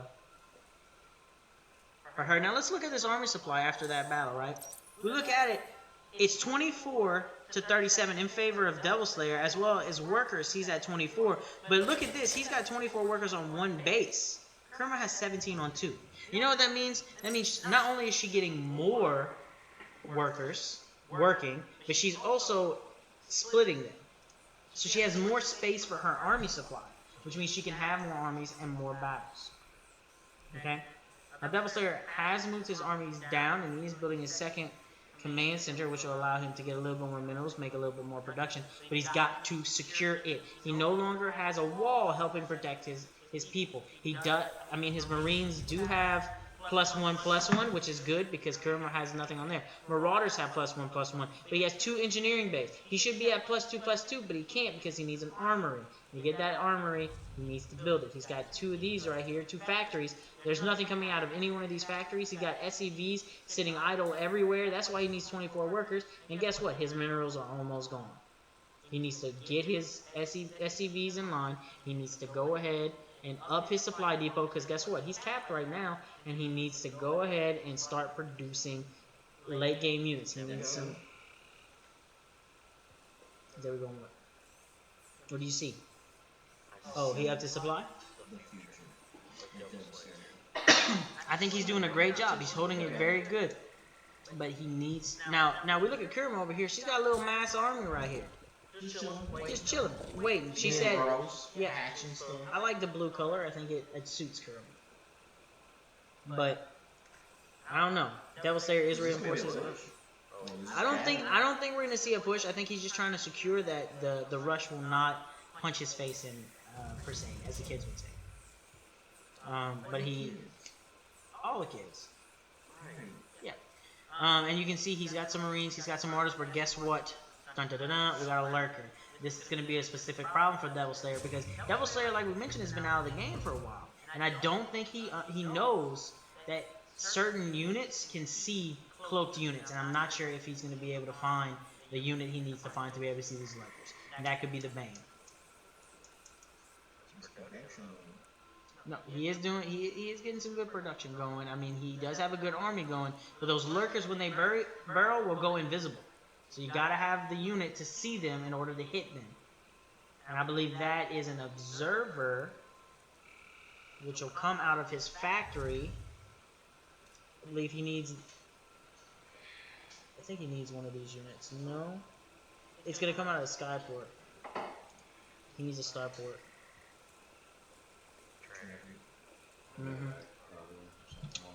Yeah, one of the flying ones. I'm not exactly sure. I'm not 100%, so I don't want to be saying a ton of stuff. But he for sure. Can he skin? He can, but he doesn't have a. He doesn't have a orbital command. No, he does. He can scan with his orbital command. You are correct. Yeah, that wasn't the original idea. I got that from Wade. He can. He can scan with his orbital command. So he is doing good. I totally forgot about that. But as you see on his production tab right now, he's got nothing going on. He's supply blocked, so he can't produce anything. He's got to get some supply depots up. Looks like he just spent a bunch of cash. I'm pretty sure that's what he just did. He's pulling some observers up, because guess what he's doing? Another...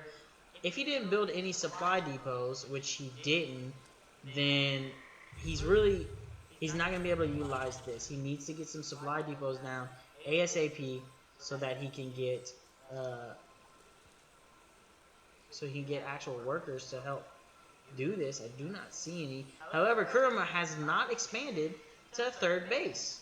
And I think Devil Slayer's taking that advantage. He's pushing forward. He's going to get a lot more minerals. If he can get on supply blocked, he may be able to get this. Let's take a look at the army supply. Bam, 26 workers to 20, 30, 63 to 60. Anytime you're a Zerg, right, you've got 63 to 60, you are on the downside. You are not as good off. Because there is a look at that massive armor. They all have +1/+1. Look at that. +1/+1. Well, give me a Marine. +1/+1. There is not any bonuses, as far as I understand, in Kurama's armor. 0/0. 0/0. He's got the upper hand. Even without stim package, Devil Slayer may win this. If I took my two fan favorites right now, and they were the faces. But here's the thing. Devil Slayer is still supply blocked. He cannot create... Oh, there we go. There we go. 103. He jumped up to 93 right away. He should probably drop about 6 more supply depots so he can finish that up real quick. Get some SCVs on it. We got some swarm hosts coming in and some mutas. This could be rough. This could be rough. I think we're getting ready for a final push. Devil Slayer has a choice to make. He either sits here and lets the fight come to him, or he's going to go make the fight, and we're going to see exactly what Devil Slayer is going to do. Coming up next. He's got a starport. Hello. He's going to have to drop a tech lab to be able to get it, but yep, that's what he needed was a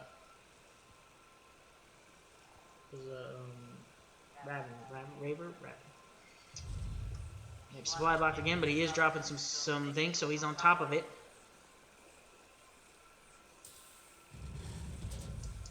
We're just waiting to see there. Man, these swarm hosts, they give me the heebie-jeebies, but they're coming out. Look at them. Like they have pus balls on the top of their bodies. It's really weird, but we've got some lurkers, we got some mutas. Uh-oh, here it goes. Here it goes. About to be in Devil Slayer's face. In a second, I believe she's going to move out now that she has her swarm host. Possibly. She might be waiting for Burrow. I believe that's what she is. Now, we've got some medevacs coming out on... some medevacs coming out over here, getting ready to go out the starport here for Devil Slayer.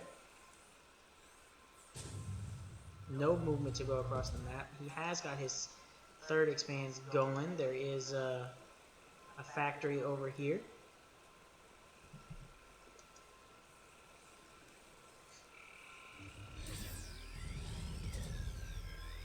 Got some Ravengers being created as well. 4 Ravengers to join those Wormholes and the rest of the army.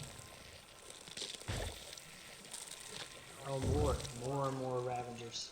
She's gonna try and get into that back line, take out some of those Marines. Now, granted, there is still just a 1-1 Marine and a 1-1 Marauder. So there is medevacs now being joined into the fray.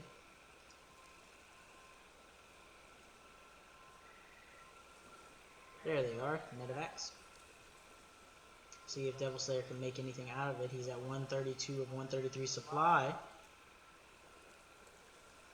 We have a little bit more lag, guys.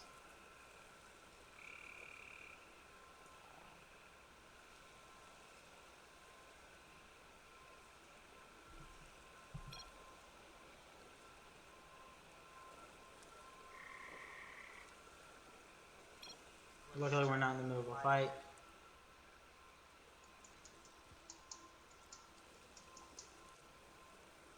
See if it'll correct itself. Hopefully it does. We haven't had this problem all day.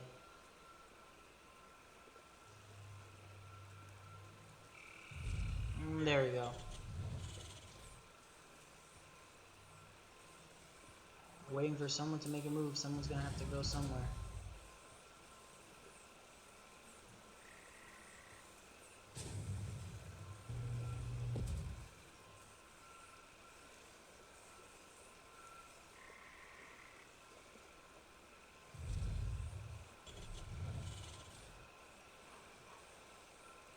And the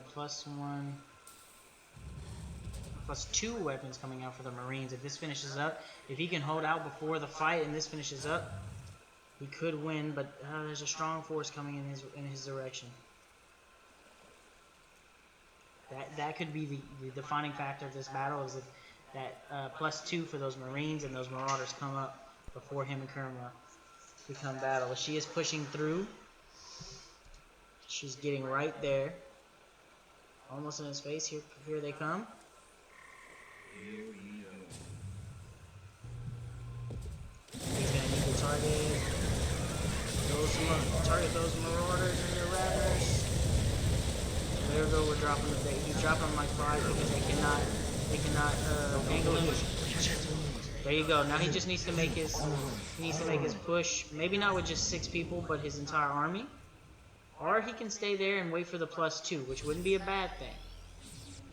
But Kurma is on the run. She did have to pull back. Now, does she have spine calls? No. Is she secured? Not necessarily. He could end this. She does not have enough of an army to stop his army that he has. We could look at army supply. 61 to 122. He doubles her army supply, and he's got +1, about to have +2. Now, worker supply, he got 18 to 35. He is very well off right now, even though he's supply blocked. But if you get rid of some of his army through killing things, he'd be fine. He doesn't have anything to worry about when we're approaching the 20-minute mark. And really, even though Kurama may be behind, she has been aggressive this entire time. He has not seen her base. No, doesn't know what she's cooking up. He doesn't know what she has going for her. There you go. And here comes his +2 weapons. Will be up in 5 seconds. This could turn the tide of battle. I think it'll be time to push after this.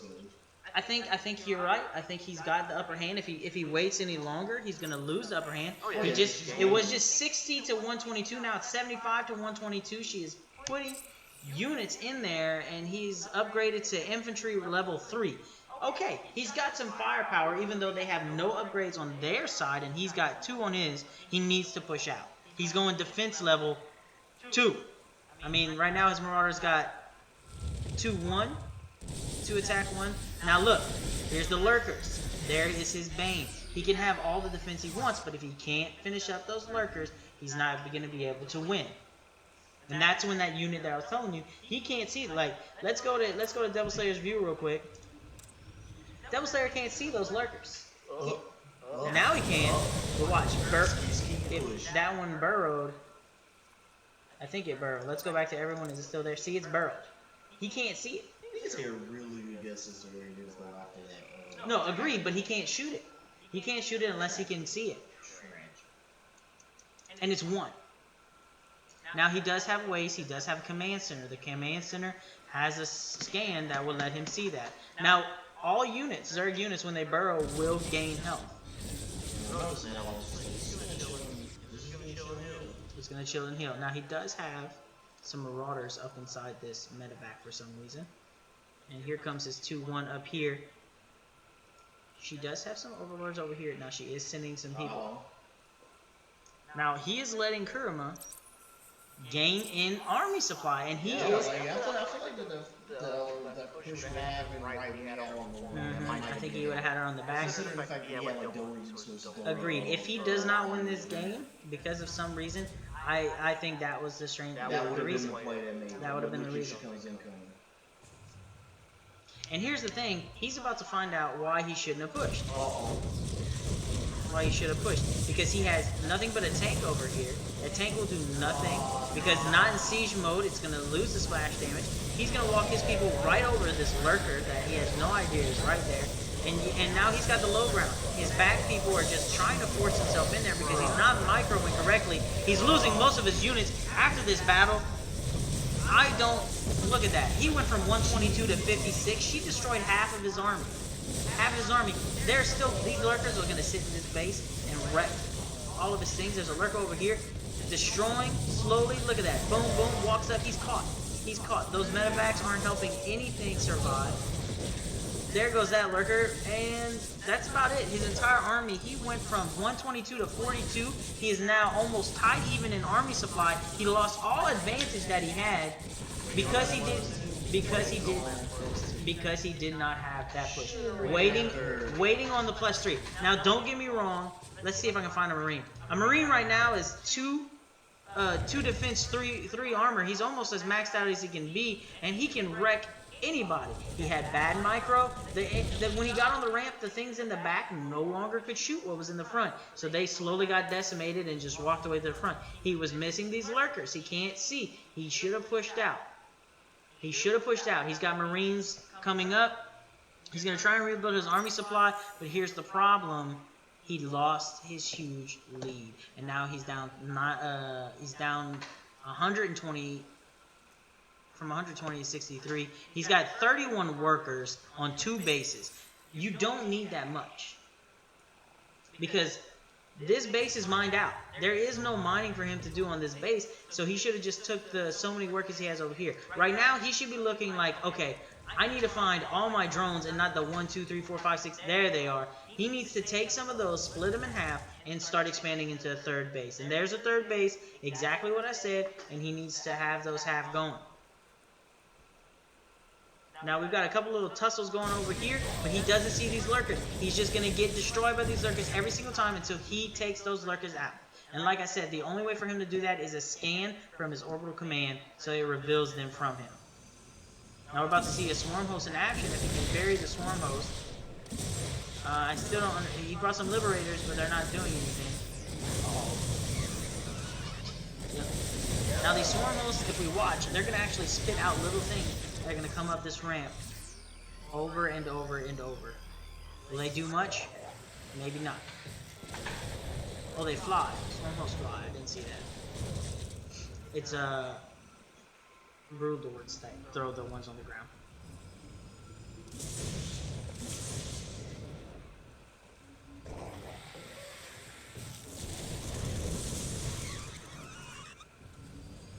He's going for the +3 armor and the +1 armor plating on his thing. He's bringing up his production tab.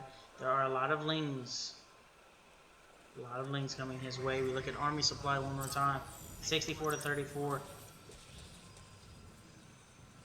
25 minutes into the game.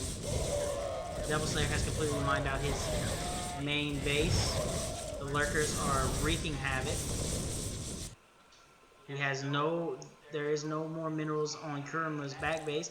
Her 2nd expansion is almost mined up. She's going to need to go to the 3rd soon. Devil Slayer is starting his third as we speak. He needs to split up some of his drones that he's got sitting on the side that are about to get wrecked by all of these Zerglings. He has no way to stop them. SCV's going down slowly.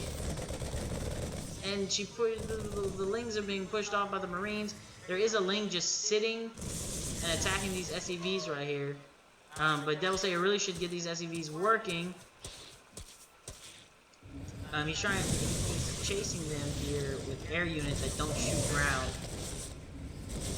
He's falling apart. He had a great strategy, and he was such in the lead, and one little thing, one little unit is turning him behind.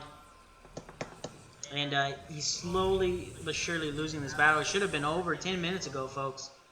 But this is Devil Slayer. That one push. And it should have been over a long time ago, but that one push could have won this all, and he would have secured at least one victory towards being a finalist to fight Flea. No doubt Flea is watching this himself, taking notes on both players. 25 minutes in. Devil Slayer still holding his own. I don't think he's gonna lose this match per se, but I definitely think he could have won it. Yeah, I think so. Put the heat on during that time and stuff. They recovered pretty much around. Now he's got to deal with these lurkers. These lurkers are going to be a problem for him. We're going to look at the army tab. He's building it back up, but so is Kurama. And look at this, 17 workers to 34 workers. That is why she's only mining off of one base, and guess what? She's going to move all the workers to this third base she just built up. Devil Slayer's got 2 bases mining. He's trying to figure out. He's just not having a good time. Now, we've got a ton of Liberators, right? We've got a ton of medevacs. There is no flying unit on Kurama's side of the field. These Liberators are an entire waste of money because he cannot shoot. He can only shoot air units. There are no air units. We've got some medevacs, and I'm not even holding anything. And here's the thing. Devil Slayer could finish off these lurkers and all these burrowed units just by using a scan over that location. He has the ability to see them, he just has not used it. What's the scan? Yeah. Star scanning. Star scanning. Oh, here we go. What we got now?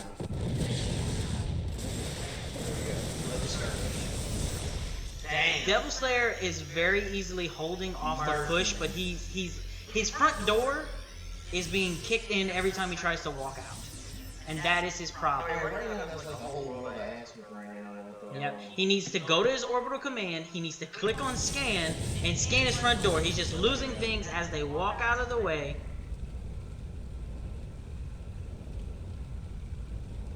I mean, he hasn't seen a lot of these new mechanics. Like we said, he hasn't played in years, and I understand that. But you can't see. Look at this. Look at this. When we go see what Devil Slayer's seeing right now, he looks like he can just walk out. Look at this. He sees nothing. He sees nothing. But we go back to everyone, and bam, look at this. There are 19 lurkers and 47 swarm hosts sitting right outside his door. That's an exaggeration, folks, but you see it. And now, he had the advantage with upgrades. But look at Kurama. Kurama is throwing upgrades left and right onto her own things, and guess what? Eventually, she's going to even the score until where she can push. And Devil Slayer, honestly, is he's idling right now. He had the gas pedal pushed. He was winning that race, and now we're 28 minutes, almost 29 minutes into the game, and Devil Slayer he's being pushed back. He has literally hit a roadblock, and he can't go forward. And here comes the Hydras. Oh, the Swarm Hosts are moving into the base. They're moving into the base. The Hydras are destroying the flying units that have no purpose. And now the Lurkers will just be slowly but surely. This is what Devil Slayer is going to lose it all right here. The Lurkers are destroying his second base is one of the few bases he has with minerals on it. The Hydras are being pushed in. The SCVs are being destroyed. He hasn't even moved his main army at all to try and defend this.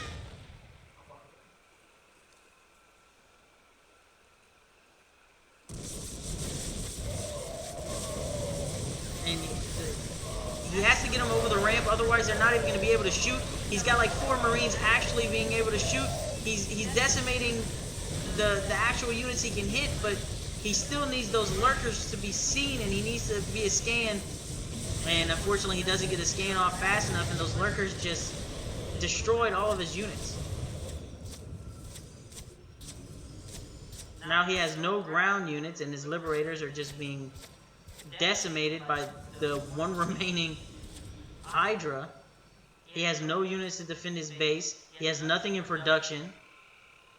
He's got 5,000 minerals sitting in his mineral line, but he's not doing anything.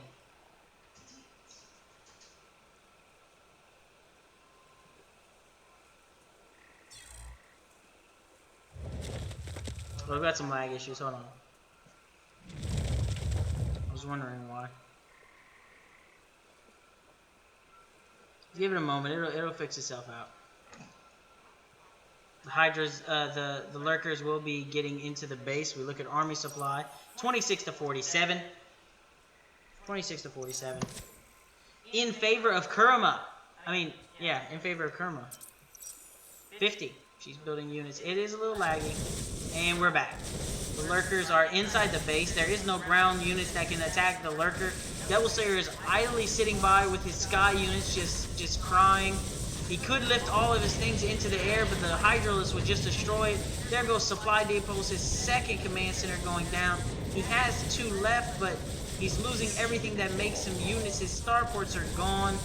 The lurkers are just slowly but surely taking everything down with no regard for what Devil Slayer has. There goes a Marauder walking into the fray and dying immediately.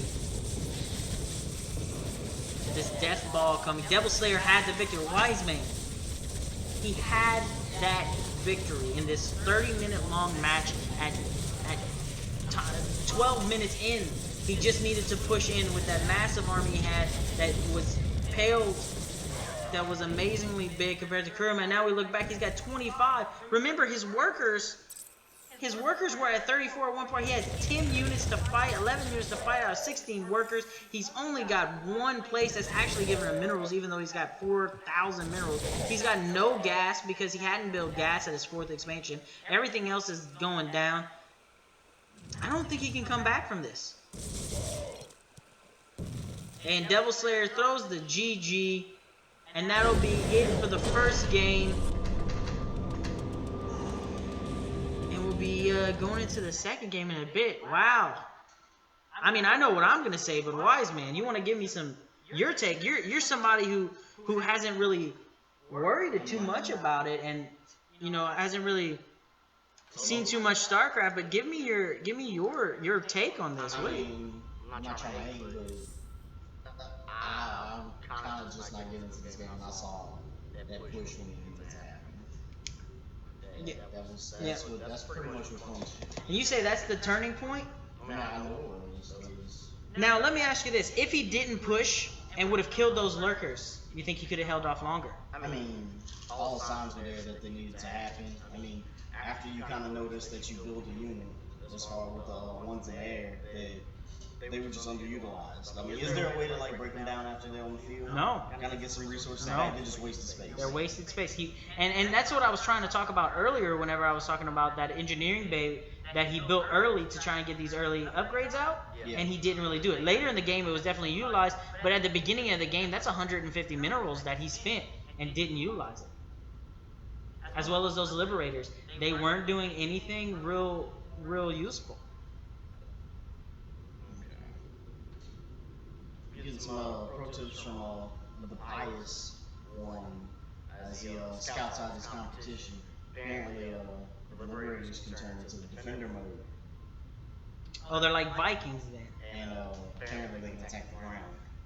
They're like, so he had the Liberators out, but he didn't transform them. Correct. So they were technically wasting space. They could have actually started landing those ground attacks that he desperately needed at that point. That's true. That's true. Especially since they had that high speed advantage, because I don't think she had anything in the air. Nope, she had nothing in the air. They could have came in, shot the ground, and got out of there if they needed to. We're gonna go into our second game of Devil Slayer versus Kurama. Since we had lag, but apparently not. No, because it fixed itself enough that we weren't gonna restart it. So, because I mean, so we're gonna go back with the Devil Slayer and Kurama for the second game of this best of 2 rounds. If Kurama wins, she goes on to face Flea to be the champion. If Devil Slayer wins, he goes on to face Flea. Now, Devil Slayer has not faced Flea, but Kurama has, and Kurama did fail recently. She was knocked off the winner's bracket. We're going to go back into this real quick, and we're going to see how Devil Slayer fares versus Kurama. Let's see. I think he had a great start last time. I think he did real well. He just needs to learn how to push. He sat in his base the entire time. And you can't do that. Not in StarCraft. It's not about building a fortress. It's about taking out your enemy. We're going to Daybreak. Terran versus Zerg. And we're in. Down in the bottom left-hand corner is the blue Zerg player Kurama. And in the upper right-hand corner is the purple Terran player Devil Slayer. And right off the bat, everything's looking good. We got a 14-14 Kurama, 12-15 Devil Slayer. We got some production going on. We got some gas coming out, as well as Overseer and the supply and gas getting ready for Devil Slayer, who's going to be building that wall. This is actually making sure that people, like, well, not people, just the players in this match go ahead. I mean, I saw from what I was looking at, and I learned. Just wanted to make sure that, that they learned while this is going on, because that was like devastating. Like, I know. This just messed up like one wrong move can just set the base for like the rest of the match. Exactly. Having double the army supply, having the upgrade advantage 2-2 over 0-0, easily could have pushed in her front door for what she had no defenses set up and was relying specifically on her army after that push.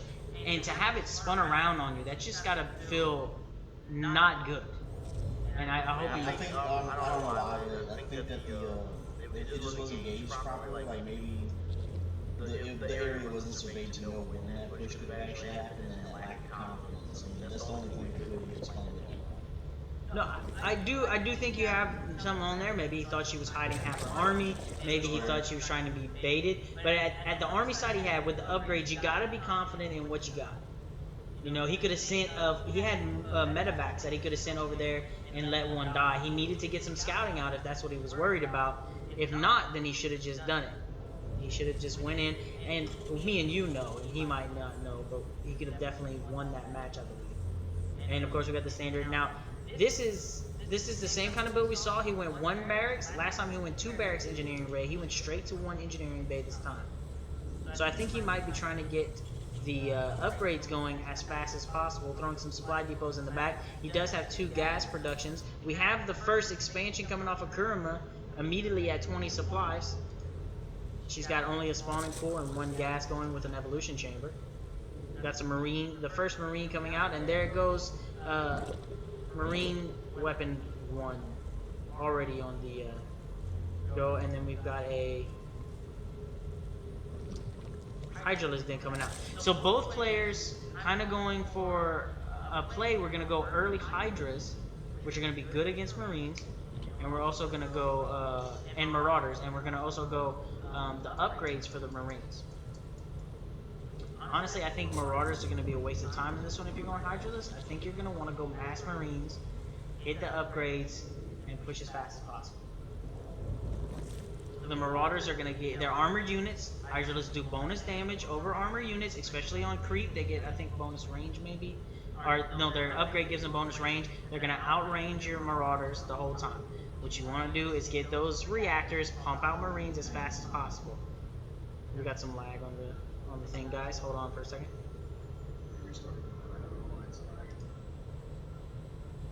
This is the first time we've been having it. Man. Could be, we probably could get stuff from maybe or something.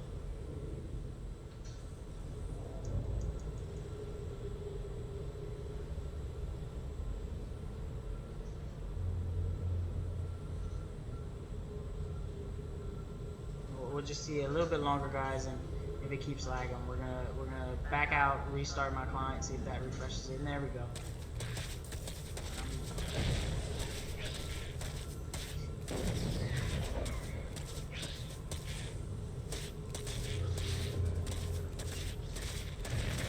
Yep, there we go. The Zerglings have already come across for an early Zergling. He got a Marine coming around. And that Marine is going to try and take care of those two. Yep, he got them before they died. Hey, shoot again. Oh, the Overlord. No, there's another Zergling in the middle. We're getting some early harass out there. SEV's kind of hanging around there. He didn't get the wall in time. He started building supply depots in the back corner instead of walling up. That could have been his fatal flaw. Is there any more Zerglings coming across the map? Nope. Wow, that's some real early Hydralisks coming right there, man. That, however, cannot be defended by one Marine. I can promise you that. That supply depot is going to be going down lickety split after the SCV was destroyed. There is some Marines coming out, but they're only halfway built. Let's see what she's going to do with the Hydralisks. SCVs are going to be going down slowly. There is a Marine. Turn around. That Marine is going to go down quite quickly.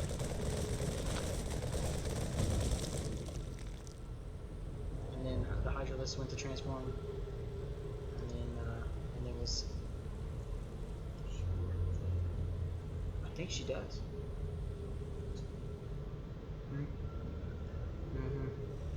If she is going lurkers this early in the game, Devil Slayer doesn't even have his command post that he had last game.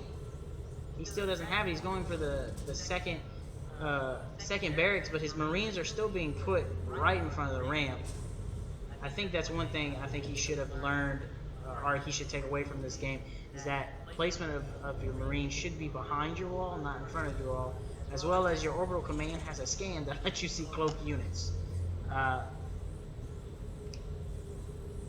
We've got the +1 on the Marines, and as well as going to be 1-1 once the defense finishes up. There are some Marines coming out. We do have a lurker being built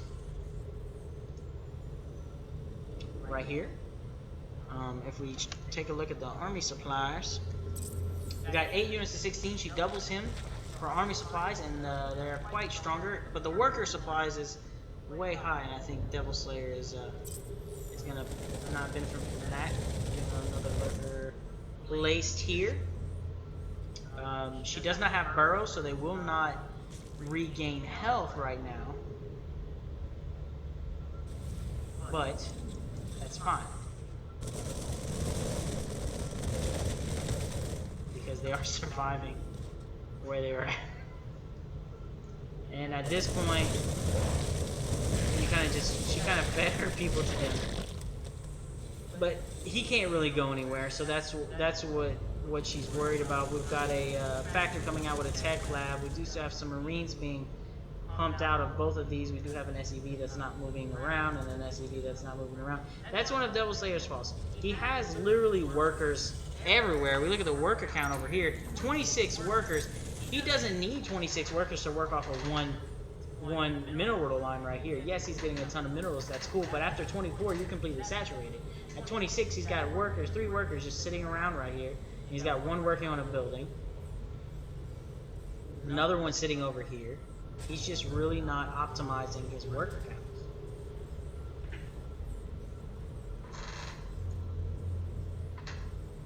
Now I think these one of the lurkers did go down. She tried to pull it up. It did go down.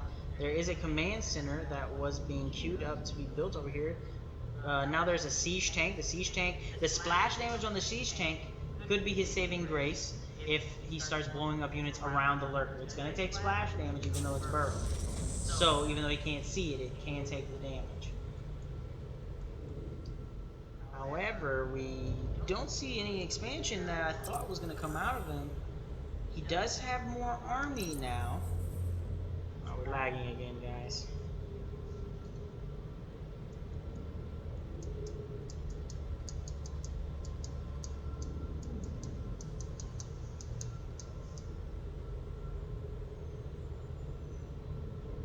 There is the +1 coming out for the Hydras there.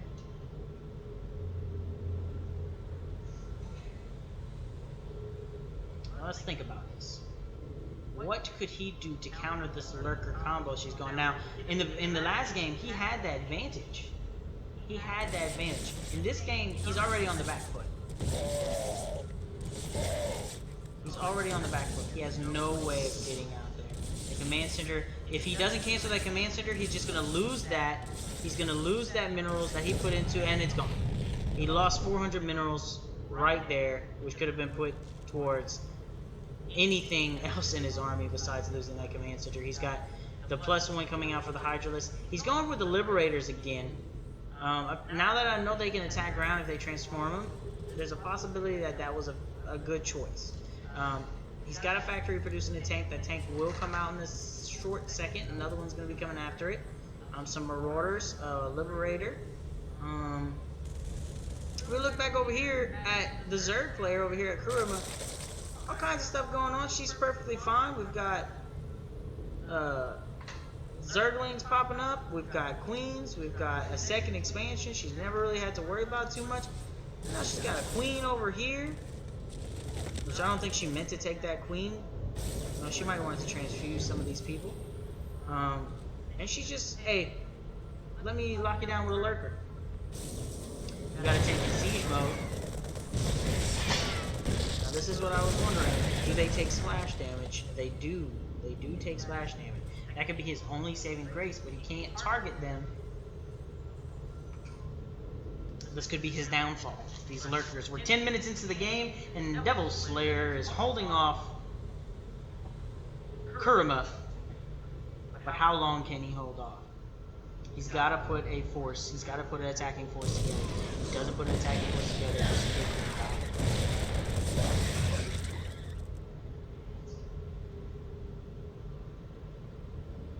Now, these tanks are helping him out. They will not be able to push as hard as he thinks.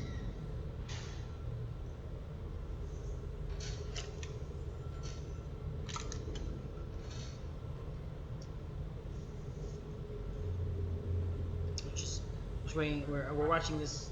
The only action on the screen at the moment, guys, is this small queen slowly walking her way back because she didn't mean it. We got some Liberators coming up. Will they go to ground? Uh-oh. What is this? Shooting ground mode. Okay. They're in defender mode. Well, one's in defender mode, the other one's not. But he cannot, he still cannot see the lurkers, which is doing him no good at all. There is a Spire coming up from Kurama, as well as +1 defense on the Hydralisk. We got some units coming across.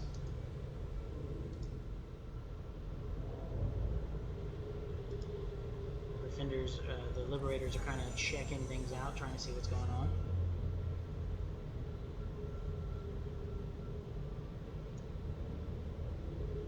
The Lurkers are still sitting there.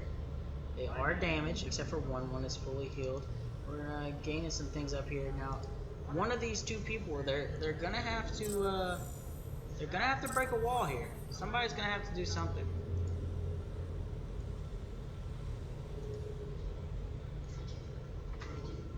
Now, I'm very curious what Devil Slayer is gonna do, because he hasn't gone orbital command. He knows there's lurkers. He was informed during the break that there is a way by his manager to see cloaked units, but he has not decided. Now he's got a medevac up here that has a tank and minions, as well as another one that's got a tank and minions. I think he may be going for the back door drop strategy, and if he can pull it off, that would be the most upset win possible that he could. There's not a big enough force. Is it possible? His dropships are just standing there. He's not really moving them. He's building a Viking.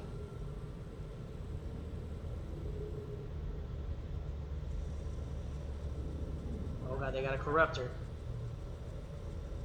He may be in danger. If these Corruptors get a hold of those dropships while his units are in there, he loses all those units.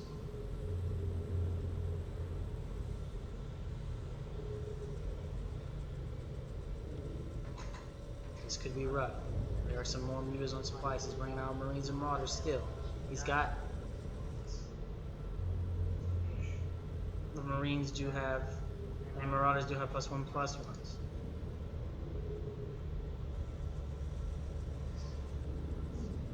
This is kind of a Mexican standoff sort of situations as Kurama starts to get her second base underway. Start getting there. She does have 2 queens helping them out. She's almost mined out of minerals on her last base. She does have an infestation bit, and she's just kind of holding him in there. She said, hey, look, I know I've got you locked down. I know you really can't go anywhere. I don't expect you to go anywhere. Devil Slayer could win this. There is a chance. He's got to pull some sneaky moves off. He has Supply Depot in production. He has half the minerals that Kurama has. I'm still wondering what he's doing with his medevacs that have troops in it.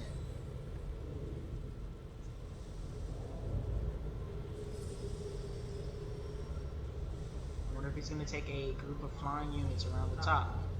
Try to stay away from the overlords and try to do a drop. That could be his best move. He's got tanks. Or he might just run them straight over to the place with the corruptors, which he did. Those medevacs go down. He's gonna lose all those units inside those medevacs. That would be the end all be all. He did nothing with those medevacs. Now they're on the run from the mutas. They cannot attack. He's gonna lose. He dropped the tank. He lost the other tank, and that other tank went down. Horribly executed move on his part. He lost all those people. The burrow, he could not even attack them because he can't see them. The lurkers are down. All his hard work and everything. He's out of minerals. He no longer has minerals to get. He's got out of one gas, out another gas. He is stuck where he is at unless he can move his command center down, but he'll never get anything past these lurkers because he can't see them. He's low on supply to defeat the lurkers. This is very close to GG. I don't think Kurama understands how close she is to winning this game. Muta +1 is up, as well as +2 on the Hydralisk. There's an Ultralisk cabin being built.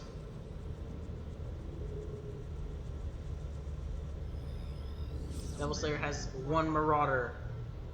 He's slowly dwindling his mineral reserve left.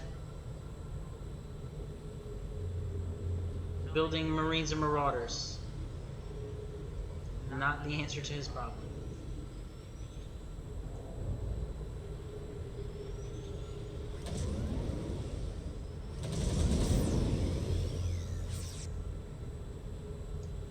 Slowly but surely we will see something happen. Someone will make a move. They cannot see these burrow units. They cannot shoot these air units. The lurkers are still sitting at the front. I don't know. This is rough. Really, the real issue, SB, is if she was able to take those corruptors and turn them into a broodlord, then there's absolutely no way those Marines and Marauders can hold off 3 or 4 broodlords at one time. Yeah, definitely, King. I think you're correct on that. But my question is, does she have to? With the situation that Devil Slayer is now in with 38 minerals. 38 minerals to his name. No minerals to mine, no gas to mine, no expansion, and Lurker sitting at a thing. Does she need to do that? She No, obviously she just needs to push in for the kill right now. I mean, at this There's no- point, I don't really know what's happening right now. It's just kind of, they're just standing around. Exactly. But there really needs to, something needs to happen. Somebody needs to attack. Exactly. And I do understand Devil Slayer's non-aggression because he has all he has. He can't make anything else. Literally, he has not enough minerals. If he pushes and loses his unit, then that's game over. But at the same time, if she pushes and he loses his units, it's game over. And like we said before, he can't even see these lurkers that are sitting in the front. It's It's actually kind of funny to watch. I mean, if we look at what She Devil goes Slayer's to looking Ram. at, yeah. And really, what would really just kind of put the nail in the coffin is a flank from the backside, like the Banelings or something like that, which is obliterated. Yeah, he can't even see these lurkers that are sitting right here. Now, I did notice while we were talking, if we look at everyone, he did move a command center in the backside over here and brought some SCVs over. He is sitting. He has a medic that he could just transport all these Marines, and he's He's just waiting with these medics and this Marauder. He is on the way to making more. He did not miss out. And Kuruma does not know they're there, but she as well decided, hey, I'm going to expand. Oh, we're expanding. Okay. So maybe the game's not over yet, but I feel like I it feel should like have been we over should- 10 minutes I ago. feel like we should be there. Yeah, at 18, 20, almost 20 minutes into this game, not only did we miss the first push from Devil Slayer, but we're missing a push from Kuruma. And Kuruma could have ended this match a long time ago. And I'm sure Flea is watching this match from wherever he's at, and he's going, I'm going to have to face Kuruma. And Kuruma doesn't push. But let's be honest, Flea's expansion rate is greater than Christopher Columbus. So it's gonna be hard to block that anyway. And I think the only type of race, honestly, that has a chance would be Terran. And speaking of Broodlords, King, there we go. Slowly but surely, everything's gonna be going. Devil Slayer has absolutely no chance of winning this fight at all. The Broodlords are destroying that. We've got aerial units. The Corruptors are handling all of that. There goes one barracks. Here comes the other barracks. Starport's going to be going down shortly, as well as the factory. There is no real need to attack any of that because it wasn't helping anyway. Yeah, I mean, the muted here, they're just having their build. With all those marauders, there's nothing he can really do about it. Exactly. He has nothing that can attack him. Here come the Lings, they're just going to rip this whole base Yep, apart. and- The SCVs, they were just hanging out there. Yep. He has 20 work. 20. He really can't make anything There's else. a brutalist for no reason. Yep. They're just coming in, hugging everything, just peacing out. Yep, They yep. love each other. Destroying all his Love supplies. He literally has no supply depots left. With 40 supplies, this is all he has left. Honestly, and he built an engineering bay. All he has left, and he built an engineering bay. I feel the barracks would have been a better choice. I agree with you. Yeah. The barracks may have been a better choice there. With the question mark to the GG. And that'll be Kuruma moving into the finals to face Flea for the first championship. Now, there's going to be some debate, and I'll bring it up to you guys before we start. Since Flea has not lost a match, we'll see if it's going to be just a straight 3v3, maybe a 3 out of 3, or maybe a 5, best of 5, or 2 games. Or I think however we'll do it threes. I mean, we're already running close to time here. We were really scheduling to be done by 5, but we'll go ahead and just do, a standard threes match. With Flea being able to expand greater than fast. the H-Fires. I agree with you on that. I don't think it'll be a problem. I agree with you on that. So we'll get ready to load Flea and Kuruma into the finals here for the StarCraft iNoob Extralife circuit. Hang with us, guys.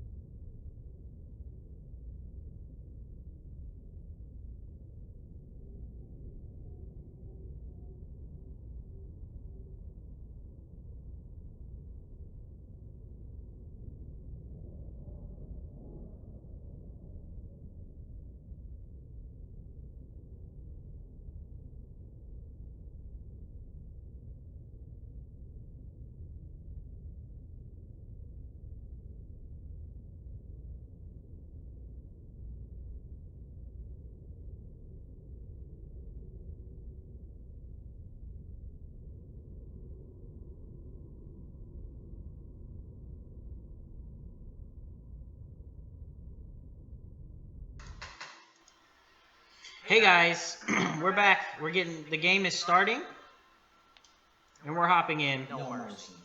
to the finals of the iNoob StarCraft 2 Legacy of the Void tournament. It will be between Kurama and Flea. Zerg v Zerg, mano y mano on Overgrowth. More ski. More nonsense. This should be a great finals. We're going to see plenty of things, but first up in the right-hand corner, we have Flea on the red Zerg. And in the lower left-hand corner is the blue Zerg, Kurama. And already we see Kurama. She's like, hey, Overlord, drone, I got this. Let's see if we're going to see the MO of Flea with the early expanse into maybe 1, possibly 2. I'd like to see him go 2 off the bat and see how good he can do off of that. Now, this map's a little weird. You got to look at this map. So let's take a look. You're on this raised pedestal, right? The only way in is going to be this area right here. That's your main base. But your expanse, bam, right in there. Easy to defend. You're on another pedestal, and then, bam, big open spot right here with rocks to block the backside. You can't come in until you break those rocks. So if you can defend this point, you essentially could maybe get 3 or 4 expansions right off the bat. That should be Flea's dream. We got 2 spawning pools coming out. Flea's is going to be slightly before Kurama's is going to be up. Then we've got some drone. Oh god. Oh god. We're gonna see the spore spine crawler. Jeez. He said, you know what, guys? I haven't lost a match. Spine crawlers. But Kurama's gonna try to pull off and deal with it as soon as possible. He cancels 75 back to him, and I think he's gonna cancel this one as well. But he's got a secret drone. And does she see? But she only sends 1 to deal with it. It should be enough, but he's gonna attack with this one. And there goes the rest. And he's gonna cancel that one and get it back as well. And here comes some Lings. He did slow her down, though. That's what the point was. He harassed her enough to where she pulled her drones out. Look at the difference. We have 17 to 22, and here comes some Lings in. Bam. The drones have been doing nothing but fighting. They're seasoned veterans. These Lings are still going to be able to beat him. He's looking to do some quick ends to these early games. There goes her drones. Lings in the back. That's probably going to be a GG, and that's the fastest match we've had in 2 minutes and 22 seconds for Flea, who's up 1-0 here in the final. Okay, so ski. Who is up 1-0 in the finals. Wow, that was the quickest match. What do you think about that one, Wise Man? I feel like he just realized that we had a long day today. Yeah, he was like, you know what? I had a long day. You know what? It's time to end this. He didn't flirt with it. He just saw the bad chick at the party. And said, you know what? Let's go. He went for that cheese. He went for the cheese of the spine crawlers. And then he said, you know what, we'll just send some Zerglings in there. And he ended that real quick and got the quick GG. At 2 minutes and 22 seconds, you want to know a fun fact? That was about 30 minutes quicker than Devil Slayer versus Kurama in the semifinals. Shots fired. I'm just saying, that was our fastest match tonight. It's faster than any match. I mean, I feel like it gave me hope that I actually won't make this a TLC pay-per-view. That's what Right, because we're running great. You know, it's only 17,000 o'clock. Man, it says 17,000. It's 5 o'clock. And Wow. Flea only needs 1 more win to be the undefeated champion of this iNoob StarCraft. And guess what? That's going to see him pretty well whenever we start. These are all exhibition matches. These are just checking things out. We're going to jump into the next game. We're getting ready to host it versus Kurama and Flea. This is winner takes... Not winner takes all. Kurama would have to win 2 matches. Like the respect. We're hopping in game. Now this is a Did you know longer. that rocks can be destroyed to open up new paths? That is correct. They can be destroyed to open up new paths. In the top of the map, we have the blue Zerg. It's not popping up. Oh, it's control. Yeah. Aw. You broke it? I think I did. Fuck you, bro. We're gonna do some production grade stuff. At the top of the map, we have the blue Kurama. And at the bottom of the map, we have the red Flea. I think you would be a... there we go. Kurama versus Flea at the top of the map. That production quality dough. That's right. We've got some early spawning pool coming out. I think he might go for the rush again. He is maxed at 14. Here comes the... nope. He's probably going to go spawning pool. Oh, wait. We've got some drones. We've got an enemy drone in the drone line going ahead and trying to check out what she's doing. What Flea is doing. And Kurama trying to get a little... Kurama going to go ahead and... she learned, she adapting, bro. That's right, that's right. Look at the top. She's also got herself that, but she has not built anything. She's not building anything. I don't see anything in production. Maybe she's saving up to go an expansion. She does have a drone sitting in the front of this thing. And there we go, the early spawning pool. Well, not early. The spawning pool is now out. Do have 6 lings.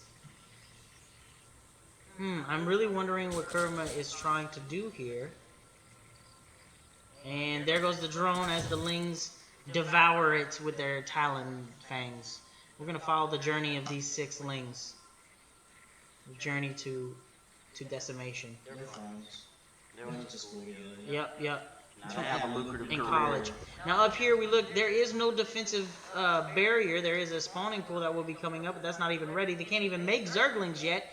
All she has is people, and here comes the 6 lings about to march straight up her ramp. And oh, there's the lings, but if he hits the eggs before it happens, she's gonna pull her drones off the line. And what is Flea gonna do?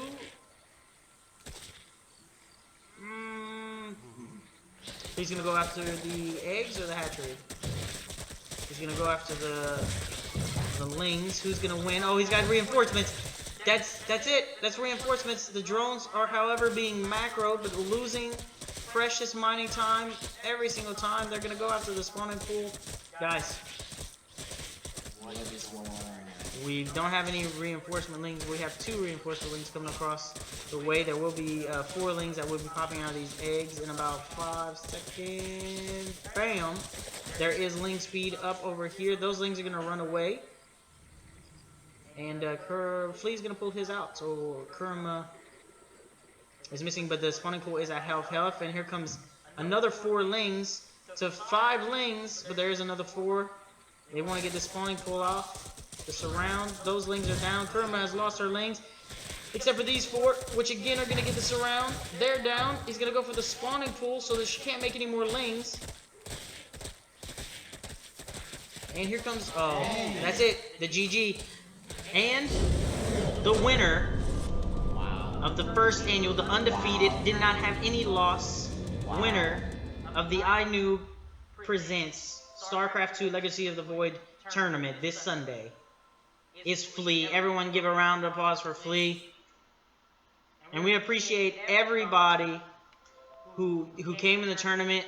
We were glad to have fun with you guys. We were glad to see you guys come out and be excited about it. We enjoyed it. I really enjoyed Captain. What about you, I Wiseman? learned a lot, dude. Like, no BS. I really did learn a lot.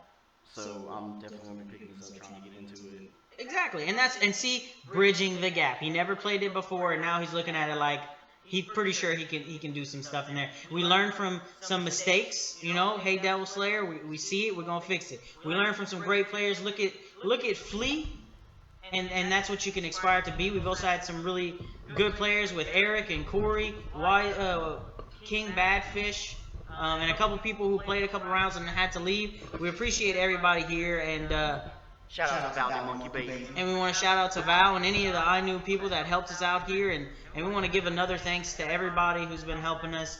Scion Esports, Extralife, Chris St. Pat's. Am I leaving anybody out? Oh, Okay. Tune in next time for definitely whenever we're dealing with Hearthstone Next Saturday. Keep Chronic may or may not be here, whatever. We're gonna try on because this is what we do. But we appreciate everybody coming out. And I was on the iNoob project on Facebook where we're gonna announce a bunch of things. I know we kept saying that this was presented by iNoob because most of it is, but we're here for the this is exhibition for the Extra Life circuit, which really we're gonna be pushing next year to make sure that we can get some so we can actually get some donations for Extra Life and stuff. So yeah. Yep. And again, guys, follow us on Facebook. Follow us on Twitch to get Twitch alerts that every time we come on. That way, if you're not quite sure what's going on, you'll catch us whenever we come on. Follow us on Facebook to get all the announcements. You can follow me at Twitter at SBMarvel. You can follow Wiseman at WisemanShade. And you can follow the iNoob Project on the iNoobProject.com. And you can get all the latest updates on what we're doing, where we're doing, and contact and joke around with us and talk to us. But again, we want to thank everybody who's joined us today, and that'll be it for us. We'll leave the bracket going for a bit so you can check it out, and everybody have a great night. We'll see y'all next weekend.